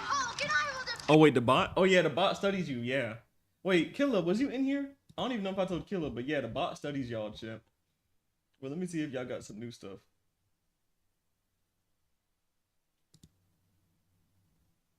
No, no one has any new stuff. But Killa, it called you a loner. The bot said that you're a loner. And then Kondo didn't say anything about Kondo. Okay, my turn. I am the Hulk. I am Abomination. Oh, I'm the Hulk. I'm so sad. I don't know how to defend myself. Hey, what you say? Did you know Americans see 4,000 to 10,000 ads per day? Did you know that number quadruples when on a pirated website? Did you also know that Xbox and PlayStation plan on putting in-game ads too? But they're only for free-to-play games, so I bet things are gonna be just fine. What I'm getting at is ads are everywhere. They seem unescapable nowadays, especially in the US. Like, look at Times Square. That's just one big advertisement circle jerk. We see them in everything we watch, everything we read, every mobile game we play. Like, you can never get past one level on almost every phone game without getting a 30-second ad for another garbage mobile game that I also download because the ad made me play along with it, so now I'm interested. You see how these things be tricking you? They know we getting dumber and dumber by the day because we're on our phones 24/7. But just because I like to scroll through the best TikTok has to offer doesn't mean I'm completely blind to my surroundings. In recent years, I've been noticing the commercials and ads we see are a lot more vapid. Almost all of them are either a boring advert telling you how good their product is and just showcasing banana peppers and rice? It What is just that? trendy with it like this. Are you winning, Cheese? Shut up, Or this. generating reactions from everyone, like the memer. I love children. It sucks. This supposed to make me buy your product? This make me want to turn off the TV? It's sad that the only good ads we see nowadays are from obscure mobile games. Now those guys know how to sell a product. The only commercials you can look forward to now to be half decent is the Super Bowl ones. And even the ones this year were mid. None of them stood out. Yeah, short of Breaking Bad, Popcorners one was and Mr. Beast was talking about eating his balls or something. But like, I'm not gonna remember those next week. What the hell were these commercials? The only reason I watched the Super Bowl is for the commercials, not for no halftime show. And I didn't even know they play games during it. I watch for the commercials. And for the past few years, there hasn't really been one that I liked, other than that Larry David one last year, and that was literally from an investment company that steals your money. It's FTX. It's a safe and easy way to get into crypto. I don't think so. Commercials now are just booty, man. I have no interest in any of them. Like the one that's gonna pop up right now. Watch it. Watch it be booty. Did you watch it? Did it suck? I bet you skipped it too. If you got ad block on, fuck you. What happened to commercials, man? Why can't we go back to the ones in the past? Back in the good old days. Not that far back. I'm talking about the ones back in the 2000s and 90s. Back when ads meant something. Like if you're gonna disrupt me from my regular scheduled programs, at least make it entertaining. And back then, they certainly were. I love the ones that were trying to make you laugh, make you giggle, make your cheeks jiggle, like old Geico ads. With their goofy commercials, they hammered the fact in my brain that 15 minutes could save me 15% or more on car insurance at a young age, when I used to think cars were just bigger bikes. I loved how all of them were never serious and each of them were as nutty as the last. Like dogs ain't supposed to talk, bro, that's crazy. My personal favorite ones were the caveman commercials. It's so easy to use. Geico.com. A caveman could do it. Grilled cheeks? Oh, you had time today? To clean that grill? Not cool. I did not know you were there. Where cavemen were offended by Geico's ad campaign because it was low-key racist towards cavemen. Can you imagine a commercial making fun of an entire ethnic group's intelligence, like go on Amazon and order today? It's so easy a dog can do it. Okay, the fuck I do to you? And there's multiple commercials showing their reaction to these ads. One of them even go to therapy because of it. This really messes them up. They thought they were past this. They thought they lived in a more progressive society. But sadly, they still have a long way to go. But those commercials were funny. But even though I know I could save 15% or more on car insurance with Geico, I'm more of a progressive guy. But that's only because I had a huge crush on Flo. There are also Jack in the Box ads. Now, I've never eaten there myself, but if this dude's in there, I don't know if I'll feel comfortable going there. This dude seems very erratic. Cause in the ads, this dude got no chill. He even called out Burger King for microwaving their burgers, which he didn't need to tell me that for me to know. But, damn! You don't ever see companies going at each other's throats like this anymore. Unless it's Wendy's. But I still will never forgive them for that commercial. Speaking of commercials with no chill, those Pop-Tart commercials back then were insane, bro. Cause every human in these commercials would literally kill every walking, running, breathing Pop-Tart in sight. It doesn't matter if they have feelings. It doesn't matter if they have emotions. If you can cook them, they will eat them. Like this one. These Pop-Tarts just had a baby, and look what happens. He so has your peanut butter. Well, he's got your jelly. Time for a feeding. She just ate their newborn baby. She's crazy. And based on the other commercials and how often this happens, she probably won't go to jail for it. What's with these commercials discriminating against a certain group of people? This needs to be studied and brought to light. Also speaking about no chill, this commercial about, you can guess.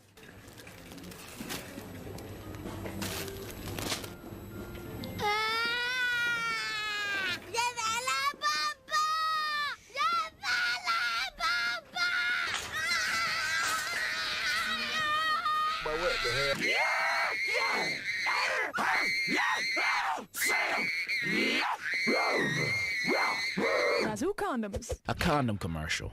This ad is not only hilarious, but it's genius. However, me personally, you could just show me the average 1-year tuition of college, and that's already enough for me to surgically attach one of these on me. I also remember watching one of the greatest commercials of all time, which is from Skittles, about that guy that whatever he touches turns into Skittles.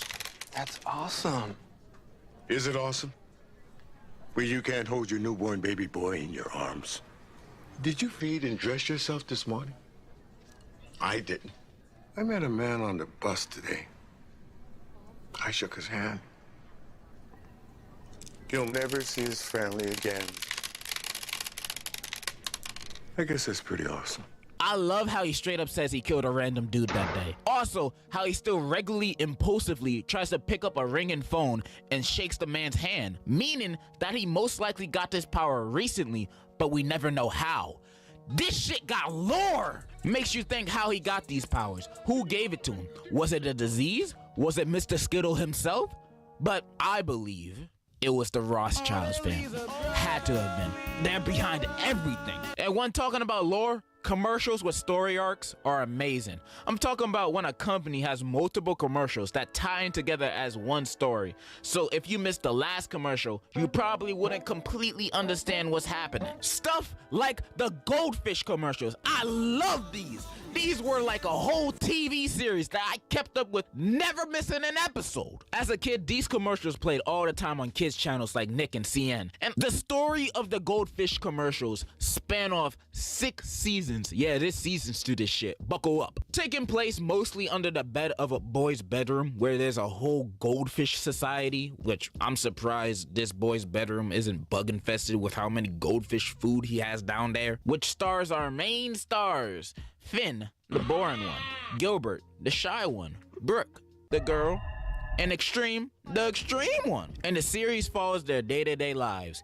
The first 2 seasons are more episodic, with each commercial being kind of its own thing, with only the first one being about how Finn is new to the goldfish world. It isn't until the start of season 3 when a new fish arrives, Swimmington, a guy who talks all fancy and presents himself as the talk of the town, even though he's just a dumb goldfish. I could eat him in 1 second. And he just moved in, so everybody else tries to show him around. The next commercial, we see Gilbert introduce Extreme, who I'ma just call X from here on out, to the neighbor. And when they meet, it turns out they know each other, and they're brothers! Name is Extreme. Calm down, little brother. And when finding this out, Swimmington calls X Fumbleton, where Extreme corrects them. It's Extreme now, bro. Meaning that X is not his original name, and he must have changed it to disassociate himself from his past. Which makes the viewer now wonder, what happened in his past to move away from his home and family. And they set all this up in a 30-second commercial. Is this not a cinematic masterpiece? It isn't until 2 episodes later where we see an ad where Swimmington is reading and X is rocking out to his loud music. And Swimmington is constantly telling him to turn off the music until the speakers just break. Now, this seems like another filler ad, but it really isn't. You see, in this 15 seconds, we see the brothers' 2 contrasting personalities. We see Swim being the posh, I'm better than you peasants kind, and X being the stunt double, fun, cool, just the extreme kind of guy. In a normal setting, these guys would never gotten along with each other. They have no similarities other than coming from the same fish. And also, based on their interaction so far, it shows they kind of hold not the strongest bond with each other, with the next commercial revealing why, with X's backstory. X tells Swimmington that the reason he left the pantry, which was their original home, was because he felt that it was depressing in there. And it sure looks like it. Just floating around in straight lines doing nothing. Sounds like 1984 all over again. And in this depression house, X was the only one that stood out because he was the only person that didn't act like a robot doing tricks and stuff, but failing at it and fumbling over, hence his name, OG name, Fumbleton. And since nobody really messed with him there, not even his own brother, he left and went to a new place where he says the people accept him for who he is. Now I have friends who accept me for who I am. I can only imagine why. Extreme, you gotta try this. That chalks up X's backstory, showing that he's a deeper character than what we initially thought he was. We first thought X was just a rowdy, happy-go-lucky guy, but after hearing his backstory, we know X is a believer, a dreamer, that looks to the future instead of letting his past nailing him down. He only will get back up and move forward. Extreme is truly extreme. How do goldfish commercials have better character writing than 90% of Netflix shows? I don't know, but I do know that these are some of the greatest commercials, and this ain't even the best season. Season 4 with Gilbert getting trapped in a vacuum cleaner goes insane, but we'd be here all day if I went over each season on why this is the best thing to ever exist on television. This is the best thing to hit television since the Flintstones. Still ain't better than the Chef Boyardee commercial though. But you also know what else made a good, memorable commercial back then? A jingle. Specifically, a completely original score. Something like 800 588 2300 Empire. I still don't know what they do. I can't read. But I certainly remember the jingle by heart. A good song could make a commercial go down in history like the national anthem. Shoot, it could even replace. Bro, KB, yo, y'all good? Y'all saying the wrong lyrics. I mean, one of y'all said the wrong lyrics. Like, are y'all good? Like, getting lyrics wrong is crazy. Oh. I'm confused. Like, KB, what were you singing just now? I was talking about the goldfish, yeah? Bro, we just missed that. That segment was like a minute ago. Oh, yeah, you're the latest freak then. And when you effing black ape. I say memorable, I don't mean this.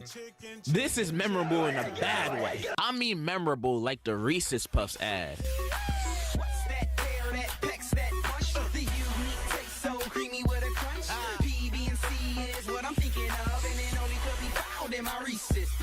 I always loved to rap along with this ad whenever it came on. I'd even say this man's an inspiration to my own musical career. I wanted to be like this dude, man. I love this commercial so much, it had me searching for the dude rapping like he had more music to listen to, as if he was a real rapper. Turns out, he is! He goes by Lupo. And I started listening to his music because, you know, I know him as one of the best rappers to ever touch a bowl of cereal. But then I turned his music on to be shocked on what I seen and heard. In his music vids, there were swearing, drugs, girls. I thought you only rapped about cereal, not this scandalous, abhorrent behavior. These songs got nothing to do with Cocoa Puffs. Outside of that, his music is alright, it's cool, it's listenable. But for me, he peaked with the Reese's Puffs rap. And this song's pretty cool too. However, the first Reese's Puffs rap tops both. But that's one of the best songs of all time, so that's hard to top. I also remember that J.G. Wentworth commercial. I have a structured settlement and I need cash now. Call J.G. Wentworth, 877 cash now. Love them. I ain't even a fan of opera, but they hitting those notes just right. Listening to this commercial made me want to call them right away, expecting to get money from them. Cash now, and you're singing? Give me that money ASAP. There are also a few other ones, oink, oink, 2 pounds, you know, that stupid shit, but nothing. No song or jingle. Oh my God, bro. Oh my God, oh my God. Hold on, let me eat this real quick.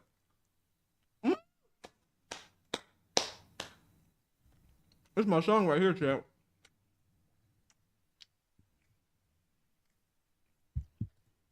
Has ever topped the Old Spice one. Now, Old Spice is one of Old Spice? What the? Yo, where's my song at, bro? Where's my song at, chat? I'm about to crash out, bro. No effing way, bro. the kings of commercials. They still are.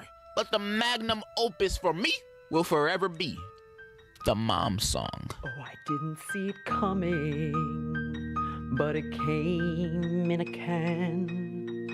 Now my sweet son's sprayed into a man. Mine too, and hey, we know just who to blame. When our sons have fun with women and misbehave. This song is beautiful, so unique, I cry every time I hear it. The mom singing their sorrow about realizing their little boy is becoming a little man, and then they start stalking their sons in very weird ways, but the song is amazing. The visuals are amazing, and this is such an underappreciated commercial. The highest viewed re-upload of this is like 600K from 9 years ago versus Old Spice's ads that be getting, holy moly, they don't even have this ad on their channel, but they have damn near like 200 ads of the Old Spice guy responding to tweets. Is this who I think it is? I'm over here stroking my dick. This ad is legit one of the greatest commercials of all time, if not the greatest. It's like if they added the two gay dudes kissing on Mount Rushmore. It's nothing but beautiful. But what? My son now he smells like a man, and they treat him like one. I hope that commercials can go back to the comfort and magic they had back then. And even if the companies can't recreate that magic, you can always just replay the old ones for all of eternity. Nobody gonna get mad because these commercials are great. Like, how many years have they been playing that Tootsie Roll Pop commercial? Since 1970. If it ain't broke, don't fix it. They're also a lot more engaging. They make me want to buy the product more. I mean, I still won't buy it, but still. Like, when I saw a Red Bull commercial back then, I'm not thinking about drinking this might give me diabetes or kidney failure or getting a heart. Lemur, you listening? You listening? Let's play it back. Let's play it back for Lemur. Let's play it back for you, buddy.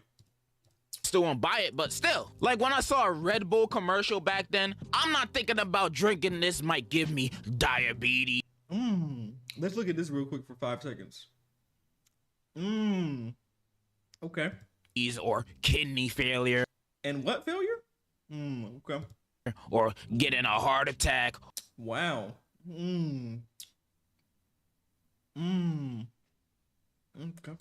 Or dying. Nah, I'm thinking drinking this is gonna give me wings, man. And based on the health risk, it actually might. Bring back the old commercials, bro. They're timeless classics. We won't, or at least I won't mind seeing them again. It might actually make me want to get your stuff. Maybe I will buy a fushigi ball one day. I don't know. If we're gonna keep this I wanted that as a 9-year-old, on God I did. I wanted it so bad. Capitalistic multi-consumerism system, at least make it fun, bro. I'm getting bored. That's all, man. In conclusion, you had one, KB? Bro, I would have stole that junk, bro. Whopper, hey, nah! I would never fall. I can't believe he didn't play my chat. I'm still mad about that, bro. He really baited me, bro. I really thought he's about to play that junk, bro. That stupid shit, but nothing. Like, bro, I really thought he's about to play this one, chat. No song or jingle. Play it? All right, you right. Bro, do they even have it? Let's see. That junk a banger, chat on, bro. Hold on.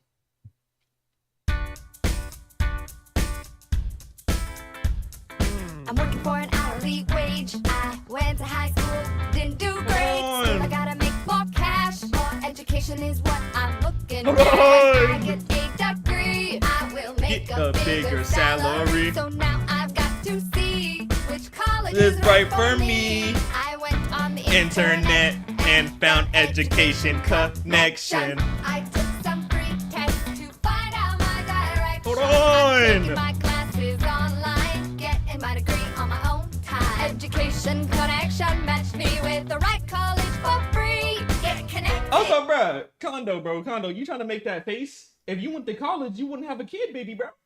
Go take care of your daughter, baby, bro. This ain't for you. For free with education connection. Get connected for free with education connection. Log on now and get your free Okay, I'll add.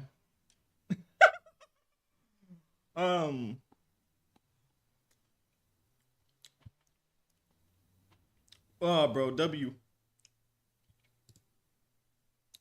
L? No, I'm talking about the ad, bro, at the end, bro. Nobody want to hear that last part, bro. That's not the song. The song is a W. The ad itself, let's be honest, chat. Did y'all go look up Education Connection? I thought so.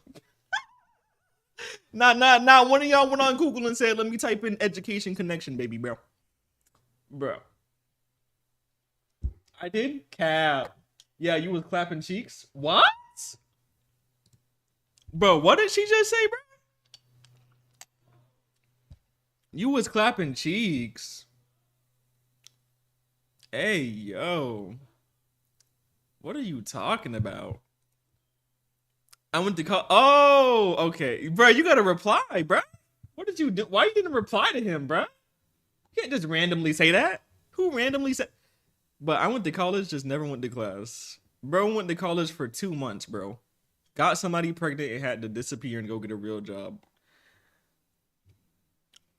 I'm surprised you're not in debt, baby, bro. He probably is, chat. Honestly.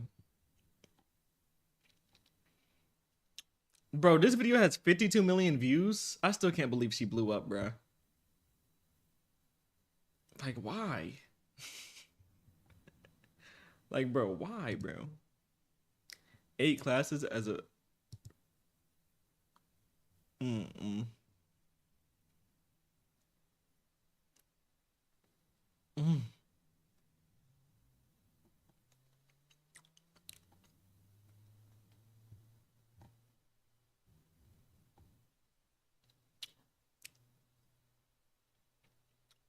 And getting beat on? Huh? Wait, who's getting beat on? Bad baby? My stomach? GG's. But I thought she was getting beat on like a year ago, bro. Or is it still happening? Because I remember like a year or two ago, she showed photos of like she got like cooked, bro. But hey, man, she probably beat on them too. Like I said, I'm not saying that she deserved to get beat on. I'm just saying, we seen how she was moving on that show. That's really how she was acting, bro. She ain't got no better. And then didn't she just get an effing lip job or whatever? If I'm not mistaken, like she got her whole face redone. And she made her skin tone a different shade? Or am I tripping? Who we talking about? Bad baby? Nose and booty? Yeah, no. I have a problem. I mean, I have many problems. My hair is always a mess. My upload schedule is a mess. And I'm pretty sure the man that lives in my closet isn't my roommate, but homeless.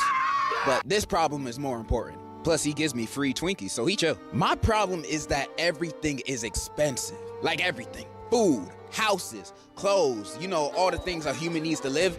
are at prices that even Psycho from Psyche K couldn't afford. It ain't even just those. Even our favorite pastimes are just costing more and more money. The movies used to be and still is one of my favorite places to go when I want the big silver screen experience. Then I walk into the theater and they charging damn near $20 per ticket, $10 for kids between the ages of 2 and 3. How charitable. So if you got a family with you, you most likely gonna be spending $100 just to get a seat. And you'll feel even worse afterwards after watching the movie and it turns out to be ass. I feel bad for all you parents out there paying for your family's tickets, probably thinking, dang, I should have gone out and got some milk. I'm broke. Not only that, the concession stand prices have always been high, but today it's robbery. Why does a large drink be costing me $10? Does it come with a meal? Or nachos at least? Nah, it's just a drink. They don't even go to the movies for the movie anymore? This place to the ground. Large buckets of popcorn always be pricey. That's why I never considered buying those exclusive promotional buckets they have. Yeah, because they be like $30. Bro, those promotional things be like $30, bro. Let me go look up popcorn, bro. Hold on, bro. Oh, yeah, nah. Yeah, bro. We good. We good, bro. Chat, I'm never going to the movies, bro. Typical scams. Bro, oh, I'll never understand. But like I said, like he said, it's always been high though, so. For new movies, cause most of the time those buckets be costing $20 more for less. Nah, but candy is the worst though. Candy is the worst of them all. You can go to effing Dollar General, get the same candy box, $1.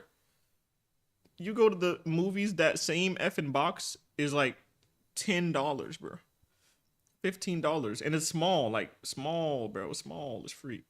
Popcorn, like why? Yes, KB. Yes. Would I even consider buying these? Oh, I'm taking this home with me. It's getting to a point that whenever someone want to go see a new movie, I sometimes be thinking, nah, it'd be too expensive. We should hang out at the public library instead. It's free and there's unlimited entertainment. Johnny, it's too big. Also, a bit of a tangent, I hate that we have to pick our movie seats now. I miss one of those first people to show up to the theater, get the best seats. Cause now, after the movie I paid to see finishes, I can't walk into another theater cause I might be sitting on someone else's seat. And you might say, facts. I hate that. So, bro, when they patch that method, that junk hurt, bro. Oh, DJ, you're not even supposed to be doing that in the first place.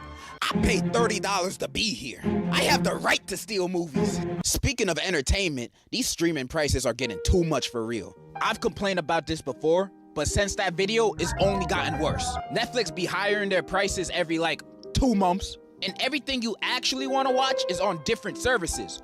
Oh, you want to watch that show? You gotta subscribe to Hulu. You want to watch sports? Well, you gotta subscribe to Fubo. But your specific favorite sports team don't play matches on there, so you gotta also subscribe to Peacock too. You want to watch nature documentaries? You gotta subscribe to Orangutan TV. But they only show orangutans on there. If you want to see more animals, you gotta get the multi-nature package for an extra $20 a month. Like, why? Streaming is supposed to be the easier option from cable, but me and my wallet gotta do hat tricks bouncing around between services to even find the thing I wanna watch. And some might say, well, it's higher in demand, so higher prices. Ah, you greedy ass niggas. Y'all sounding like landlords right now. And I really like you, Netflix, but your catalogs are not good enough to be this expensive.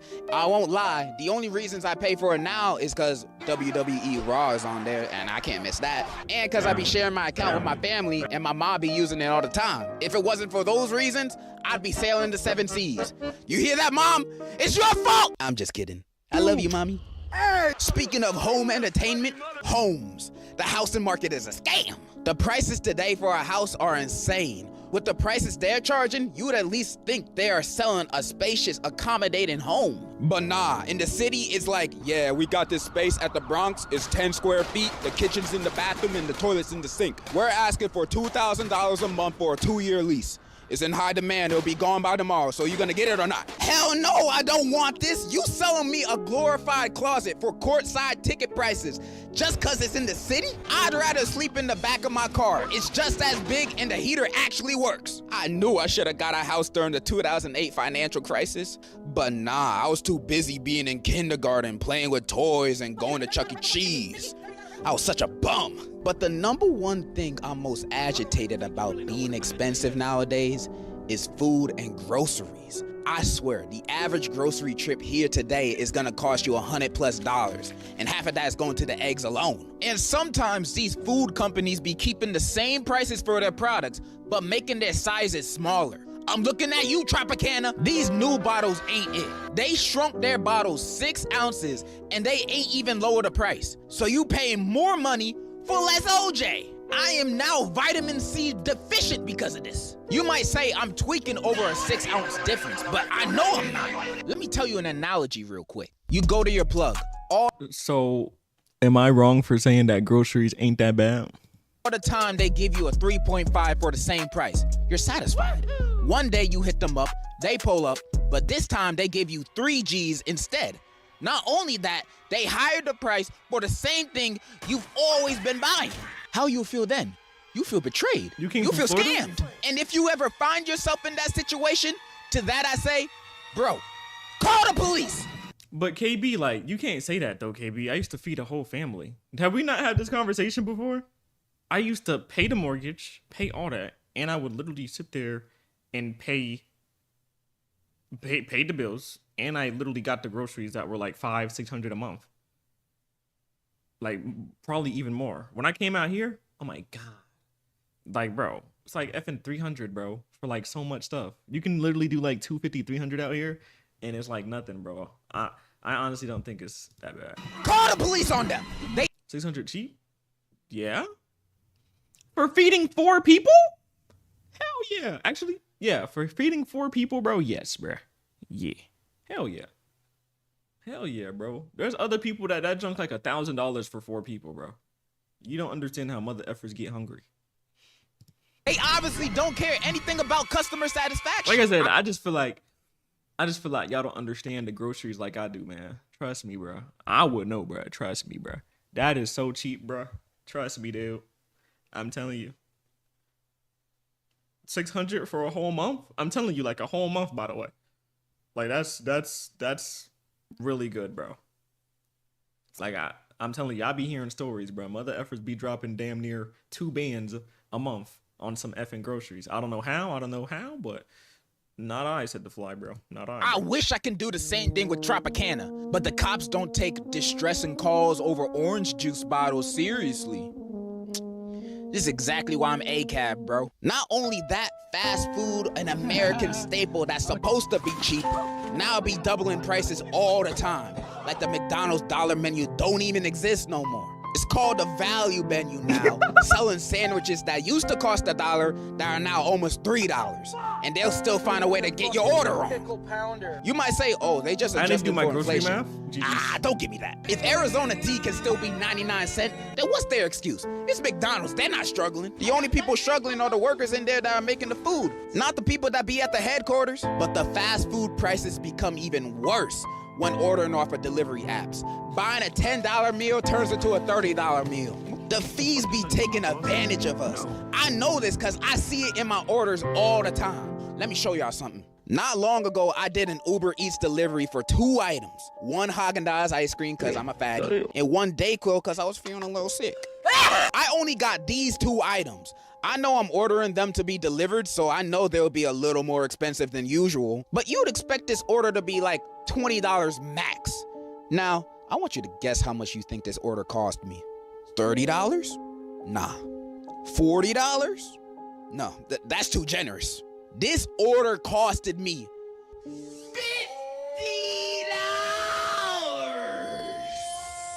What is this? You can't justify this price to me. Is the delivery driver also gonna give me a goodnight kiss with my order? Cause that's the only justification. By the way, the delivery man did not give me a good night. I mean, we watched the other video about how he said that he still tips people. You weren't here for that, but yeah. Nah, it'd be the people that complain about these prices and they tip, bro. I don't tip, bro. I stand on that. I don't give a damn. I kissed when he dropped off my order. I got scammed! This should not be considered a new norm in the US. And some people seeing me complain about this might say, you're a YouTuber. Why are you complaining about this? You already got money. True. It do not matter. But I still like trying to save money, you know? Because nowadays, these sales aren't even sales. This isn't adjustment for inflation. This is corporate greed. These prices aren't gonna get cheaper, especially since the owners of these companies run the country now. Literally. As long as people keep paying for these products, no matter the price hike, it'll only get more expensive. So what is my solution to this economic crisis we are dealing with right now? Loot it! Blow New Jersey up. Bang, bang. I'm joking. I'm joking. Ubering? This doesn't apply to small businesses in Costco. They're goated. But I'm joking. Alright, that's really all I wanted to say. I just wanted to rant about modern day prices and my low-key bad financial decisions. Hopefully my message comes across even if you don't agree. Maybe you like spending 20 bucks on eggs. Who knows? That is all. And in conclusion, I don't know.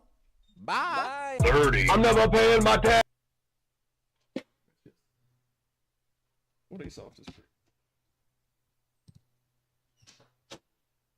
But who's eating all them eggs?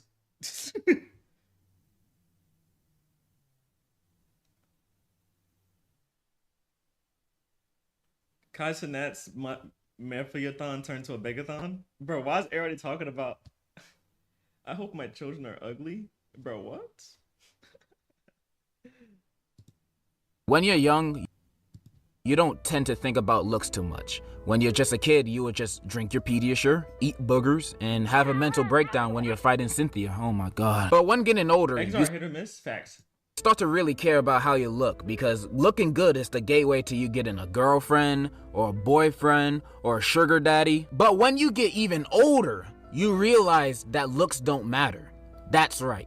Good looks is just a quote-unquote norm that society, aka Netflix teen romantic comedies, that like to shove down your throat as the #1 most important thing in a relationship. However, it's not. Nah.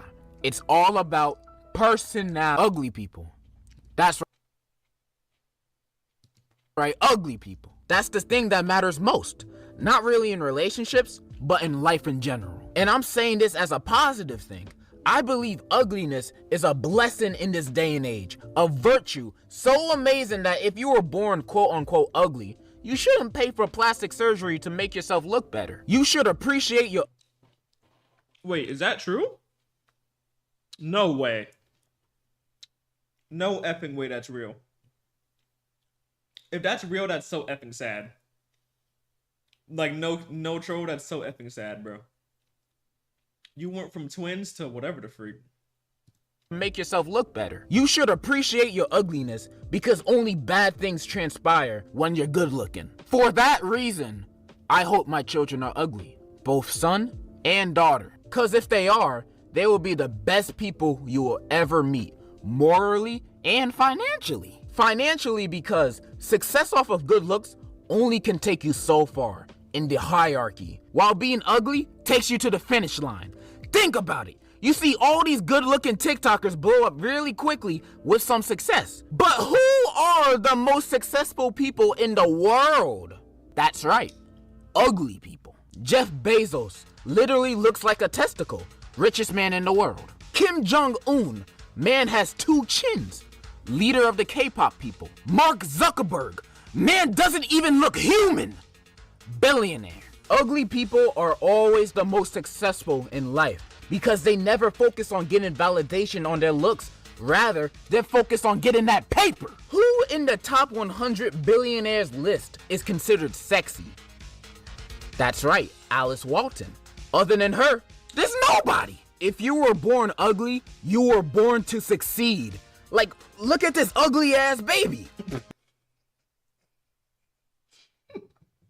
You know they're gonna grow up to... Good night, Kondo. Good night, bro. You going to sleep at 8 o'clock? Be a chess master. And I want my children to be just like that. And honestly, if they're coming from me, 9 times out of 10, they're gonna be ugly anyway. Like, look who their father is. Tragic. If my children are ugly, they are bound to be great and have strong personalities, since they would have to go through trials and tribulation because of their face, especially in elementary and middle school. Because let's be honest, kids are assholes. They have no filter. When they see a person in a wheelchair for the first time in public, they're gonna start to point at him and yell, look, Mom, look, you see that? Nigga in a wheelchair. Kids are unnecessarily ruthless to people for no reason. And that's exactly what my children need to become strong people. They don't need kids like that as friends. All they need is me and my ex-wife, which is their mom. She got custody. And I don't want my kids to be super ugly though. Like so ugly that whenever they go outside, they disturb the peace. No, that would defeat the whole purpose. I still want them to get jobs and socialize, just ugly enough that they will never be a potential dating option to anybody. This goes back to what I said earlier. Bad things only happen when you're good looking, whether you're a girl or a boy. If my daughter comes out good looking, she's gonna be a hoe, no doubt about it. She's gonna have 1,000,000 bodies by the time she out of high school. And she gonna be on social media knowing she pretty, seeing all these girls make bank off of OnlyFans, then she makes one herself. And we all know the worst thing your daughter can do is make an OnlyFans. Ignore this video, please. Ignore it. It's not canon. Please ignore it. Please. According to this scientific, numerical, analytical analytics that I made up, when born an attractive female, the chances of you being a thought go from 0 to 120%. It broke the charts. And the title of this study I made up is called Dumb Assumptions. But I'd like to personally call this study Undiscovered Facts. And even if she doesn't end up being a hoe if she's pretty, there's still a lot of dangers my daughter would run into because men are weirdos. You see what men be doing nowadays? Barking under comment sections, recording down bad TikToks, making videos about this? Man, boys be weird. I can't trust my daughter with these boys nowadays. Like, men, imagine if your future daughter started dating a boy that has your current personality right now. Yeah. Hell no! If my daughter started dating a guy like me, I'd have to beat him up for her own good. A boy like me should never date my daughter. Wait, that sentence sounded weirdly Alabama. He tripping. What I'm trying to say is, I don't want my daughter to date no boy that reminds me of myself. Cause I already know how weird and bad I am. So my daughter needs nothing like that. Well, doesn't that mean you should self-reflect on your personality and yourself as a person so you can end up being a better role model and father to your future kids? Fuck you, I ain't trying to hear that. Instead of doing that, I made a backup plan in case my daughter comes out not ugly. The plan being, name her a boy name. And I'm talking about a boy name, like Randy or Bartholomew or Humphrey. Like, nobody's gonna mess with her cause of her name alone. Like, no dude is gonna go up to their homie like, hey man, I'm texting this new shawty, she mad fine. Oh, word? What's her name? Hey man, she so bad, man. Her name Humphrey. Humphrey? Nigga, is you texting old man Jenkins? That's why my backup plan will work.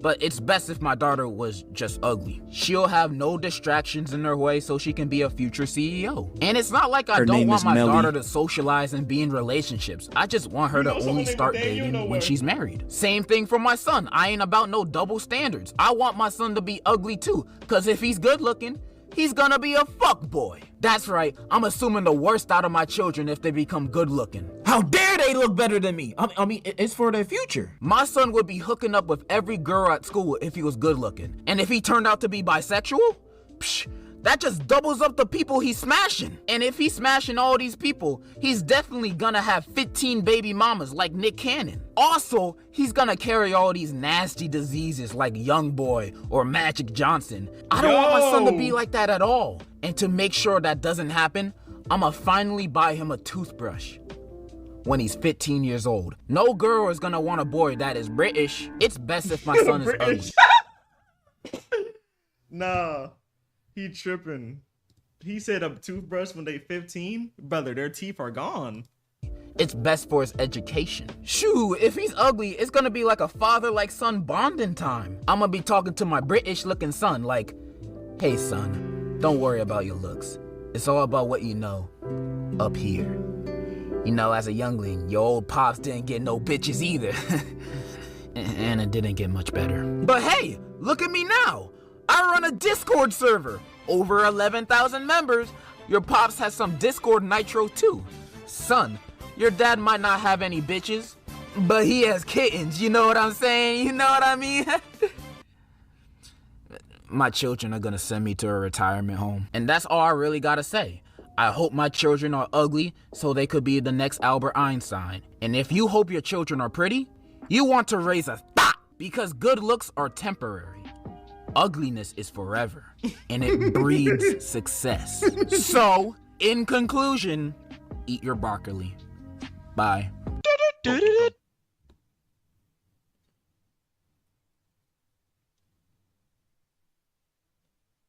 Good looks are temporary, ugliness is forever.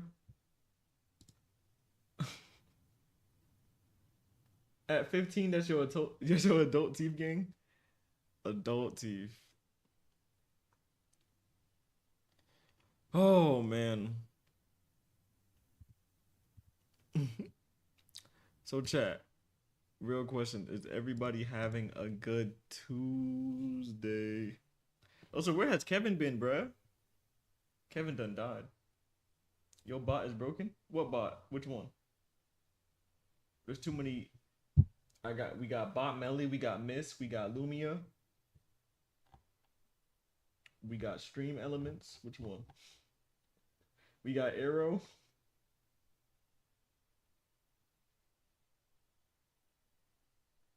Boris, stop talking. Oh, Joris? Why you crashing out with Joris? What did Joris do?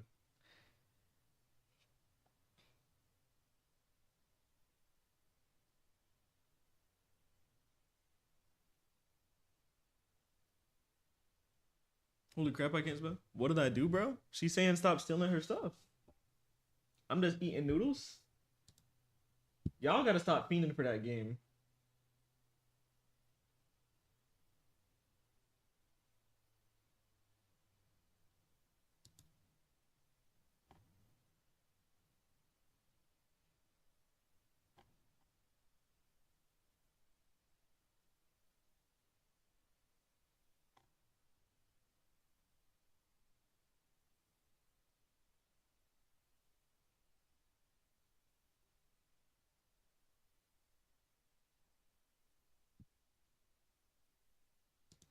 Gang, gang. Gang, gang. Also, chat, since a lot of y'all are in here, like I said, chat, I already asked Lima earlier. Do you guys think Kai is gonna hit 1 million subs, chat? Do you guys think he's gonna hit 1 million subs?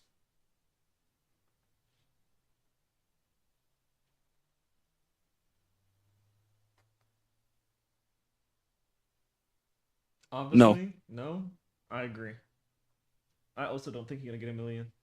I think he's gonna hit like 900K. He has 6 days. Well, you can say 7, but let's 6 days and like a couple hours. I don't think he's getting 50K subs a day. He only got 15K today. He only got 15K subs a day. I added it up. So if he keeps averaging 15K for the rest of the subathon, he's not hitting it. And like I said, don't get me wrong, 15K is tough, bro. Don't get me wrong. Like he's at 700K already. Like, that's already effing insane. I want people to understand that. We're not discrediting Kai. I just don't think he's gonna get it. But if he does hit 1 million, I think he's gonna get like at least 1 million viewers in his live. If he gets to 1 million subs, he'll get 1 million viewers as well. Because LeBron is gonna be in there. Chat, if LeBron can't get him to 1 million viewers, then nobody can. My goat. He needs 300K? Yeah. 15K subs and I'll be straight? Oh God. I mean, we would all be, bro, I would be straight. And Kick is a 95.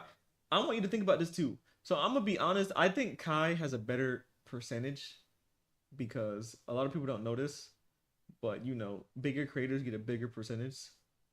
So I would say Kai is maybe getting 70% of that, 80%. But Twitch is still taking a lot of it.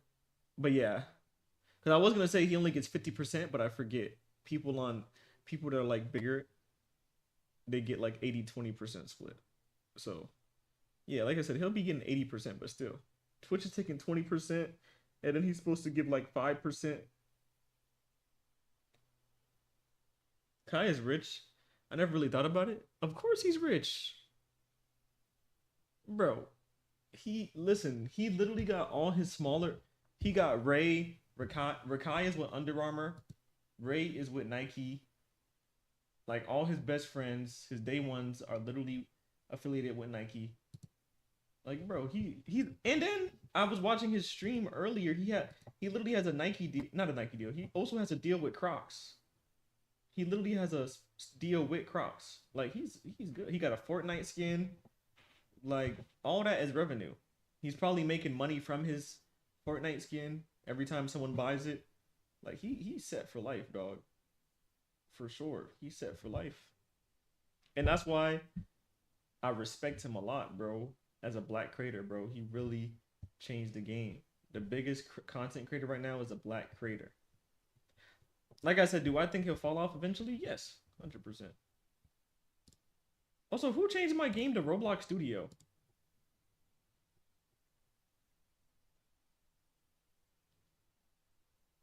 What? What do you mean, what?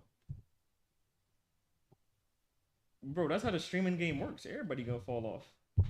The new gen gonna come soon. Like literally PewDiePie. Like I said, I'm not gonna say he necessarily fell off, but he went off the spotlight, bro. Like eventually the new people about to come in, bro. He not about to sit where he is. That's the reality though. You feel me? It ain't no disrespect to him, bro. There hasn't been one streamer that could consistently sit at the top for so long. They normally all average about 3-4 years, maybe 5 max. So he got about like 1 or 2 more years and then he'll be gone.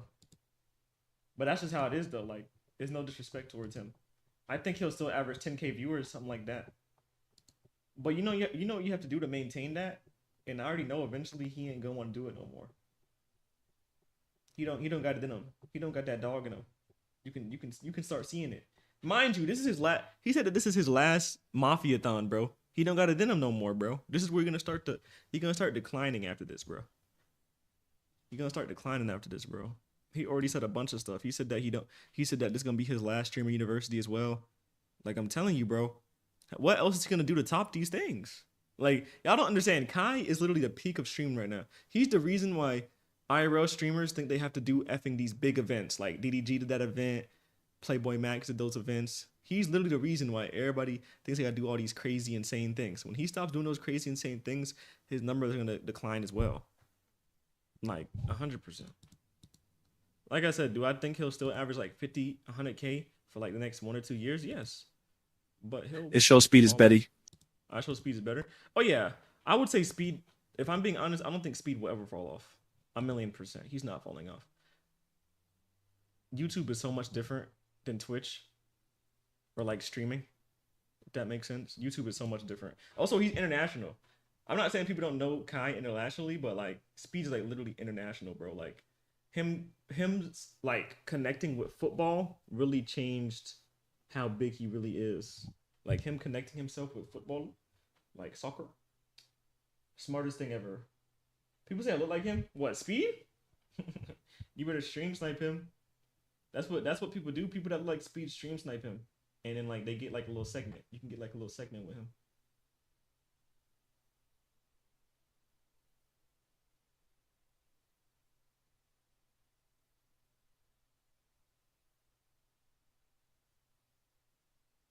I don't want to like him. Wait, what? Wait, what? You don't want to look like him? You said.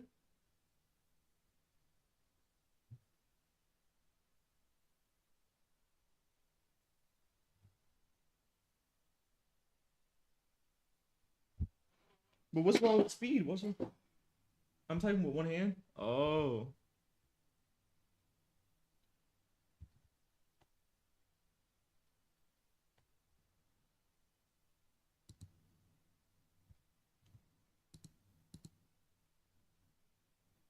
But like I said, I hope Kai proves me wrong. Honestly. Like, genuinely, bro. I really want Kai to prove me wrong, bro. I want him to be the biggest black creator for like 10 years. I just know how the streaming world goes. Like Ninja, all of those mother effers. There's so many people I can name that went from 100K, 200K viewers. and they just died down. That's just how the game works. And that's why I say like YouTube is a whole different ballgame. With Speed, he's like set, bro. Once you're big on YouTube, you're set. Like what I've realized about YouTubers is that you can say that the streaming game is better, but with YouTubers, they always last longer. Always last longer. Them other efforts can last like 15 years. We've seen it. Korix Kenshin. Like I said, I haven't watched him either, but he's a perfect example too, because people said that he's been in the game for like 10 years. So yeah. Also, I don't want to look like a man. What do you mean though? But like, I don't like when people say that though, because it's like, for example, your mom and your dad made you. It doesn't matter if you look more like your mom or your dad. You have their facial, their whatever the case may be. Like you already look like a man and a female, bro. Like there's literally men that look like females. There's literally females that like men.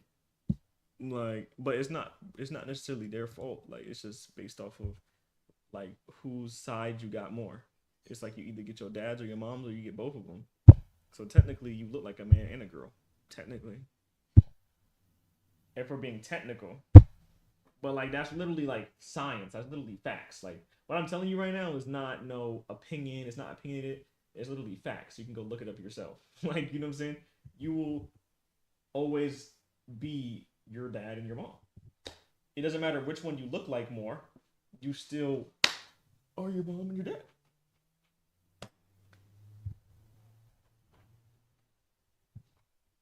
It's a lie. Typical. You always think things are a lie. Oh, I look like Melly? You look like an ape. She gonna be like, well, that means that you're the ape tail. I don't think I know. Yeah, we're just gonna let you sit that one out.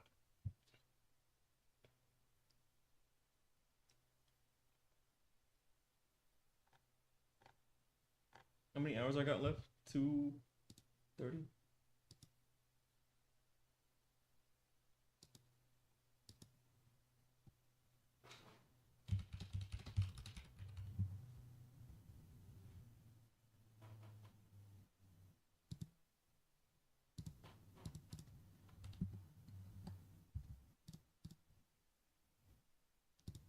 I'm about to go cook. W cooks. I literally just ate. I've been eating a lot earlier. Like a lot earlier. But W eats game. But I don't know. I liked watching the videos, honestly. But I think I can play the game. I just don't know what to play. Like I'd be trying with Roblox, I swear. I swear I'd be trying with Roblox. It's just when you play it so much, it's like, damn, my finger.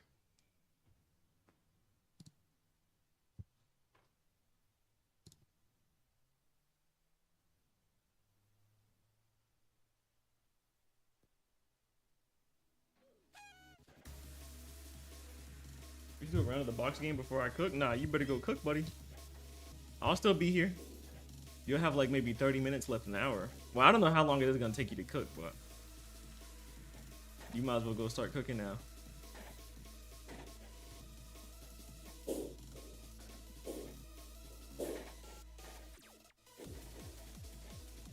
Unless you really want to. If you really want to, I got you.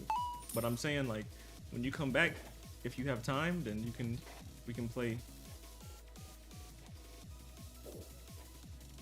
Also, eating is more important. Yo, what's up? Proving bread can make me hit 1 million subs? Yeah. Have fun with that, bro. I don't know if you're gonna get 1 million subs with just posting bread. But who knows? I forget someone posted an egg and went viral back in the day.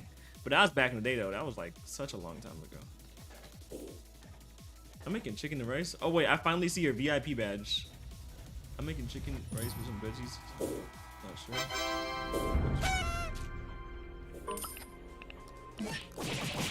Also, what is your watch time at, Killa? I'm trying to figure out. Oh, you just put it on. Okay. I was like, yeah, I'm not tripping.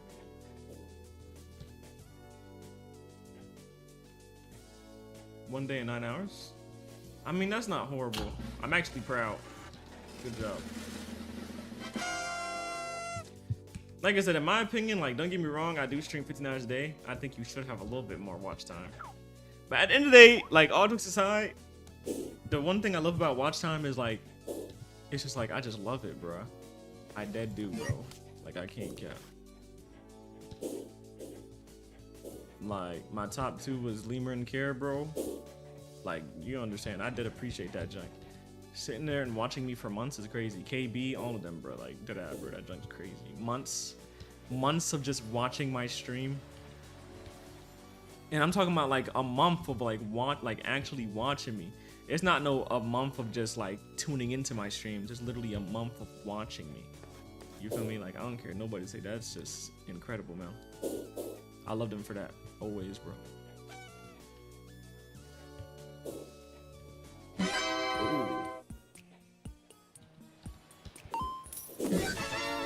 Bro, he took my junk so quick.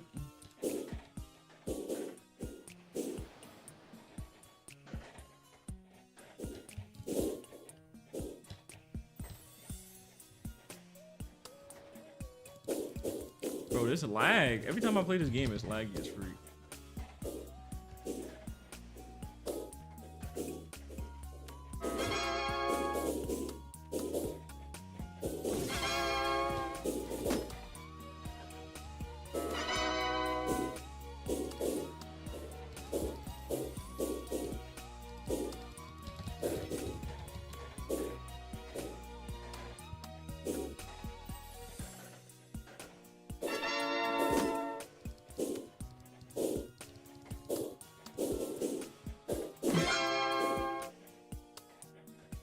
How'd you not get that? You hit him like 9 times? Because the hitbox is horrible. The hitbox is so bad.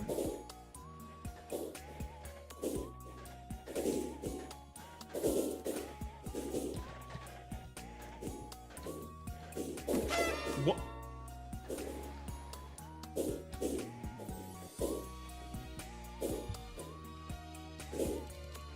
I didn't just lag.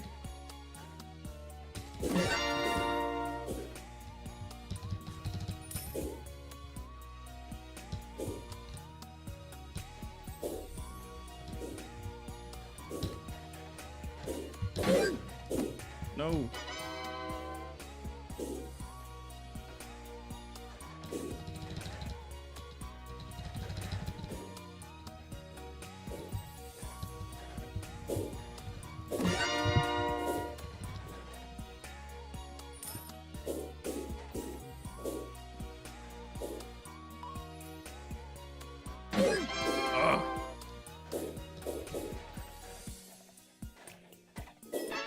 I didn't even know that Janai was in here.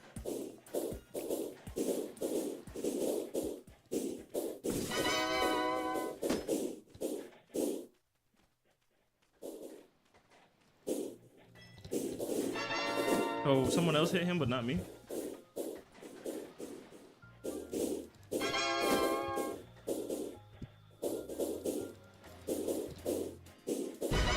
What? Someone's... Oh. Bro, this game is so bad. Melly, she's broken? You guys probably broke her, that's why.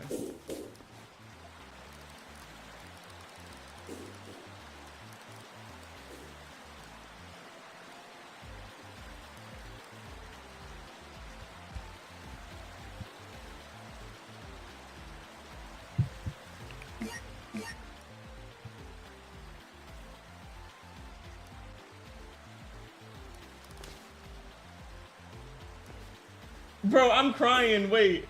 Notes. Wait. KB's notes. It says, I know KB likes Melly, but I'm a teacher, darling. Bro. Oh, God. No.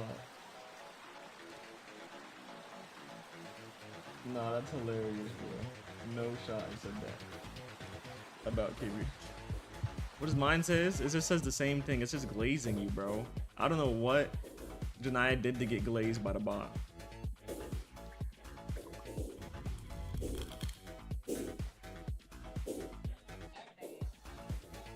W glaze? Okay. But it's AI, it doesn't know any better. If it was a real human, they'd be saying Janai, okay.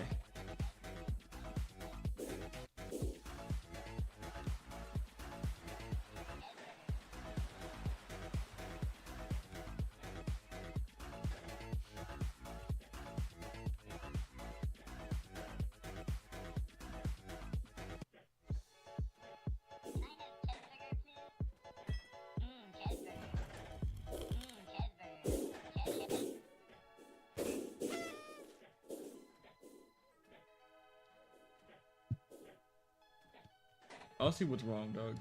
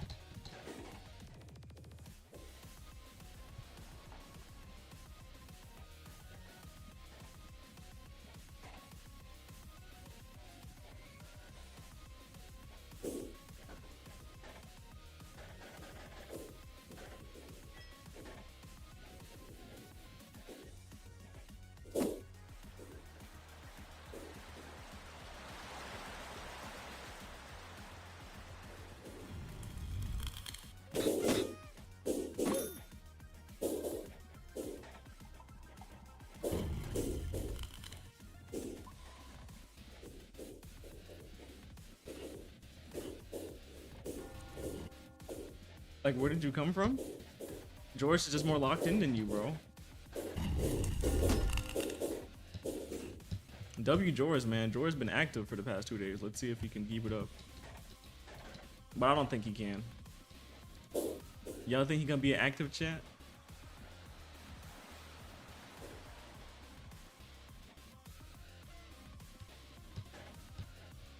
I like men up, man. Wait.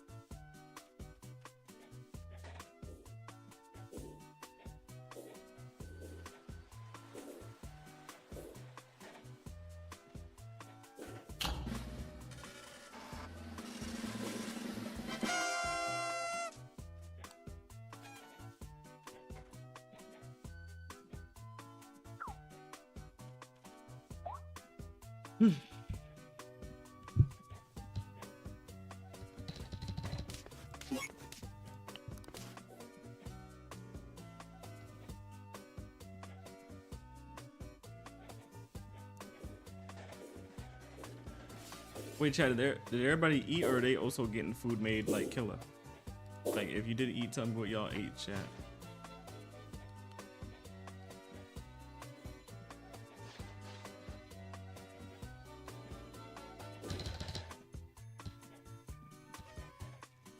You ate a McDonald's meal? Typical.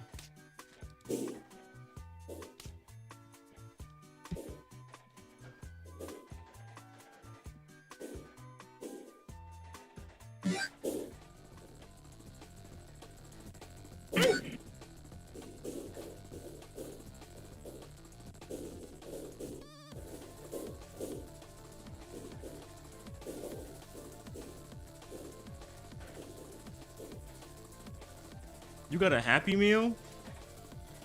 Aren't Happy Meals like $3?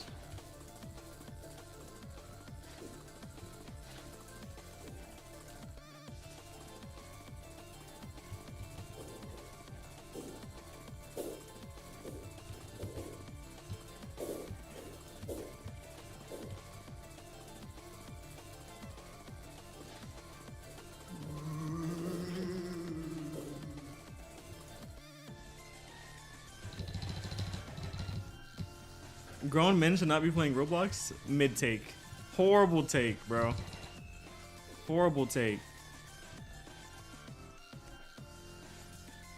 Horrible take, Don. Horrible take. Horrible take, bro.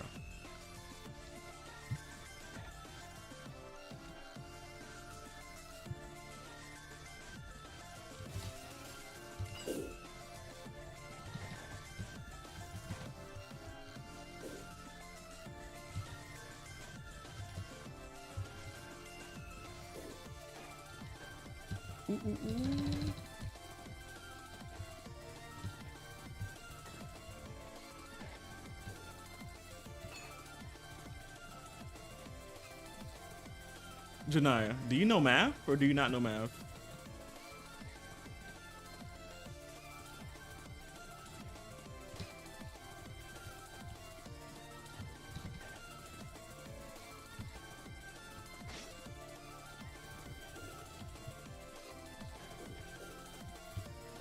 Melly, what's up?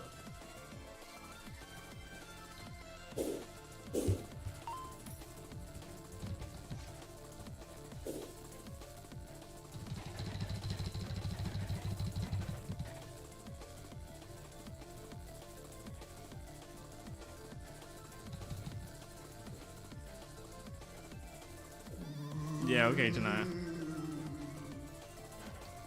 Melly, I'll sub. I thought you were subbed already. Better make sure you sub then. Make sure you watch my recent YouTube video.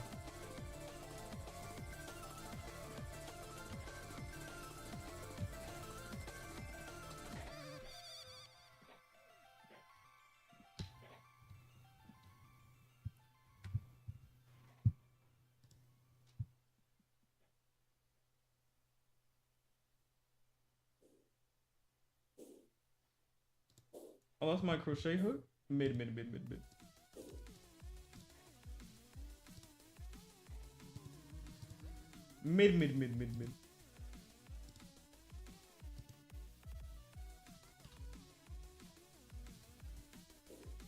Hold on.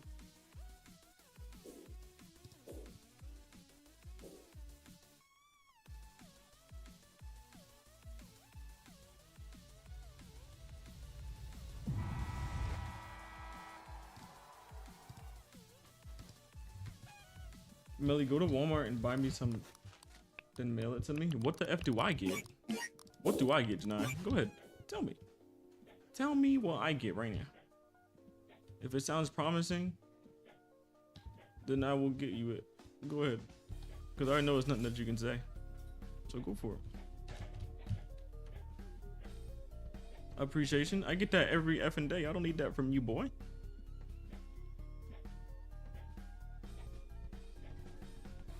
I need something worth my while, you effing dirty goose. Are you gonna be my monkey? Like, what are you gonna do? Are you gonna be in chains? No, you gotta just let me know.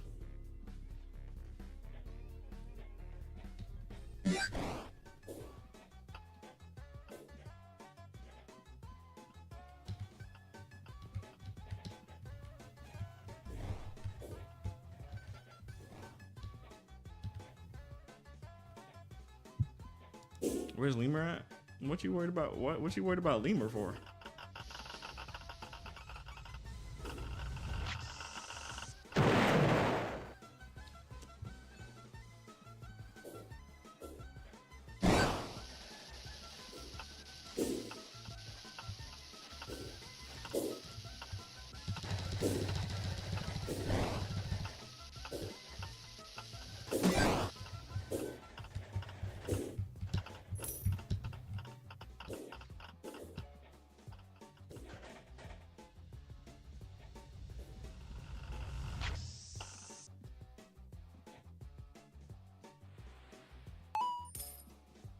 said I feel like napping for a little. Yeah.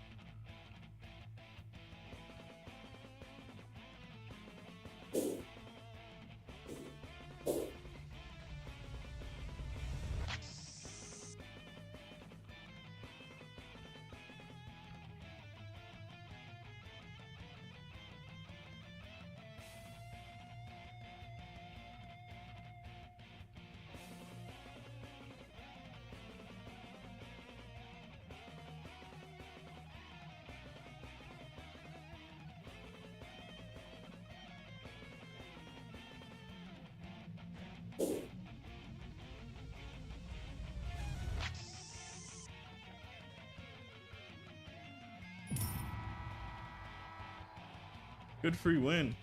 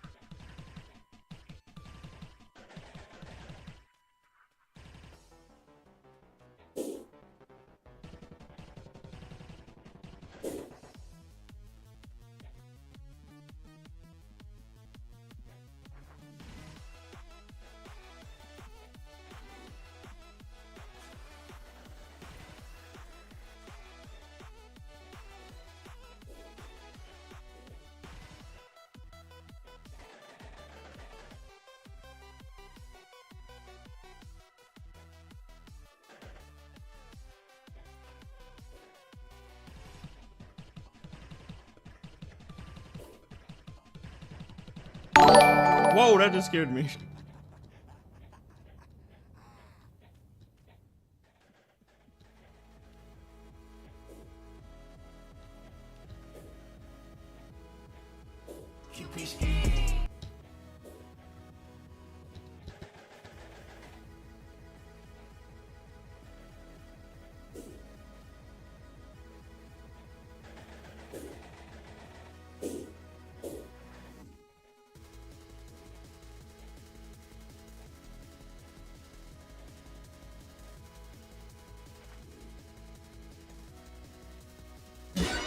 What?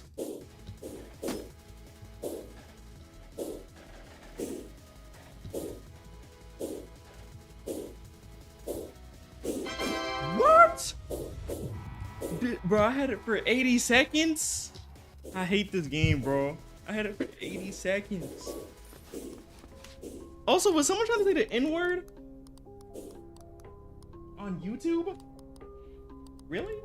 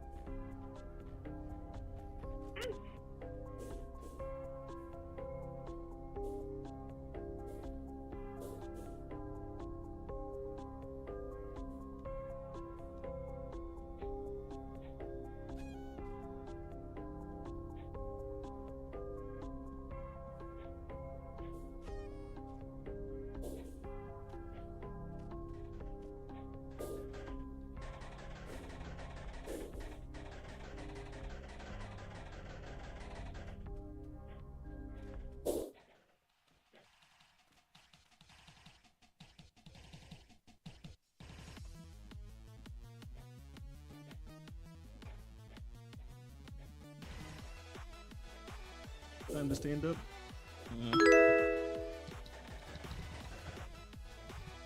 Ghost of Meriden, thank you for the mother freaking sub. Appreciate you.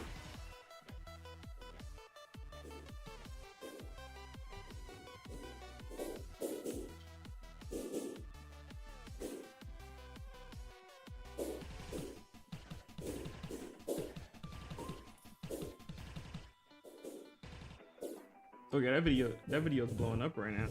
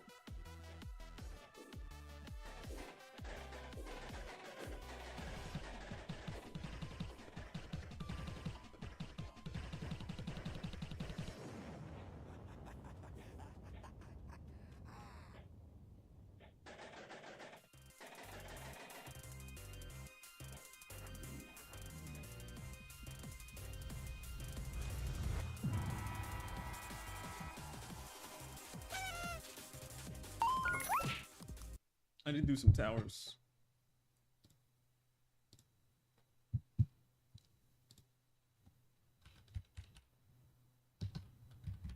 Oh, so I'll be right back. I'm gonna put this up.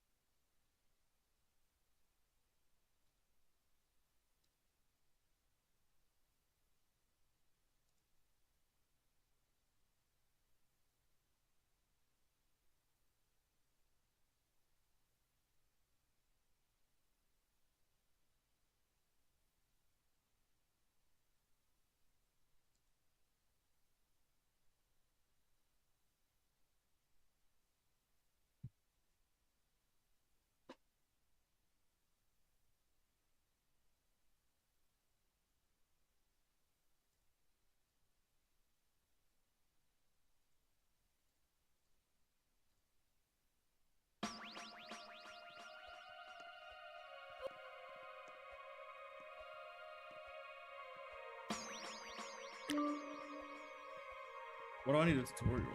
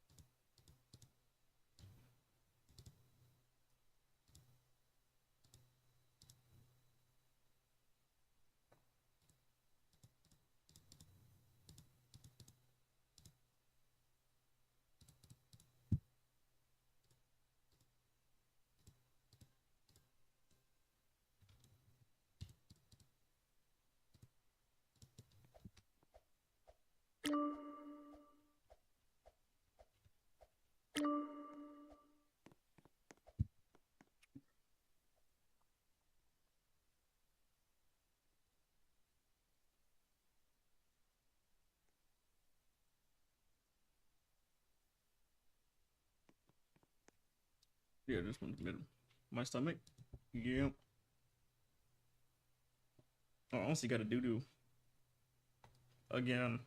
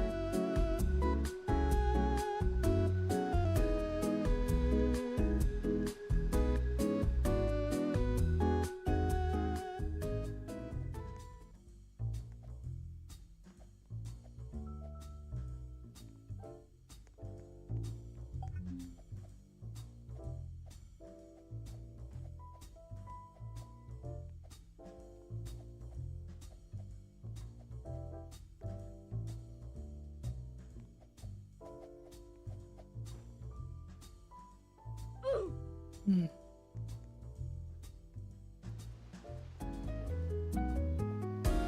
ain't gonna let you. I'll be right back.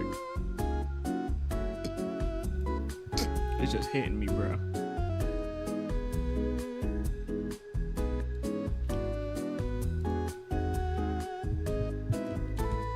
You better? I will. I'm putting 10 minutes on the timer. But that junk just hit me crazy. Alright. I love you. I'll be right back.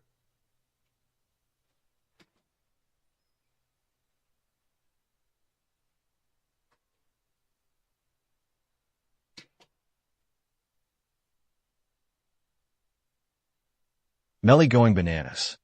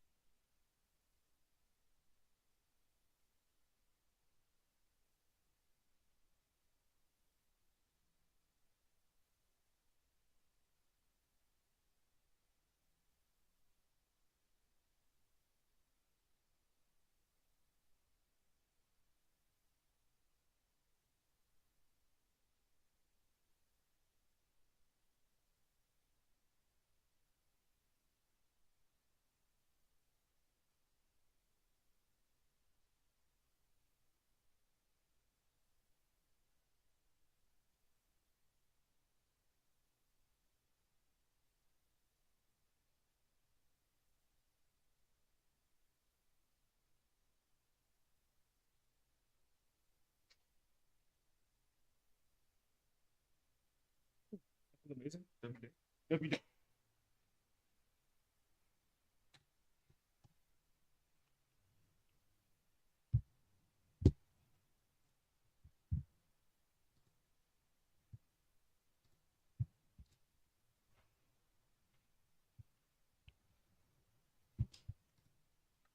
Whew.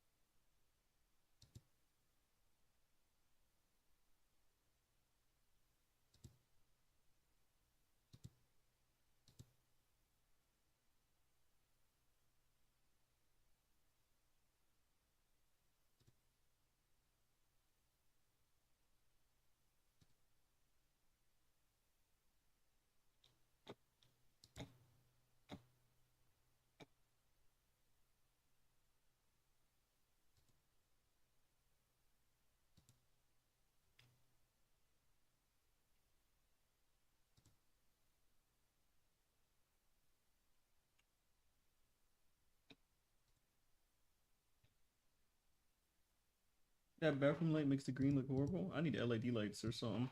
Melly going bananas. I'm tired of turning that light on. I did need LED lights in there.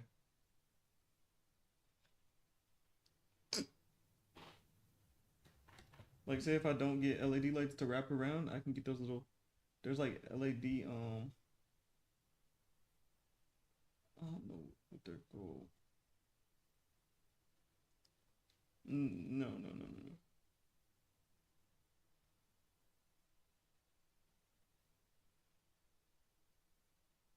I found it. Yeah, it's called like a stand. It's like a stand up. It's called floor lamp. Yeah.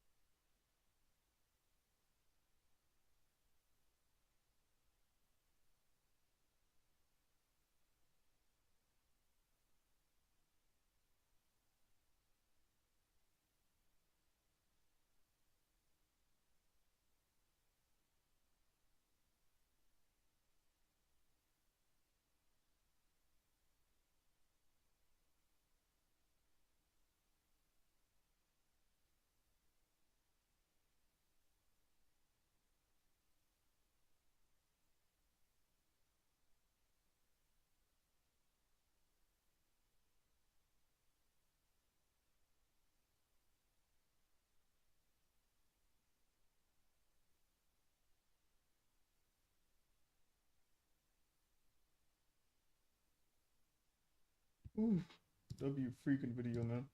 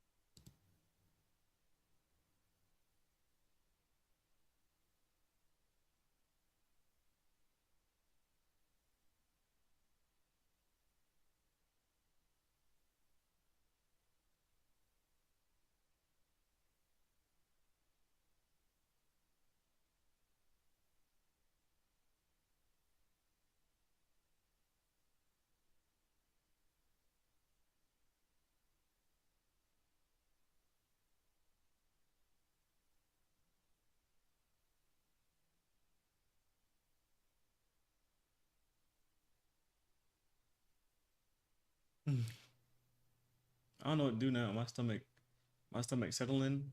I feel good.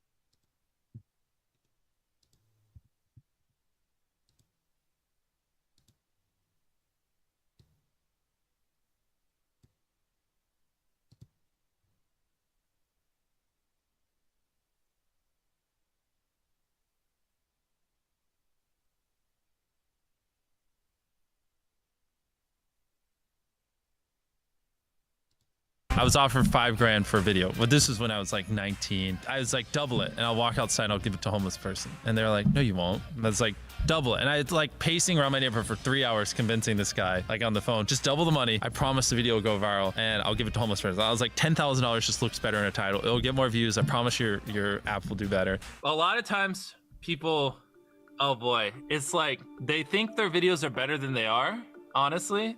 And tell them, Jimmy, tell them. I mean, they do that, and they have horrible friend groups because you really are like the type of YouTubers you hang around. It's getting people with the right YouTuber friend group that aren't pussies and will actually tell them when their content's bad and like actually roast it and help them get better in a nice, positive way. Basically what I did was I somehow found these other like 4 lunatics. 3 of us were college dropouts, 1 was a high school dropout, and 1, I don't know, he just like quit his job. We were all super small YouTubers, and we basically talked every day for 1,000 days in a row and did nothing but just like hyper study like what makes a good video, what makes a good thumbnail, what's good pacing, like how to go viral. We would just get on Skype every morning, and like some days like I'd get on Skype at 7 a.m. and I'd be in the call until like 10 p.m. and then I'd go to bed, I'd wake up and I'd do it again. We'd do things like take 1,000 thumbnails and see if like there's a correlation to the brightness of the thumbnail to how many views it got. Imagine a world where it's just you working solo and you work 12 hours a day every day for like a year. And you're just grinding, you make a mistake, you learn from it, you grind, you make a mistake, you learn from it, and you do that for like a year.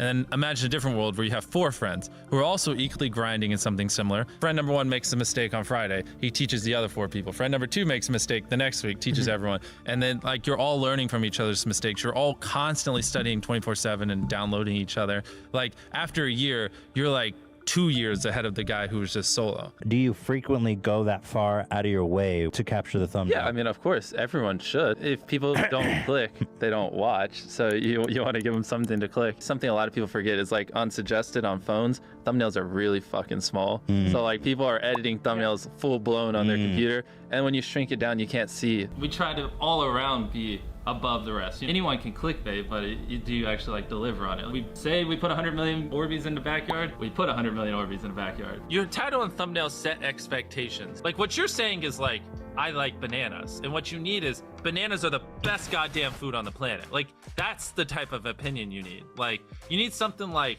how to get 100 million views on YouTube, or not even that, that's not strong enough. You need something that makes people go, what the fuck? What the fuck did he say in that video? What the fuck?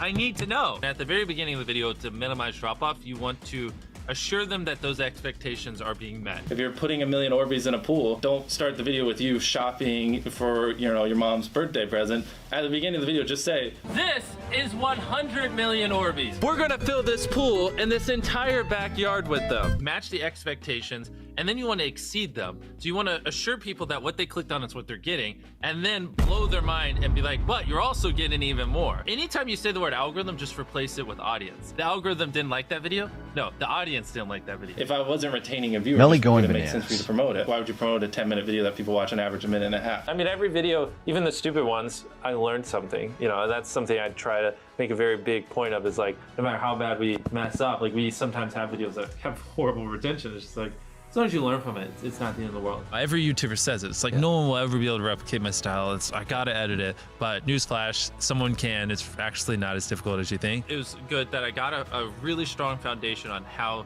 YouTube works and how the style of videos I wanted and everything before I scaled up the team, if that makes any sense. I just want to make sure that's clear, because I've seen people try to build the team without foundation and knowing how to do well. I know that if we film this video, it will do well, just because I've spent a decade of my life hyper obsessing over YouTube and I have a good pulse on it. But if you didn't have that, then you wouldn't know. Like, you wouldn't be able to spend $4 million on a Squid Game, because you might lose $2 million and then you can't pay your people. But of course, yeah, if I didn't have these people, I couldn't do half the stuff I do. For the last like 8 or 9 years, like every dollar I've made, I just spent it the next month on content. And I just did that every single month, and it just kept getting bigger and bigger, and here we are. Since I was 13, there probably hasn't been a single hour that's gone by that I've been awake where I haven't thought about YouTube. Like, I'm just focused on making the best videos possible, period. I don't care about making money. I don't care about time. I don't care about anything. I just want to make the best videos on the planet. Literally all the algorithm does is reflect what the people want to a T. And if you deny that, you just make terrible videos and are trying to find a scapegoat. We do our videos in other languages as well. If you Google it, it's like only whatever, less than 10% of the world speaks English. So 90% of the world can't even enjoy your content. And when I realized that, I was like, wait a minute. 90% of the world can't even watch this stuff. Like, we just started doing this like 6 months ago, and it's crazy like how viral some of these videos are going. 51 million. In Spanish, the guy who does my dubs is the same guy who dubbed Spider-Man. We managed to convince him. So a lot of those comments are like, why does he sound like Spider-Man, or is Mr. Beast Spider-Man? To me, what's important is click-through rate, getting people to click on your video, and then average view duration, average view percentage, or just relative retention, and having them watch it. A lot of creators think click-through rate is just like the title and thumbnail and did they click it, but a lot of it too is, did they enjoy your last video? Because if someone watches a video of yours and they loved it, you can bet the next time you're recommended, their chance of clicking is a lot higher. Sometimes we're filming for 3 or 4 days, like 10 hours a day,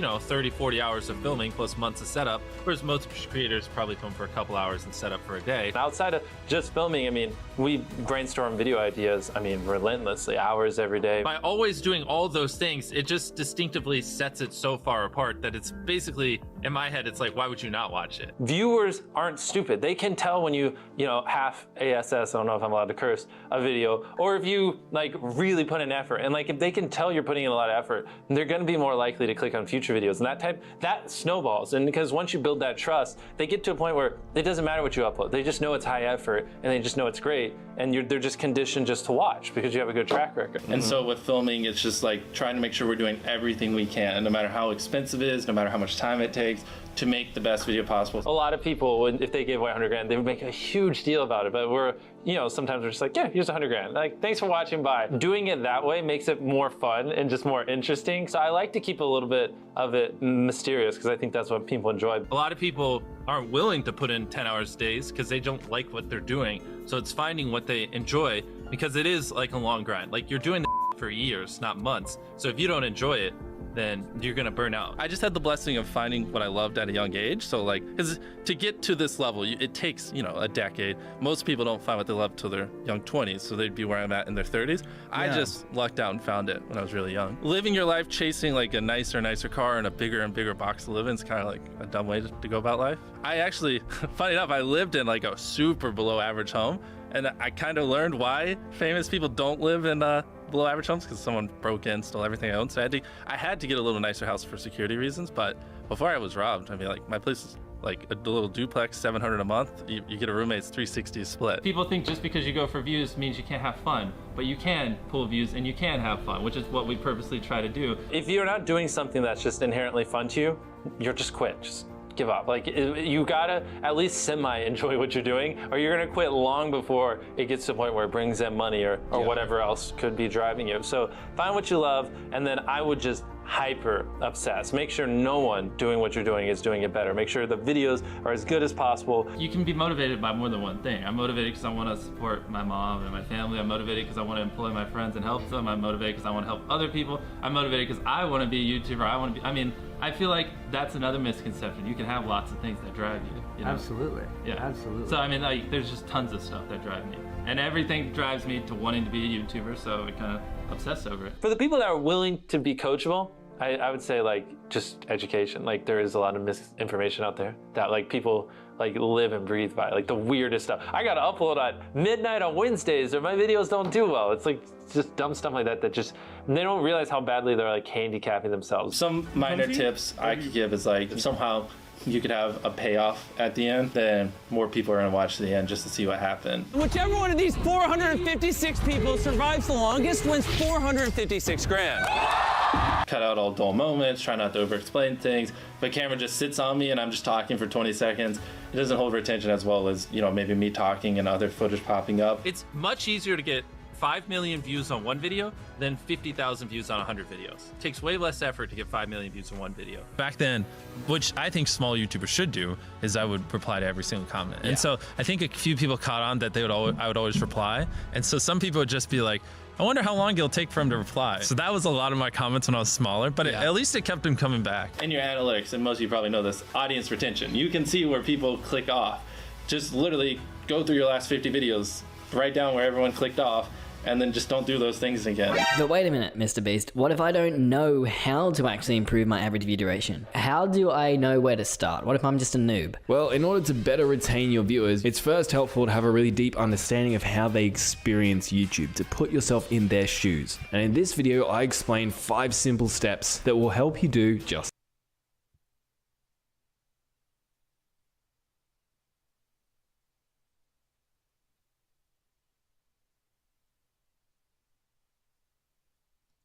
I see people debate a lot what's better to stream on YouTube or Twitch, and it's a question I get asked a lot because I'm like Constantine, the man who walks between worlds here, because I stream on both YouTube and Twitch at the same time.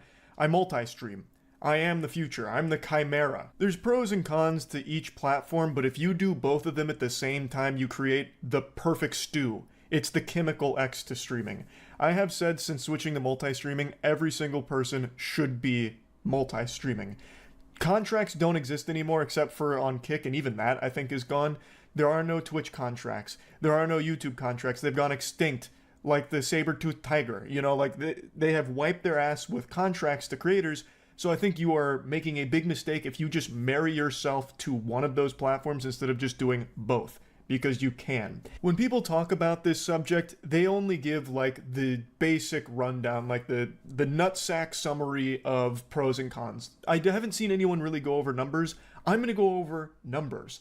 And I really think that the numbers here tell a very complete story of why multi-streaming should be the norm for streamers. It's in their best interest, and for viewers too, because then viewers have a choice on, do they want to watch it on Twitch where they're going to have a much more interactive chat experience, or do they want to watch it on YouTube where they don't care about the chat experience because it's a lot more dog shitty there. It's basically non-existent chat culture on YouTube streaming, but the playback is a lot smoother, a lot higher quality, and you can rewind it, which is a nice quality of life change. Also, it's a lot better on mobile. Twitch on mobile has been a fucking disaster for me for as long as I've tried to watch Twitch on my phone. Also, the ads on Twitch, they're getting outrageous. YouTube streaming doesn't have nearly as many ads, which is a nice breath of fresh air.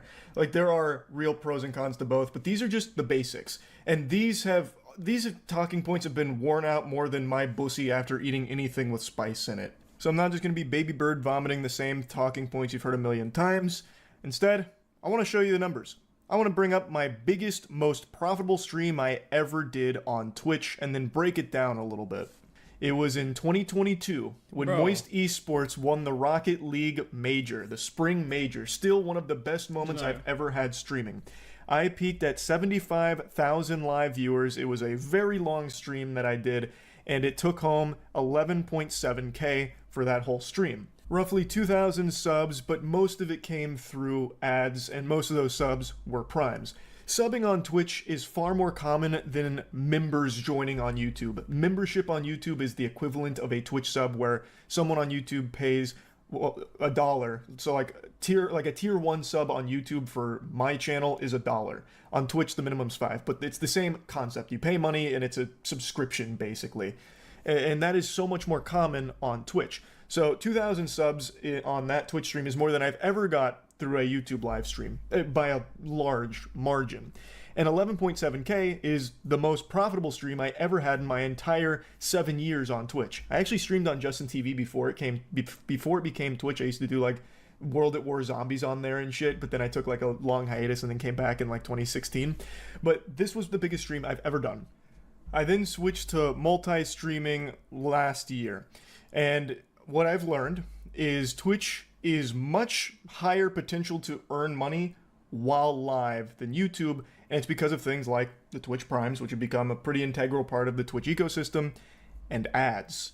Twitch actually has more ads than YouTube, and thus, since more ads are playing, that's more money being generated from those ads to the streamers.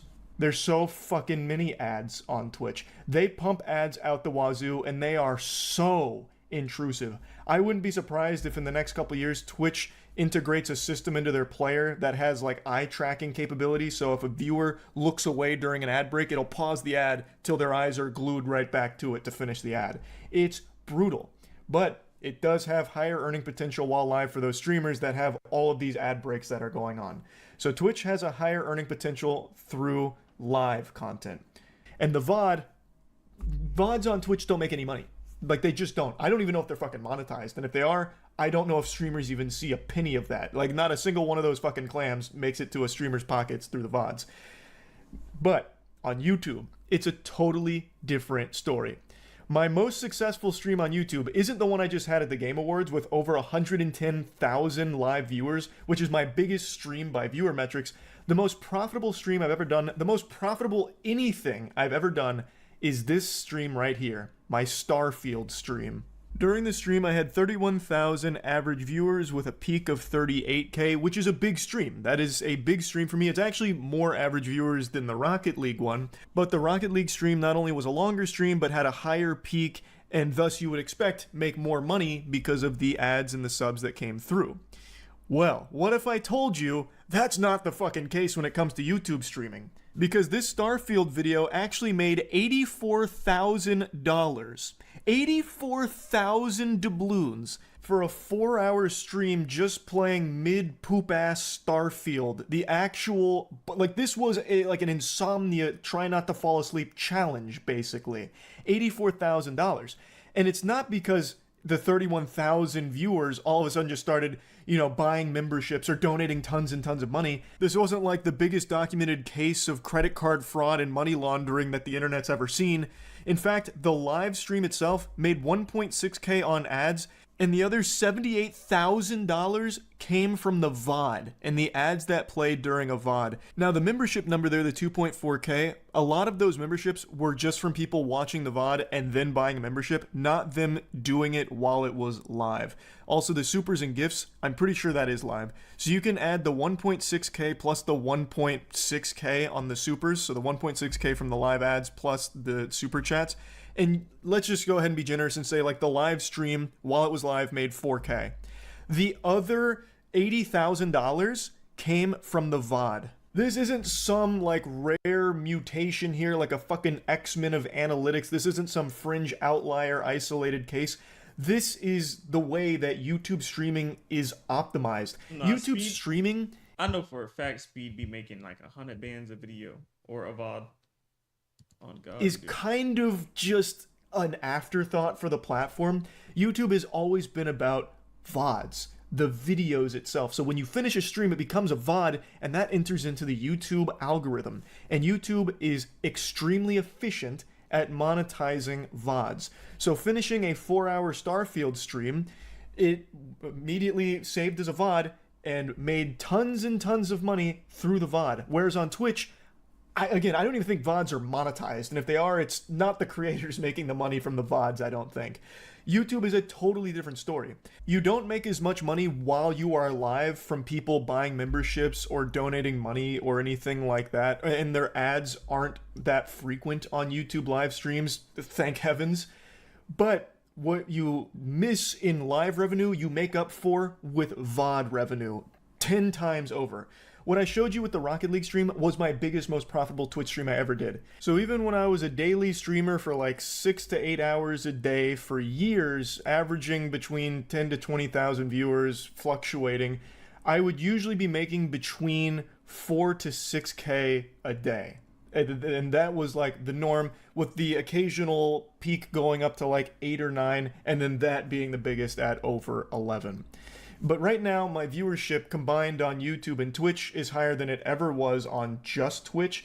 On YouTube, I average between 10 to 12K a stream, and on Twitch, it's between like 5 and 6K. It really just kind of depends on what I'm doing at the time. But on Twitch, you'll make more money while live and make nothing once the stream ends. On YouTube, you'll make less money while live and then could make 5 times as much from just the VOD.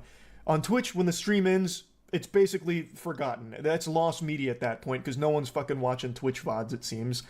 On YouTube, when the stream ends, well, now the journey's just begun. Like, now, there's no telling what that can generate. Like, take this for example. This was a very normal, pretty low-key stream. I was just replaying Gears of War, one of the most important games in my life. This wasn't a brand new, hot release that would be, like, algorithmically successful. Like, it's not like something the algorithm would be salivating over, pushing out a Gears of War live stream.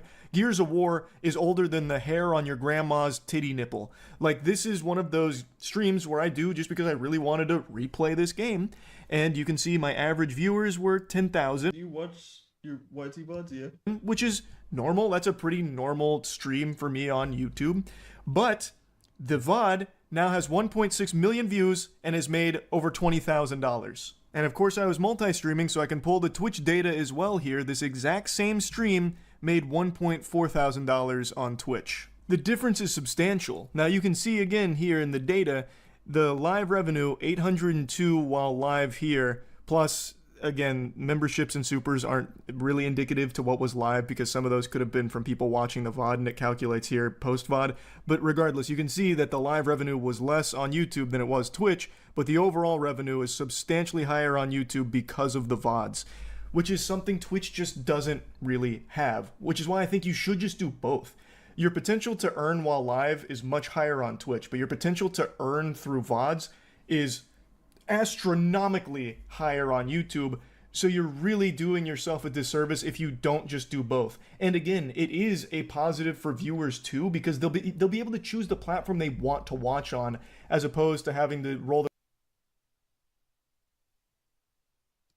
Being a streamer and being a YouTuber are two of the most sought after jobs from kids younger than 18 in America. As soon as I got over that depressing thought, I had to ask why. Why does everyone want to be a streamer when they are all apparently super depressed, narcissistic, or have been stricken with some other ailment like a gambling addiction? While all of those things do make you cooler, I worry that may not be good for you. But who knows? People want the job for a reason, surely. So I'm gonna give it a go. For 30 days I will stream, but I won't just be playing games for 30 days. I've done loads of research on past, present, and hopefully future generations of streamers to find commonalities in all of their careers. Every streamer goes through the exact same phases over the course of their growth, and I plan on experiencing every trope in streaming by the end of this experiment. So here's how I went from 0 viewers to a couple hundred. I'm gonna separate this into 3 phases. Phase 1, the beginner streamer. Here's my list of all the things I've seen beginner streamers do, and I have to make sure I check every box. For instance, box number 1. Every streamer ever said their first stream was nerve-wracking, but even before that, they worried too much and just straight up didn't stream. So that's what I did. Day 1, don't stream. Even though I wasn't streaming intentionally to be a streamer, so it still counts as work. Day 2, pretty self-explanatory. A shitty first stream. No streamer had an Elgato capture card, HDR 4K, 1080p, 60 FPS, HDMI, LGBTQ, USSR, Hypercam on their first stream. They all had terrible bitrate and even worse jokes.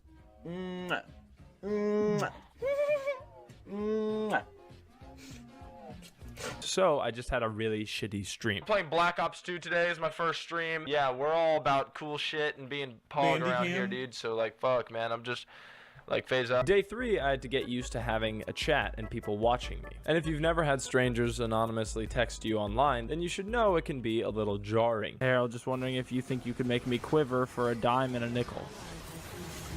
Okay. Day 4, about the same as yesterday, just getting comfortable being on camera while on the computer instead of in bed. Only I noticed my vocabulary started to change. I started repeating everything I said. Chat, look, chat. Okay, chat. So I'm pretty good. I'm pretty good. I think this is a result of having people expect you to say something, so you just fill with nothing. Day 5. I'm imagining each day as a month and some change. So by 30 days, I'll have been streaming for 3 years. So I'm on about month 7 now. So I'm still a beginner streamer, but I needed to start taking this seriously. And as every small streamer says, I gotta keep grinding, bro, and start taking this seriously. So I just did what I saw streamers do when they don't know what to do. A tier list. Because of this, I unexpectedly got to cross off another box. Getting banned. It happens to everyone at some point. I just hoped it wouldn't happen to me. Now, even if you do something really terrible, Twitch bans only last about 7 days, and sometimes they only last a few seconds. But why did I get banned? You see, the tier list that I chose to do and create was a war crimes tier list, where I would say some war crimes are better than others, as in I would rather them happen than others. Because let's be honest, a nuclear fallout is a lot worse than burning a church. But I guess Twitch didn't like the image of child soldiers in an S tier category. And ultimately I ended up with a 14-day ban, which I thought was weird because all the bans I was looking at didn't last longer than 7 days. But I guess whoever got those bans probably wasn't talking about serious stuff like war crimes. Day 6. To keep the high quality streams going, I thought about running a game show. Every streamer does it at some point, and if I'm taking this seriously, I think I should as well. But because I'm trying to act like a streamer, I have to spend a month, or in my case a day, talking about how I'm gonna do it and how great it's gonna be. I got things in the works, you know, working on some pretty big stuff, massive game change.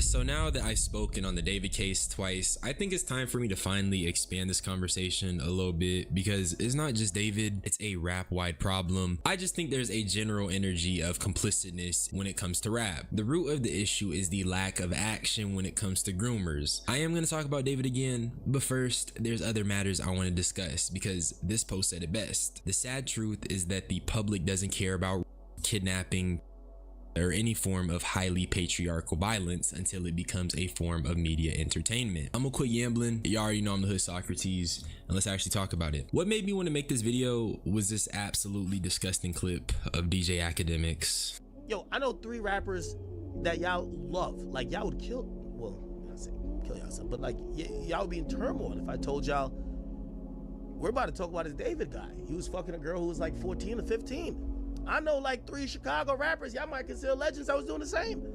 It wasn't for me to talk about because nobody went to the police. I don't know if these people were true. I don't know the story, if they lied about their age. It's not for me. I was gonna say this is crazy, but it's coming from Academics and we already know what he be getting into, so I'd be acting surprised. He was literally talking mad to a minor. I don't know why the internet got over that. This dude was open about it too. It was on stream, live for everybody to see. He got canceled for a day and then came back with a clean slate. On top of that, he was referring to that nasty stuff as kids. That's not what it is. It's essay against children. But that type of attitude is really why this behavior is normalized and why cases like David continue to happen. And then he says he won't talk about it because no one went to the police, and it just really tells you where his morals are. Like I said, Ack isn't even the end all be all. He's just a representation of the general consciousness of rap. It's no secret that the no snitch culture has played a role in protecting predators. Academics may not think that he's a predator, but the language he was using when talking to that kid was unacceptable, and attempting to normalize allowing kids in these really grown spaces is mad predatory. And when I seen this clip, I already had an idea of who he was talking about, and 6ix9ine confirmed it while talking to Vlad TV. At this point, you guys start going back and forth. You accused him of having sex with Bad Baby, who was a minor at the time. Everybody, listen, apart Trippie Redd, there you go telling the truth again, there you go snitch. All these rappers Bad Baby while she was underage. Come on, next thing. And she knows it, they know it. But you know what? No, we like them. They can kids. They can kids. Just don't say, bro, chill. Bro, why you always got to open your mouth, bro? These niggas be kids, bro. Didn't I upload the picture of him laying on the chest underage? You want me to show it to you? I believe you.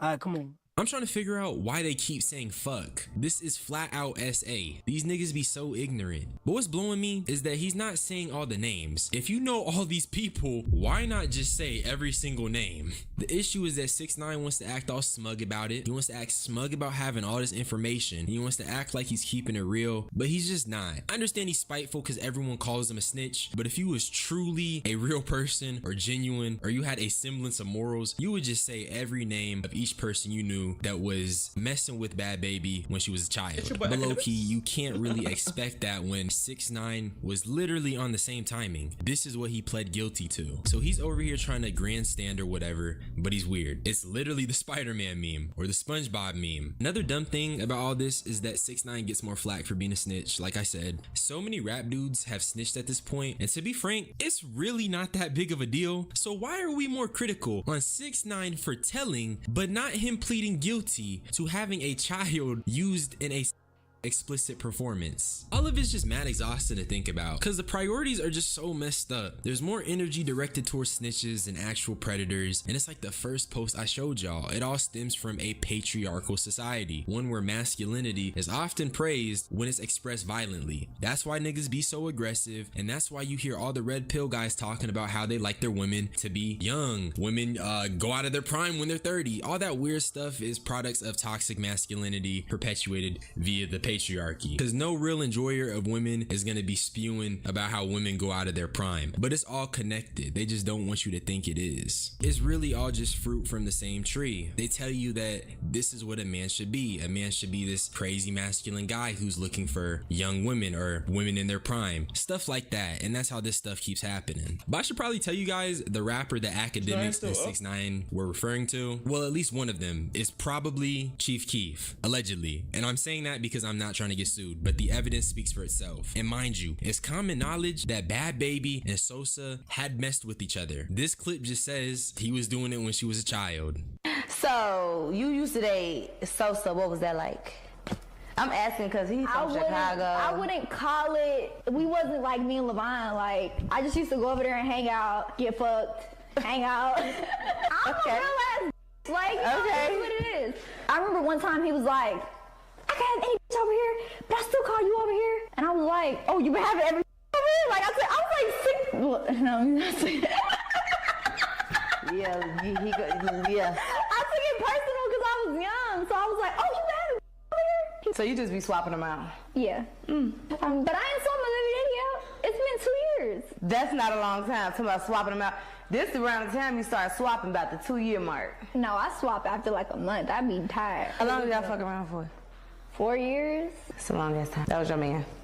You ex. I got with somebody else and then left them for him. For a little situationship. The video speaks enough for itself. That's pretty nasty, and nobody is gonna pay attention or really do anything. And even in the clip, Ari never pressed Danielle more about the topic. She never asked Danielle to elaborate. She just brushed past the fact a known rapper was allegedly messing with a little girl. But with the music industry, I can't really act like I'm surprised. It's very well within character. And I think about Diddy when this conversation comes up. Diddy is just one example of an older person who never kept the best interest of the younger stars at his heart. That's the pressing thing about this David case. Where were the older people who were supposed to have Celeste's best interest at heart? Mind you, there's shit like this online. Why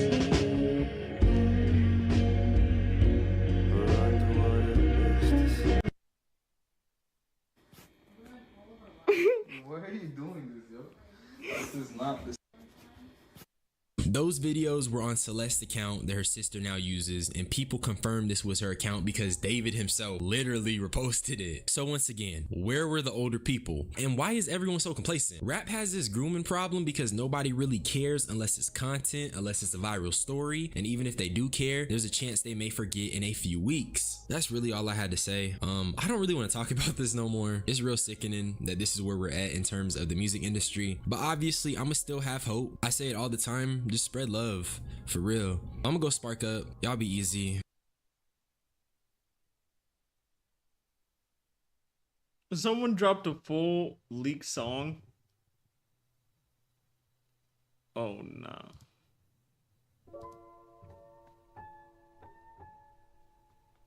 Oh no. They tweaking.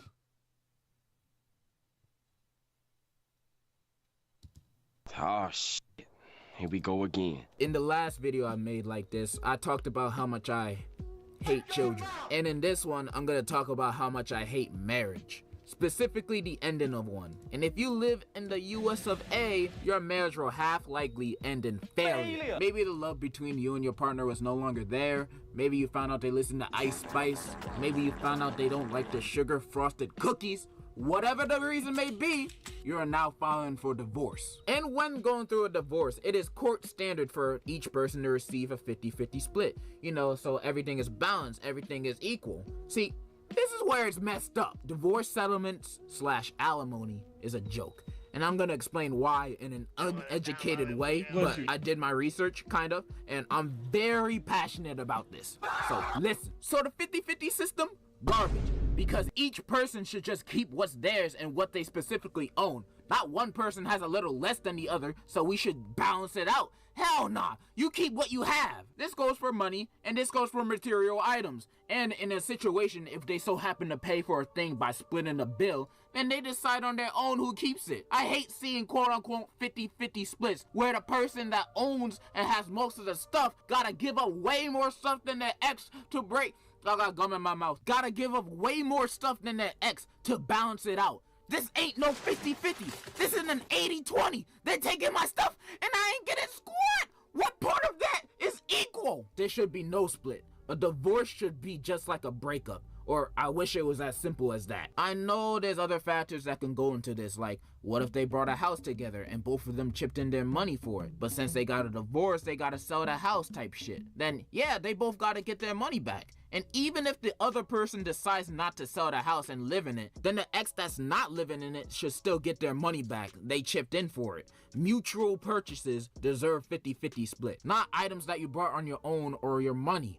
This is why prenups exist, but at the same time, I hate the fact that prenups exist, because it shouldn't be a thing. It shouldn't be a thing you have to sign before marriage for this not to happen. Prenups should just be default in the system. We shouldn't have to go through this in the first place. Why? Why do you want us to suffer? And moving on to money, the thing that makes or breaks a shallow relationship. And whenever it breaks one, you either went broke or they want yours for themselves. This leads to alimony, aka spousal support. Yuck, just hearing that makes my bowels shiver. Oh wait, never mind, I just shitted myself. You guys have already heard my opinion about this. Bitch, get a job! Ah, good times. And has my opinion changed? Nope, I still think it's stupid. And unless it's the house example I said earlier, or another reason that I'm gonna explain later, alimony should not be a thing. This should not be legal. Paying monthly for my ex to get back on their feet, to keep them financially stable. I'm not their dad. Just because he's not in their life doesn't mean I have to replace him. Nobody should pay their ex thousands, sometimes tens of thousands per month just because they were the breadwinner of the relationship. You're robbing me. But little D, what if you were the main source / only source of their income, or their job doesn't pay nearly as much as yours? So after you two get divorced, they'll have very little money left, possibly leaving them in debt. Or worse, that's why we need alimony. Man, that sounds like a skill issue, bro. That sounds like a you problem. Don't make it mine. No, sir. Not me. You're an adult. You can take care of yourself. I mean, when you add a child in the mix, yeah, child support is needed, 100%. But if it's just you and me, and you want alimony, then hell nah. You a grown up like me. Life is hard for everybody. It shouldn't be easier for you just cause you sucked my dick. Get another job. There's a ton of jobs out there that require no skill that makes more money than me. I've been Googling lately, you know, stuff about alimony. And the stuff I seen was outrageous. Like, let me show you. How long can alimony last? Alimony can last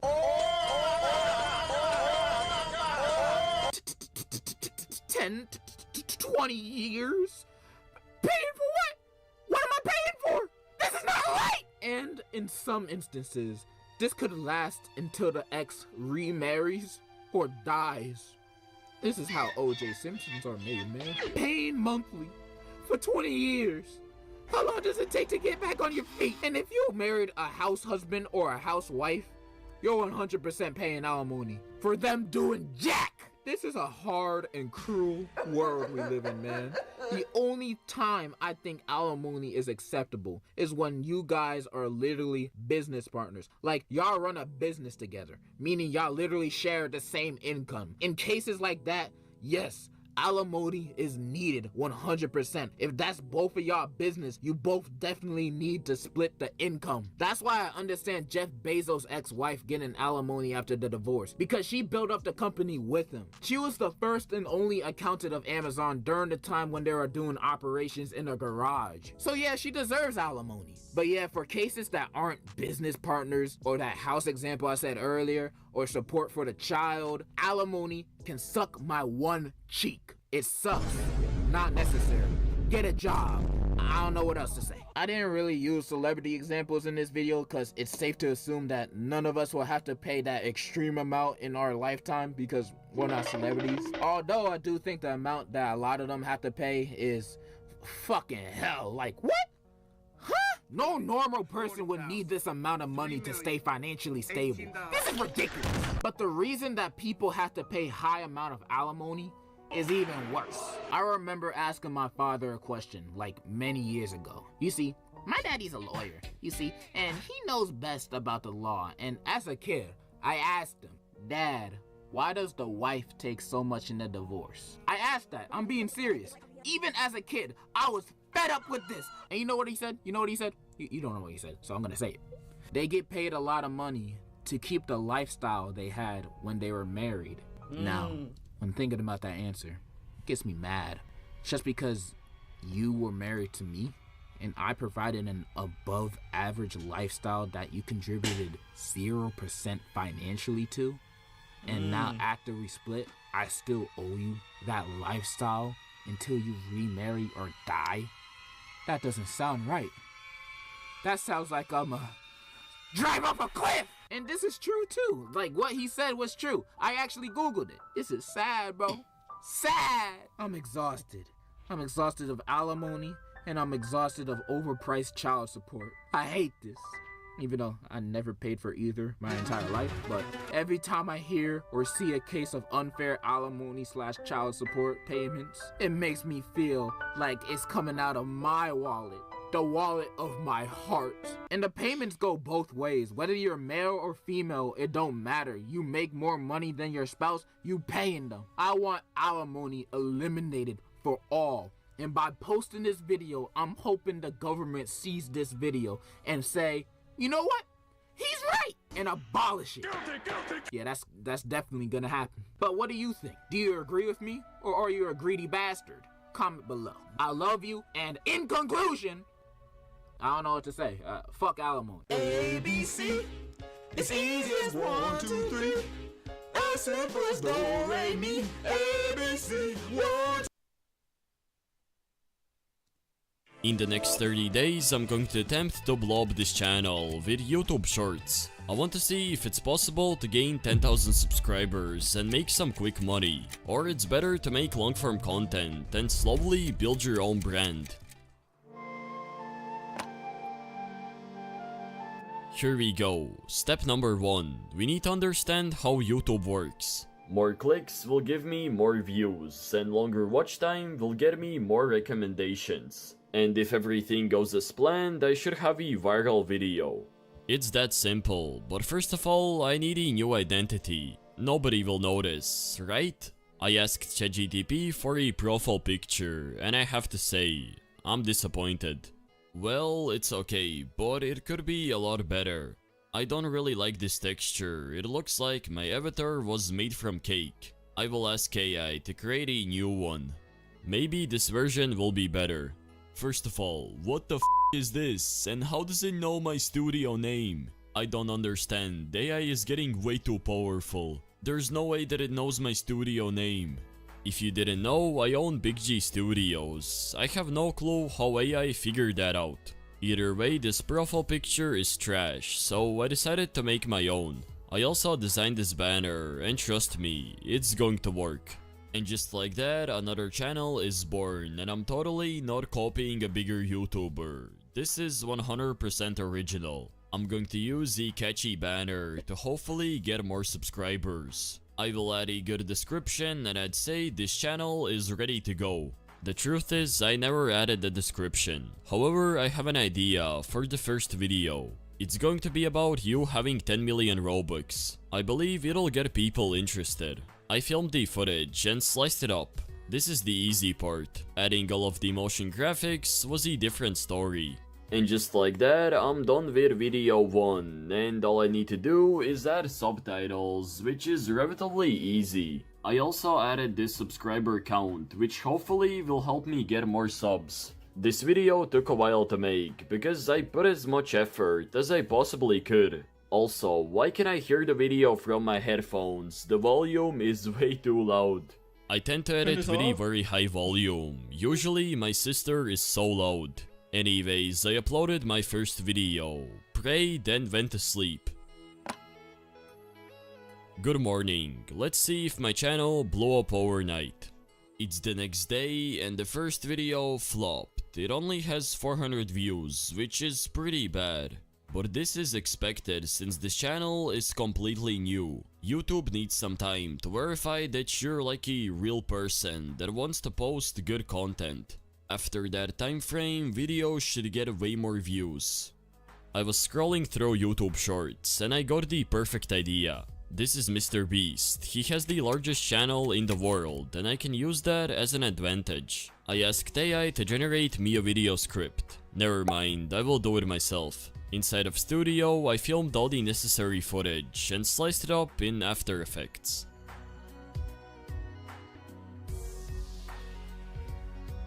Alright, I'm almost done with video 2, and what is Mr. Beast own? Sometimes these auto options are a little bit weird. Anyways, this video is about Mr. Beast owning Roblox, so maybe people will click on it. I uploaded it on YouTube and at the same time got my first subscriber. Yo, I just got my first subscriber, let's go! This marks the beginning of Mr. Richie. This is a fantastic way to end day 2. Alright, it's day 3 and honestly I can't believe what happened. It's the beginning of day 3 and I'm almost at 100 subscribers. This is insane, yesterday I had like 1. This video blew up overnight, it has nearly 30,000 views. Also the old one started to get more attraction, it's now at 5,400 views. If we keep growing at this pace, maybe I will get the silver play button. I already filmed the footage for the next video and it's going to be about grow a garden. It took me about 30 minutes to slice up the footage and add all of the effects. I'm done with video 3 and look at this feature. In Windows you can turn on 360 video, which honestly looks crazy. But yeah, if you could do what this text says, I would be very happy. Anyways, this video turned out pretty good. Hopefully my viewers will like this. It's live, now it's only a matter of time before it blows up. The video about Mr. Beast was really successful, so I thought about copying the same concept, but instead using iShowSpeed. I mean, he's pretty popular as well. I wrote the script myself, but asked AI to slightly correct it. You know what, screw AI. While I was filming the footage, I checked my channel, and I'm at 100 subscribers. I'm already 1% there. This gave me the motivation to lock in and finish editing this video. Alright, I'm done with video 4 I believe, I don't really know. Anyways, this thumbnail could work really well, because I imagine people scrolling through shorts and when they see these Ronaldos, I mean surely they're going to click, right? Theoretically, it should blow up as well. I will try to stick to 1 video per day, so I will see you tomorrow. I woke up to this. There's good news and there's bad news. The good news is that I'm at 154 subscribers, but there's something far more concerning. How does he know? I mean, I use my voice, but this is a completely new channel. Hopefully this channel doesn't spread to my Discord server. These videos are starting to get the wrong attention. Hopefully nobody else finds about this channel. I had to take a 1-day break because my Roblox game had some big problems. Once I was done with that, I started writing the next video script, and this one might be the one. I filmed the best cinematics and spent a decade editing it. It was already late, so I uploaded it and went to sleep. Day 7 was special because my channel blew up overnight. But before I show you my subscriber count, let me tell you about my website. Here you can see all of my socials, and most importantly, get high quality asset packs and pre-made game templates. Take a look at this obby kit. It generates stages for you. There are also free resources to help you get started. For more information, visit my website, linked in the video's description. I just woke up and I'm at 252 subscribers. However, there are some bad news. Looks like my recent shorts are flopping. They both have under 5,000 views, which is pretty bad. I'm still happy about that. The last time I did this challenge, I struggled to get 1,000. I got the next video idea while playing Please Donate. I wondered what would happen if Robux was free, and I bet a lot of other people would wonder as well. I did my usual routine, film a bunch of clips and edit them. I just got done with the captions, which means I'm done with the video. It's about what would happen if Robux was free, which is a pretty interesting topic. Hopefully this one-day break won't affect my channel's performance. I was confident that the short would get a lot of views, but a day later, this happened. This whole time it was unlisted, which means only people with a link could watch this video. I'm so stupid. I need to make myself remember to click the publish button. It's day 9 and it's time to make another video. Let me skip all of the work and show you the final version. And I'm done with another video. This one is about what would happen if Roblox got deleted. This is a pretty global topic that could appeal to a wider audience. Also, at the time of editing this video, I'm at 326 subscribers, which is honestly insane. Let's see if this video blows up. I'm 3% closer to hitting 10,000 subscribers. Anyways, I posted the video and went to sleep. I woke up with over 400 subscribers. But wait, why do I have only 6 videos? I swear, I posted one yesterday. No way, it's unlisted again. I'm so stupid. Okay, I have enough of this. This should do the trick. I really needed to post this yesterday, because the latest videos have been blowing up. I came across Cubing. He makes shorts about Roblox, and they're huge. I might take a bit of inspiration from him. Good artists copy, great artists steal. Here's my plan to make the next video. Study this guy's channel and see what works. Looks like videos about Robux are doing really well, so let me make something similar. I'm done with the 6th, 7th, I don't know which video, but this is the longest one yet. It's nearly 30 seconds and I'm scared that people won't watch till the end. The attention span these days is very low. This time I made sure that it's public. I got to work on the next video. Brainstorming these ideas is the hardest part, but eventually you get the perfect one. I created a video about Roblox being owned by EA, aka Electronic Arts. And just like that, I'm done with this video as well, and it has the best loop. Just look at this, it's so smooth, I didn't even notice. Why is my camera so bright? Anyways, at the time of editing this video, I'm already past 400 subscribers. I'm almost halfway there. While I was making this video, my channel took off. Yo, how did I gain so many subscribers? I swear, I was at just 400. Yo, this is crazy. It's only day 14. Maybe getting those 10,000 subscribers isn't impossible after all. I have to keep on posting videos. I decided to make a video about Grow a Garden. It's the biggest game on Roblox, so I know that it'll get views. I filmed all the necessary footage and started editing. This process is way longer than it seems. Let's go, this video is live as well. This time I actually made it public. I didn't have the time to post a video yesterday and I ran into a problem. More of you guys have found about my channel, but on the bright side I'm 25 subs away from 1000. I never even thought that I would get this far. Anyways, AI gave me the perfect video idea. I know for sure that this is going to go viral. Well, turns out I was wrong. Yeah, this video flopped. It has only 8 views. It's like nobody even saw the video. Maybe YouTube shadow banned it. I don't know what happened. This is probably because my content is mainly for kids. YouTube saw this emoji and decided to ghost it. However, there's nothing inappropriate about this video. I guess making this video was a waste of time. I already got the next idea, so I hopped on Studio and got to work. Then I cut my voiceover, aligned it with the footage and switched to another editor. Let's see how long it will take me to add motion graphics.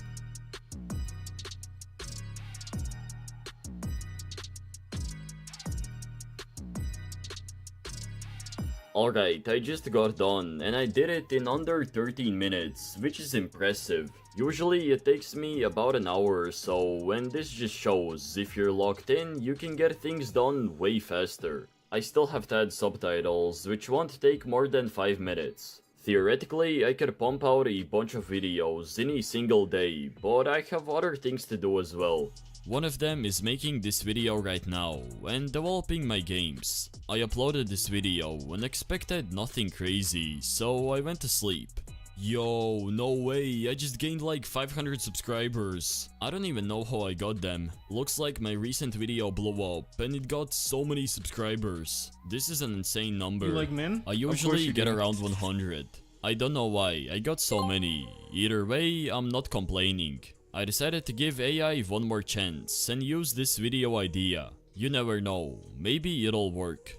I just finished editing this video and honestly I'm a bit tired of making the same exact shorts for more than half a month. They're all somewhat unique in their own way, but it's just the same type of content. It is a bit repetitive to post shorts for 30 days straight, so I took a little break and came back with a good idea. As usual, I filmed the footage, sliced it up, and by the end of the day, it was live. I don't want to spoil anything, but this video ended up doing really well. On to the next short. I'm tired of editing, so I will hire someone to do it for me. This is how it turned out. I just uploaded the video, and no, I forgot to change the position of the subtitles. You can barely even see them. However, this didn't affect the video's performance. It blew up to nearly 30,000 views. I have a few days left to make a couple more shorts, so I decided to ask AI for more ideas. They weren't that good. However, last night, caught in my 3 AM thoughts, I found myself wondering how long I'll live. Why not make a video about that? I recorded the clips, added some juicy effects, and uploaded it on YouTube. It's day 29. Let me reveal the subscriber count. This is the last day of this challenge and I'm officially at 1,821 subscribers. It's honestly insane. I never thought I would get past 1,000. Looks like the time period between July 24th and July 25th was the best. There's still one day in this challenge. I might be able to get 2,000. I wrote my very last video script, filmed the last bits of footage, and made my final edit. All I could do is pray that it blows up overnight. Good morning, it's time to finally see the results. I'm a little bit nervous to check. It's day 30 and here are the results. I got over 430,000 views, 1,600 watch hours, and nearly 2,000 subscribers. The latest video blew up to over 27,000 views and gained 65 subscribers. However, the best video was this one. It gained nearly 41,000 views. It's a little bit weird how consistent these views are. It's nearly 30,000 on every single video. Sadly, I wasn't able to get monetized, so I didn't make any money. Maybe I wasn't able to reach 10,000 subscribers or make any money, but I still consider this as a massive success. Growing on YouTube is really hard and takes a lot of time. It took me years to achieve the same on the channel you're watching right now. Every video you post gives you more experience that you can use in the long run. Hopefully you can use this advice to grow your very own channel. I would appreciate if you could smash that subscribe button. Hopefully you guys enjoyed. Have a great rest of your day and peace. 38 minutes. Typical. I love men.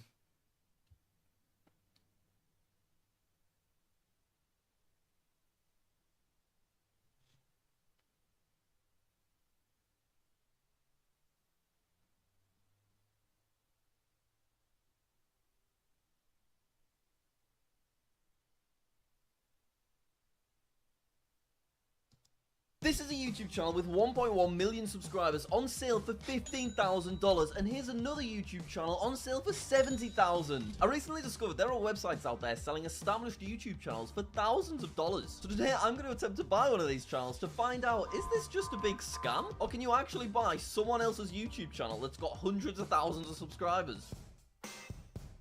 Okay, so I'd like just verified listings, I'd like the channels to have monetization enabled, and I'd like them to have already verified their identity. For subscribers, we'll do at least 100,000, and then everything else I'll just leave blank and I'll click search. Whoa!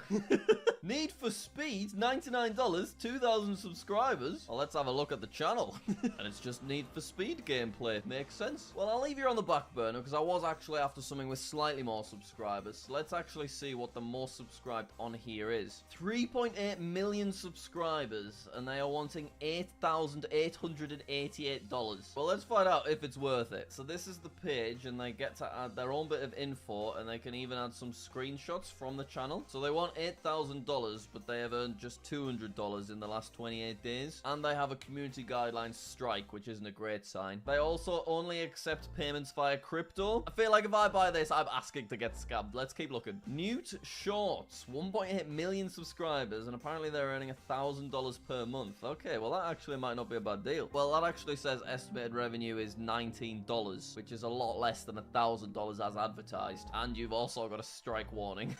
They've listed it as a thriving YouTube channel, and if we go on the channel, to be fair, they've got more views than I've got. 44 million on their most viewed. But the thing is, right, if I buy this channel, what do I start uploading? Because let's click on one of the videos. अगर दुनिया का सबसे safe जगह कहीं है, तो है I don't even know what they're saying. How do I continue this? So most of the channels that are for sale aren't English speaking, which obviously makes it much harder for me to continue the uploads. But I'm not too worried about continuing the uploads. Primarily, I just want to see if I can legitimately get access to another YouTube channel. Because you will see, if I actually click buy this channel, it's a very complicated process. And it seems like most of the sellers want you to pay in cryptocurrency, which also feels a bit dodgy. But basically how it all works is, if I, for example, wanted to purchase the Playtime Squad channel, I have to first create a deal. And then if the current owner of Playtime Squad, who is this fella, Asif Ally, agrees to my deal, I then send my $10,000 to a person called an escrow. They then hold on to my $10,000. Asif Ally then transfers the Playtime Squad to the escrow, and then after 7 days, the escrow person sends Asif Ally my $10,000, and the escrow then sends me Asif Ally's Playtime Squad YouTube channel. So it's very complicated, and it feels like there's a lot that could go wrong. Maybe I will get scammed. We're just here to have a bit of fun. Oh, interesting. This YouTube channel actually got their silver play button. So I wonder if I purchased this for $1,450, could I then order another play button as well that would have this channel name? That would be so funny. Their revenue is so weird. On one day, they earned nearly $3,000, and then the rest of the time, they earned barely anything. That's so weird. Oh, this channel is called Jack Reacts, so this could actually be quite handy. Jack Reacts has earned over $100,000 in ad revenue in the last 3 years, and they get between 250,000 to 400,000 passive monthly views. Well, let's look at the actual channel. Oh my god, he's still uploading. His channel's quite inactive at this point, so $29,000 feels a little bit steep. But to be fair, he's still averaging like 13,000 views a day. Oh my god, it would be so funny if I bought this channel and then just started posting daily reactions to music videos just like him, but I just never acknowledged that we're not the same person. But unfortunately, he's charging way too much money. Like, I cannot afford that. We might have to go back to Need for Speed, I'm not gonna lie. What is this channel? Pretty Woman Kitchen?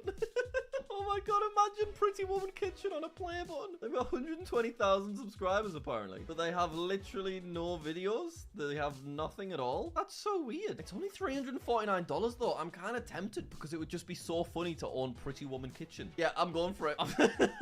We've got lots and lots of small print. Yeah, I'm sure it's fine. They're warning me that the website is not responsible for what happens after the listing ends and the sale is completed. Well, that's a bad sign, but we'll click agree and continue. Request to purchase Pretty Woman Kitchen. Okay, apparently I just need to wait for the seller to accept. So while we're waiting, let's just buy another channel. What should we go with? Ooh, interesting. So I found this channel called Foofik, and they are selling for $1,400. But if we have a look at the actual channel, it's basically like weird kids content. And this is their most viewed video, 4.1 million views. But if we go ahead and watch it... Hello, my name is Foofik. I think basically what's happening is this blue animated dog with a crown is reacting to these weird Paw Patrol related clips. So just something funny happens and he laughs at it. Now there's fun music and he's dancing. So I could see myself adding another layer to this. What if I animate myself into some weird animal and I react to the blue animated dog that's reacting to whatever this is? If I had this channel, I would own all of the rights to this content, so I would be totally fine reacting to it. And then maybe it'll just randomly get 1 billion views views because, like, dumb 2-year-olds are watching it, and then the rest's history. So they are losing subscribers. They do also have a guideline strike warning, but it's a warning rather than an actual strike. It seems like every channel on this website has some kind of warning or strike. They've earned $1 in the last 28 days, so I'm not gonna lie. I think this is probably about to be one of the worst financial decisions I've ever made, but let's click buy this channel. And I'm doing PayPal once again, please. Now I need to accept all of these scary details, which make it nice and legal for me to literally just be scammed out of all of my money. I agree, there you go. And now we just wait for them to get back to me. I've still not heard back from Pretty Woman Kitchen either, so I'll see you when there's an update. It is now a couple of days later, and both channels accepted their purchase. So my next step was to pay the escrow fees. And the escrow fees are 7% of whatever the purchase amount is. So for Pretty Woman Kitchen, I had to pay 7% of $349, which was $24. Now for some reason I couldn't pay via PayPal, and instead I had to pay via cryptocurrency. So of course I did the logical thing and purchased £2,000 worth of Dogecoin. I do not know how I'm going to explain that to my accountant. I paid the $24 escrow fee for Pretty Woman Kitchen, and then I paid the $84 escrow fee, or should I say 1,368 Dogecoin escrow fee. And now in all fairness to both sellers, they've both been quite prompt so far, but I want to warn you, do not do this. This is stupid. Not only is it kind of completely pointless to purchase another YouTube channel, because there's no way it's ever going to work. You're not going to be able to just carry on where the other channel left off. What are you thinking? But also, I'm paying for stuff with Dogecoin. This is incredibly dodgy. If you were to try this yourself, there's a chance you'll get scammed out of a lot of money. But anyway, that being said, both sellers have now made the escrow agent the manager of their corresponding channels. And as you can see, in 6 days, 5 hours, primary ownership rights will be transferred to me. And once I get these YouTube channels, I don't know what I'm going to do with them. Obviously, I'm going to try and get 2 silver play buttons, but let's be honest, that's definitely not going to work. But first and foremost, I just want to find out if it works. Will I actually become the owner of these YouTube channels? So I guess I'll see you in 6 days, 5 hours, 35 minutes, and 28 seconds. The timer for Pretty Woman Kitchen has now ended, which means it was time for me to send the current owner $349. Now, they let me do this via PayPal, providing it was a friends and family payment, which basically gets rid of any bias security on my end. It means that it's impossible for me to refund this, so that's nice and dodgy. But the independent escrow agent is now able to make me the primary owner of the channel, so I've received an invitation to join. So it looks like on Pretty Woman Kitchen, I'm not going to get scammed. This is going to be a legitimate transaction, and hopefully nothing goes wrong. Now, before I click accept, I have been doing some digging into the history of this channel, because why does a random channel called Pretty Woman Kitchen have over 100,000 subscribers? Well, using the Internet Archive, I managed to go back to November 2020, and I found this screenshot of the channel, and we can see the name and profile picture has been changed. He is not a pretty woman in a kitchen. They had 290 subscribers 3 years ago, and they were uploading some videos which have now all been deleted, so we can't see the thumbnails. But I was able to put the titles into Google Translate, and it revealed some interesting names. Now, they've been translated badly from Arabic, but we do have a few key phrases, such as steak from the house of kidneys, slicing the peel, cutting the heart and calf kidneys. Now, I don't think this is as serial killer as it sounds. I think, as I said, they've just been translated really badly by Google, and my thought is they're actually cooking videos where they're preparing meat. Hopefully, anyway. But either way, shall we accept our invitation? Let's see if we can actually get access to this channel. Here we go, become an owner. Sure, let's accept. Go on, go on. Here we go. Got a little bit more access. Manage permissions. What users do we have? Alright, it's just me, and then the person above is the escrow agent, who Becky will blur. So this means the original seller has no access to the channel anymore, so this looks good. Oh my god. I've gone back to YouTube, and now Pretty Woman Kitchen is just one of my channels in my list. All right, let's log in. I'm in. I'm bloody in. It's all in Arabic. Okay, that makes sense. I can't believe it. How do I get out of Arabic? Okay, let's go to my YouTube studio. Oh my god, this is so weird. I'm just on the channel. I'm Pretty Woman Kitchen. I've got 120,000 subscribers. I have a channel violation. Should we find the details on that? YouTube deleted a video, but because it's now gone, I can't see what it was, why it was deleted. But it's just a warning. We'll leave it. Everything's still been translated from Arabic, so it's reading from left to right. So it takes a bit of getting used to, but we can take a look at lifetime statistics. Oh my god, apparently the channel had 82 million views. Doing what? And it earned $300. This is so weird. Do I have any videos? No, they've all been deleted. Oh my god. Well, $349 later, here I am. Pretty Woman Kitchen. I'm gonna comment on my last video. Okay, I'm just gonna say, good vid. And let's leave a comment. And I've logged back into Jack Sucks at Live. Sort by newest first. Thanks, Pretty Woman Kitchen. Alright, I've officially purchased one YouTube channel. Now I just need to wait for the much more expensive one that actually has a bunch of videos and stuff. Okay. And now, even more excitingly, my countdown ended for the other channel, Fufeka. So I've sent them over £1,000 worth of Dogecoin, and I am now the owner of the channel. I'm good, busy inboard. So weird. Damn. See, it's here on my... For you, Kevin, man. Drop down, let's log in. Oh, okay, looks like everything's in Russian, but hold on a second, is that $6.90 free? That Dogecoin pays for itself. So thanks to Pretty Woman Kitchen, I now know how to change the language. It's quite straightforward. There we go. I cannot believe that I now own all of these videos. Guess the Monsters 15. Skibbity Toilet Original versus Iron Man. We'll have a little watch.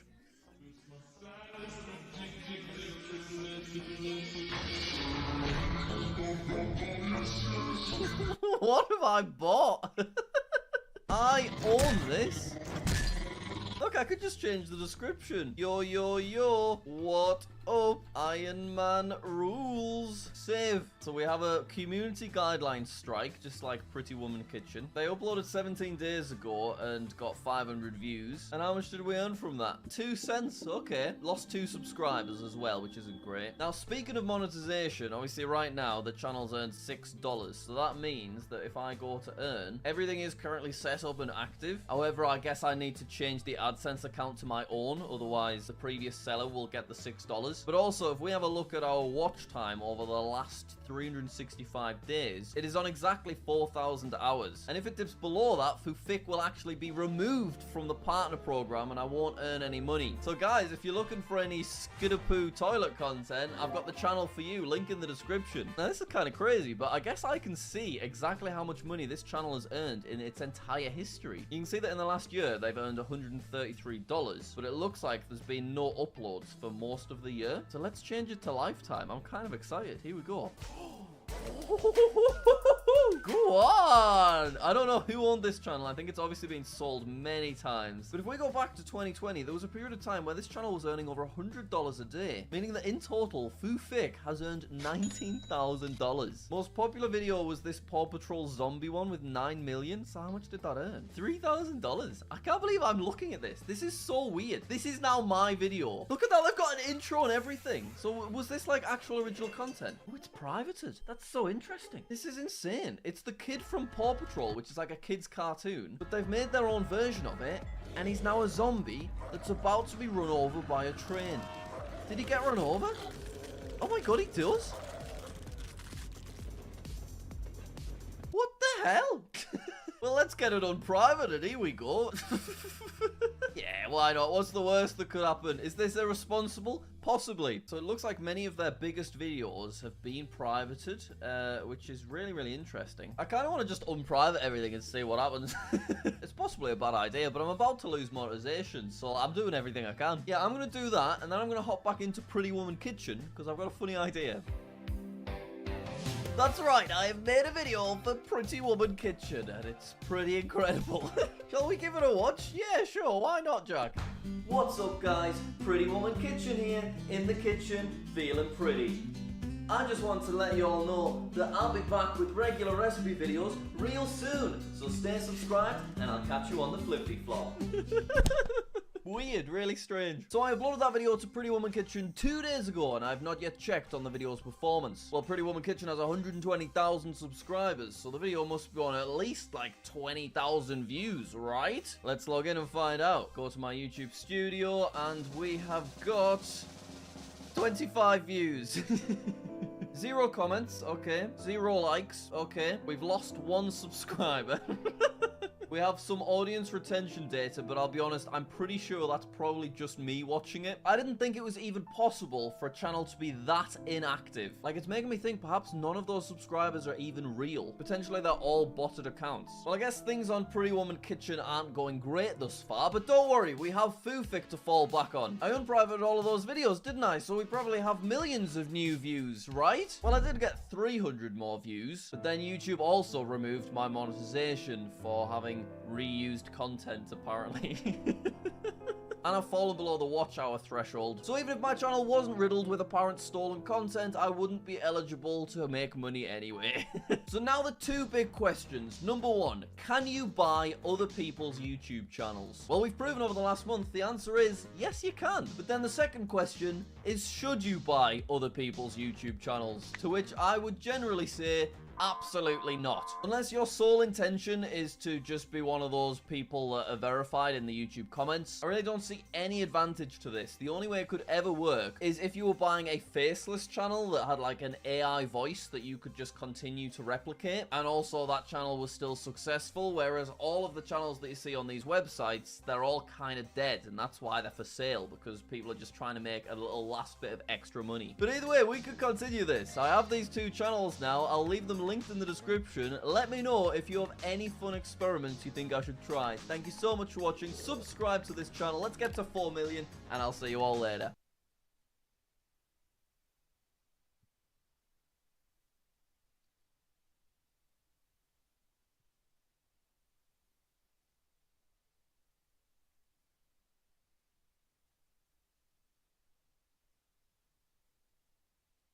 Man, it's not easy being so Wait, don't skip. Then you're gonna miss out on The human race has achieved many accomplishments throughout its entire history. From us creating the wheel, discovering fire, learning how to communicate, to us landing on the moon. But that was fake, so the internet and Popeyes are the next best things. People have created and brought so much advancements to civilization, and we continue to progress even further. And when you think about it, when ignoring the bad things we've done to get here, we've only done good things. We are the smartest and best species on this planet Earth. And out of all those many human accomplishments that we have achieved throughout the years, processed food is one of the best. And one of the best processed food to ever grace our tongues are cookies. But not just any cookies. I'm talking the best of the best. Cookies so good that they make you want to kiss another dude. I'm talking about frosted sugar cookies. The best cookies known to man. The greatest accomplishment in human history. These cookies can date back to Jesus' times during the Last Supper, where they all feasted on them. Judas showed up late so he couldn't get any. I'd be mad too, but that's not the point. The point is these cookies have been crafted and perfected for centuries to the perfect state they are now. This is what peak human evolution looks like. And even though these obviously being the Martin Luther King of cookies, you know, the Adam Sandler of cookies, they're all golden. But every goat has its competition. And frosted sugar cookies competition is the whole cookie market. You may be a fan of chocolate chip, Oreos, peanut butter, Snickerdoodles. Doesn't matter what you stand, FSC will always be at the top of the tree. If you clicked on this video with a different type of cookie being your favorite, because comparing your favorite cookies to these is like comparing who would win in a fight, a pit bull or this infant baby. Like, come on. We all know who's gonna win. Cause you can't compare your cookies to anything, man. Pillsbury Doughboy cookies? Get that out of here. Nobody really likes this boy's cookies. That's why most people be eating it raw. They're not even baking. And look at this dude. You know he's murdered at least 6 people. And he's racist. Subway cookies, you might as well be chewing on a rock because that's what you're putting in your mouth anyway when eating. Macaroons? Ain't this that shit they sold on SpongeBob? Nah, I'm good on that. I don't trust anything from the ocean. Fortune cookies? They're not even cookies. They're glorified crackers. And what if you get a bad fortune and it comes true? What are you supposed to do then? Oatmeal raisin Come on, man. This is dog food. Who eats this? This is disgusting. This is the most bland combination of food to put in a cookie imaginable. This is the type of shit they're feeding dudes in retirement homes. Like I said before, you cannot win against the unmovable force, frosted sugar cookies. These things created gravity just to keep you people on the ground while they're on top. I legit think these cookies were bioengineered in a lab. The same lab where we discovered atoms and peak. Because these cookies are so good. They're so delicious. juicy, creamy, and finger-licking good. And the fact that I know these cookies are amazing, it pisses me off even more that they easily have the biggest hate base. I've never seen a cookie fan base be so split to whether these are the best cookies or the worst cookies they've ever put in their mouth. These cookies are possibly the worst food ever invented. What? How can you say they're the worst when oatmeal cookies are right there? You cannot say they're the worst. That's like saying you swear to God while lying. It's taboo to say that. I hate seeing people saying it's the worst, talking like, it's gross, it sucks, they gave me cancer. Bruh, shut up! You don't know what you're talking about. People like you have no intelligence. You need to be locked up under the prison. You have no right to speak. We should remove your freedom of speech. I swear, I can't stand people like you. People like you make me just. Yeah. You already know who it is. This to all the people that be hating on these cookies. Fuck you. Let's go. I'm a real G, I don't play no hooky. Cause on my side, it's delicious frosted sugar cookies. I be ballin', man, I ain't no damn rookie. Cause I be scoring with these frosted sugar cookies. Man, I love these cookies, they taste so freaking good. They the reason why I get morning wood. These things tasting so sweet, doughy, and cushy. Man, I swear I love these way more than pussy. I be eating these down my throat, then I shove it. Nah, you still in here? Nigga, I ball on a budget. Feed this to your auntie and your sister and your cousin. And if they still hating, nigga, tell them come and suck it. Eat different cookies, you can't be at my street. Cause a whole hood will show up and eat your meat. We don't mess with different colors, that's not how we beat. So here's the reasons you should side with FSC. If you like Oreos, I don't like you, no. At church, we be calling you ho ho ho. Yeah, you say you like the taste of the cookies and cream, but we all know what that really means. If you like that candy, then you need to leave, sir. Cops need to arrest you and put you on your knees, sir. I don't trust anything that was made by an elf. Racist. I don't like elf. If you like Chips Ahoy, then you like little boys. I don't want you hanging around my kids, Pope Francis. You got the same traits of a Catholic priest. Niggas like you are the ones I like the least. Eating famous Amos, you got no working limbs. And who the hell is Amos? I ain't never even heard of him. If I ever meet him, I'ma stomp him out with my Timbs. And his name is not even Amos. It's Jill. If you fuck with vanilla wafers, honestly, you're pretty chill. But you ain't FSC, so you probably look like Little Bill. And if you ain't with us, then I just know you be snitching. Scrawny legs, bald head, getting no bitches. When I see you, I'ma be punching and kicking. While at FSC, we just Lilo and Stitching. And if you're still hating deep in your core, just wanna let you know your mom's a whore. I'm a real G, I don't play no hooky. Cause on my side, it's delicious frosted sugar cookies. I be ballin', man, I ain't no damn rookie. Cause I be scoring with these frosted sugar cookies. That was totally wicked. Yeah, that's how we do it here. FSC. Frosted sugar cookies, stand up. Your mama.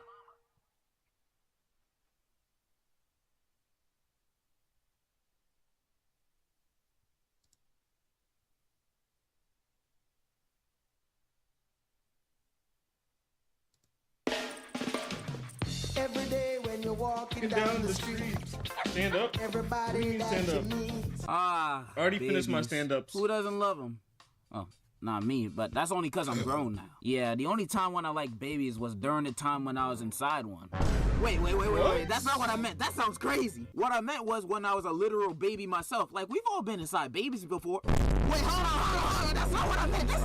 When you're a baby, you don't gotta worry about nothing. Someone's already feeding you, bathing you, strolling you around on the street, cleaning the doodle out your pants. You never have any responsibilities for yourself. Being a baby is the new 80. It's awesome. And since we were babies, when we weren't sleeping or swallowing the nearest lethal object, we were playing with toys or watching the preschool shows our parents put on the TV. You know, they changed it to the children's channels. PBS, TBS, CBS, putting on the shows for us toddlers. Well, my parents didn't really do that. I would just watch whatever my siblings were watching, which was Cartoon Network and Disney Channel 99% of the time, and whatever my dad was watching. And he was not watching the most baby-friendly stuff. Like, literally, both me and my dad would fall asleep watching Friday the 13th or something on Showtime. Then at 4 a.m., I'd wake up to Showtime playing straight-up corn on the channel. Not even a scene, like it's just a straight up porn movie. And I just stared at it. My balls were still in my stomach, so I ain't feel nothing. But when watching it, I felt like a industry baby, if you catch my drift. In short, I ain't watched that many kid shows. But when I did, I was watching what every other baby was watching. While babies nowadays are looking at their cocoa melon, we Gen Ziggers was watching classics. Classics in the making. The children's programming from back in the day of our babyhoods were some of the greatest. Educating us kids on valuable lessons like go brush your teeth or don't be an ass. And I wanted to use the Wayback Machine and reminisce on the very simple times of watching baby shows, talk on how some of them were great and how some of them were the back door to my nightmares.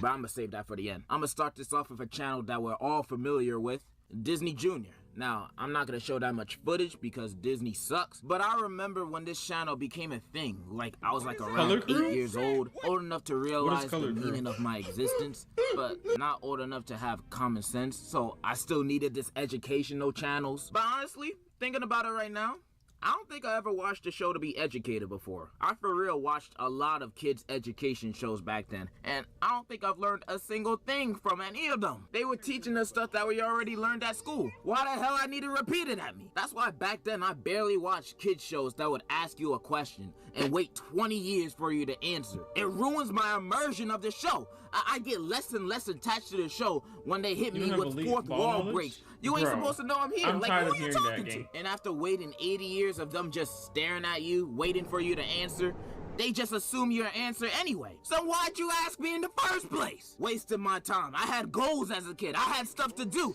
And this show is just wasting my time.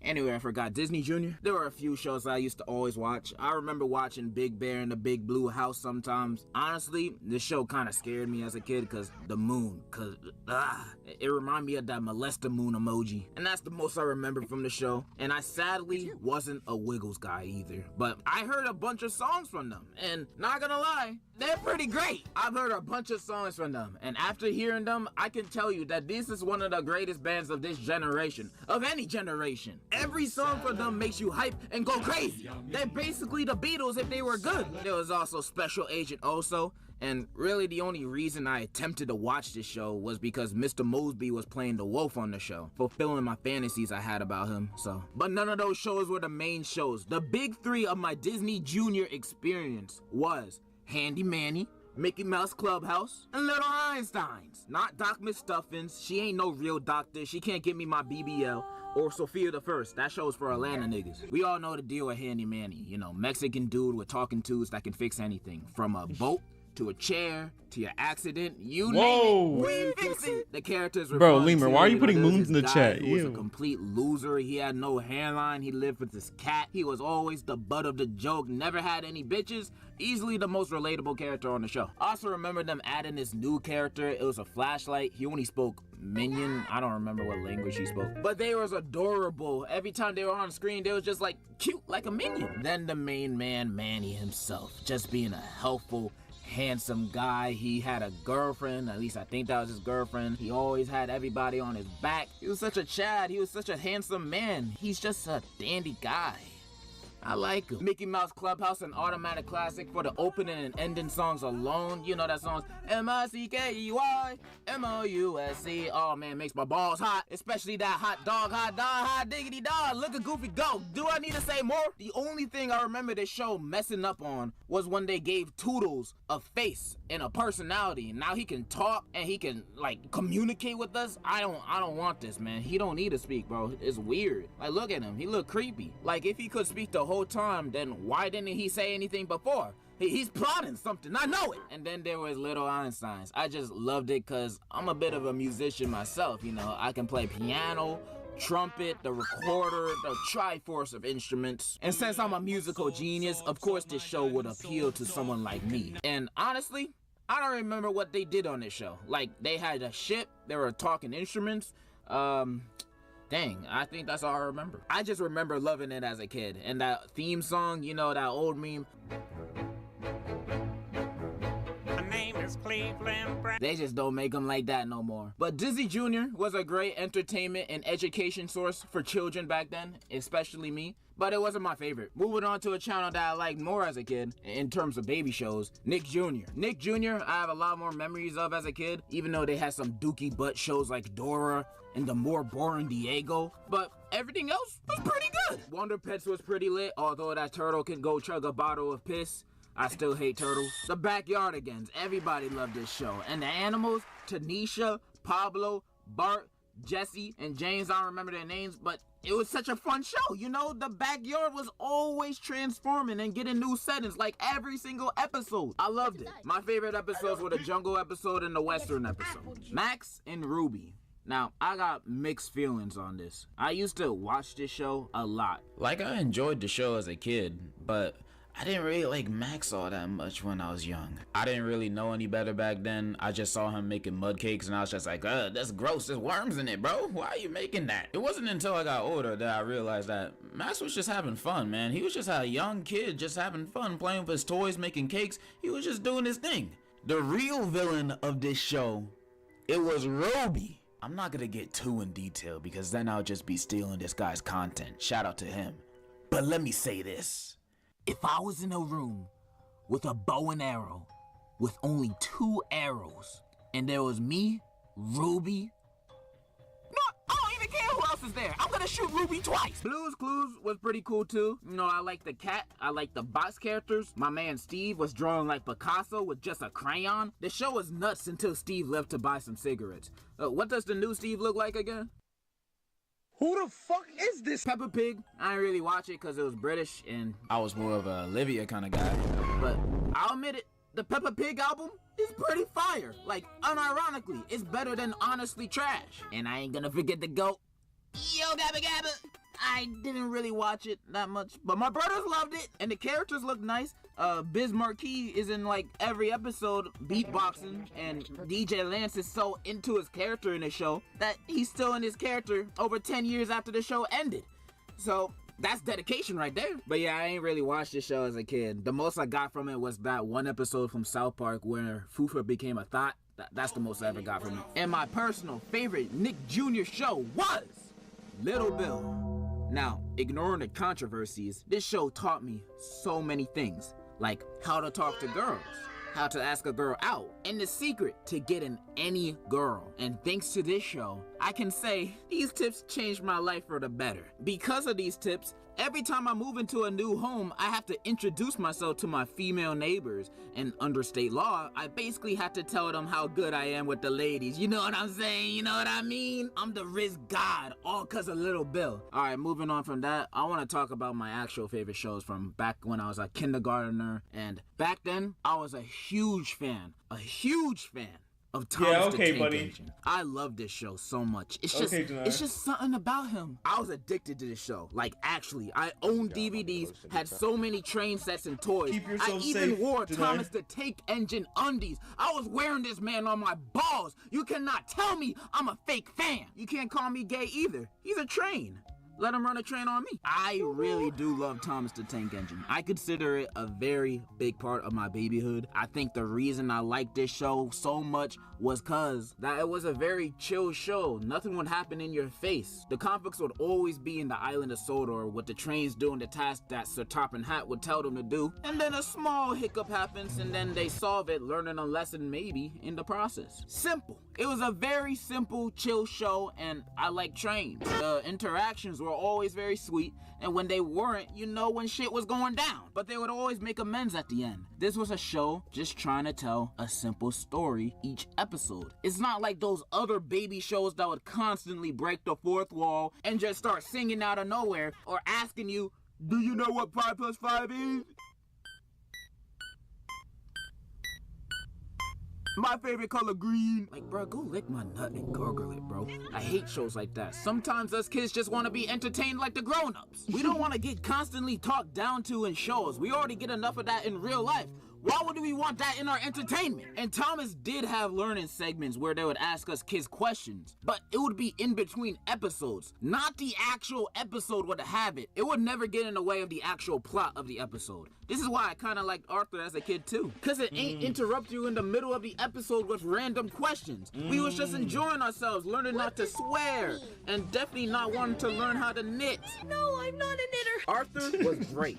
I still don't understand that racism episode though. I thought it was just animals in this universe, but black people exist too apparently and get unfair treatment from the police. But there was no other races that were mentioned, so is it the animals that are the ones being racist? Is it just black people and animals in this universe? Jeez, what does an Louise. interracial baby look like? Okay, I'm gonna stop asking questions. Back to Thomas. I also love how the show only has a narrator. Narrating and doing every voice in the show. I loved it. It made the show feel more common and soothing. I even remember when Alec Baldwin was the narrator for season 5. He was great too. You just had to wear a bulletproof vest every time you watched the show. Not to mention the music. It's out of this world. It has no reason to being that great. And it wasn't just a few good ones here and there, you know, a few good bops. No. Every single one. I'm serious too. Every song sounds like it could be one of those classic Disney songs from back in the day. They just are so catchy and so good to sing along to. And accidents will happen. One of the greatest songs of all time, top 100, not even fibbing. Listen to it yourself. It's like in 1984 when the show was created. The music team for this show was like, yo, let's only drop classics for the next 20 years. Like we're Kanye West or something. And the whole team responded, who the hell is Kanye West?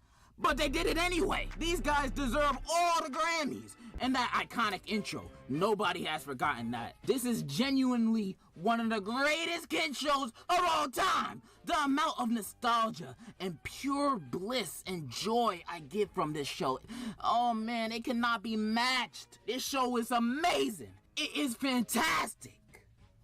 Or should I say, was. Because as soon as they went CGI, it was downhill. And only downhill.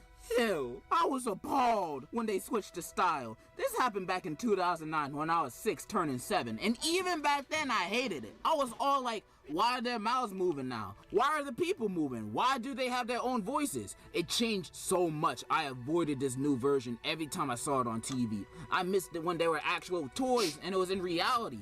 This is just weird. It's unnatural seeing them like this. I always hated when kids shows would switch their style just to look more modern. Just look at Bob the Builder. For years he was looking good. He was looking nice because he was in stop motion. Look at Bob go. Woo! Okay, let's see what Bob the Builder looks like now. Boots check, tool belt check, hard hat check. Bob the Builder. Who the hell is that? That is definitely not Bob. That dude's name is Bertram. That is not Bob. That is not the same man that I knew from my childhood. This is not my Bob. They doing the same thing with Thomas. It's horrifying. And that ain't even the worst of it. You know the music? How I said it was one of the best songs of all time. You know, it should win all the BET Hip Hop Awards. It's so ass now. Oh my goodness. They changed the whole vibes of the songs, bro. It sounds so terrible, man. It used to be a choir of kids singing, and now it's just... Listen to this. A special day with all your friends. Seems like it will never end. Angler, that joint kind of tough, though. This is trash. Who thought of this, bro? And the new intro is even worse, man. Listen. Let's go, go, go. This is not Thomas sounding music. This shit sound like Paw Patrol, bro. I can't believe they massacred Tony like this, bro. And this is not the reason why I wore you on my balls, man. This is not the show I used to love and enjoy. Stop trying to appease to these kids and appease to me. A grown-ass man. Appeal to me. They ruined it, man. They ruined it. They really turned Thomas the Tank Engine into that freaking bootleg rip-off Thomas the Tank Engine Chuggington. Bro, running about trains. Ride on the magic school bus. Since I'm over here whining about this children's show, Ride on the magic school bus. Let me talk about one final show real quick. A show that I only remember watching once in my childhood, but that one time alone left a scar, and that still remains to this day. Magic school bus. I was in elementary school, staying up a little late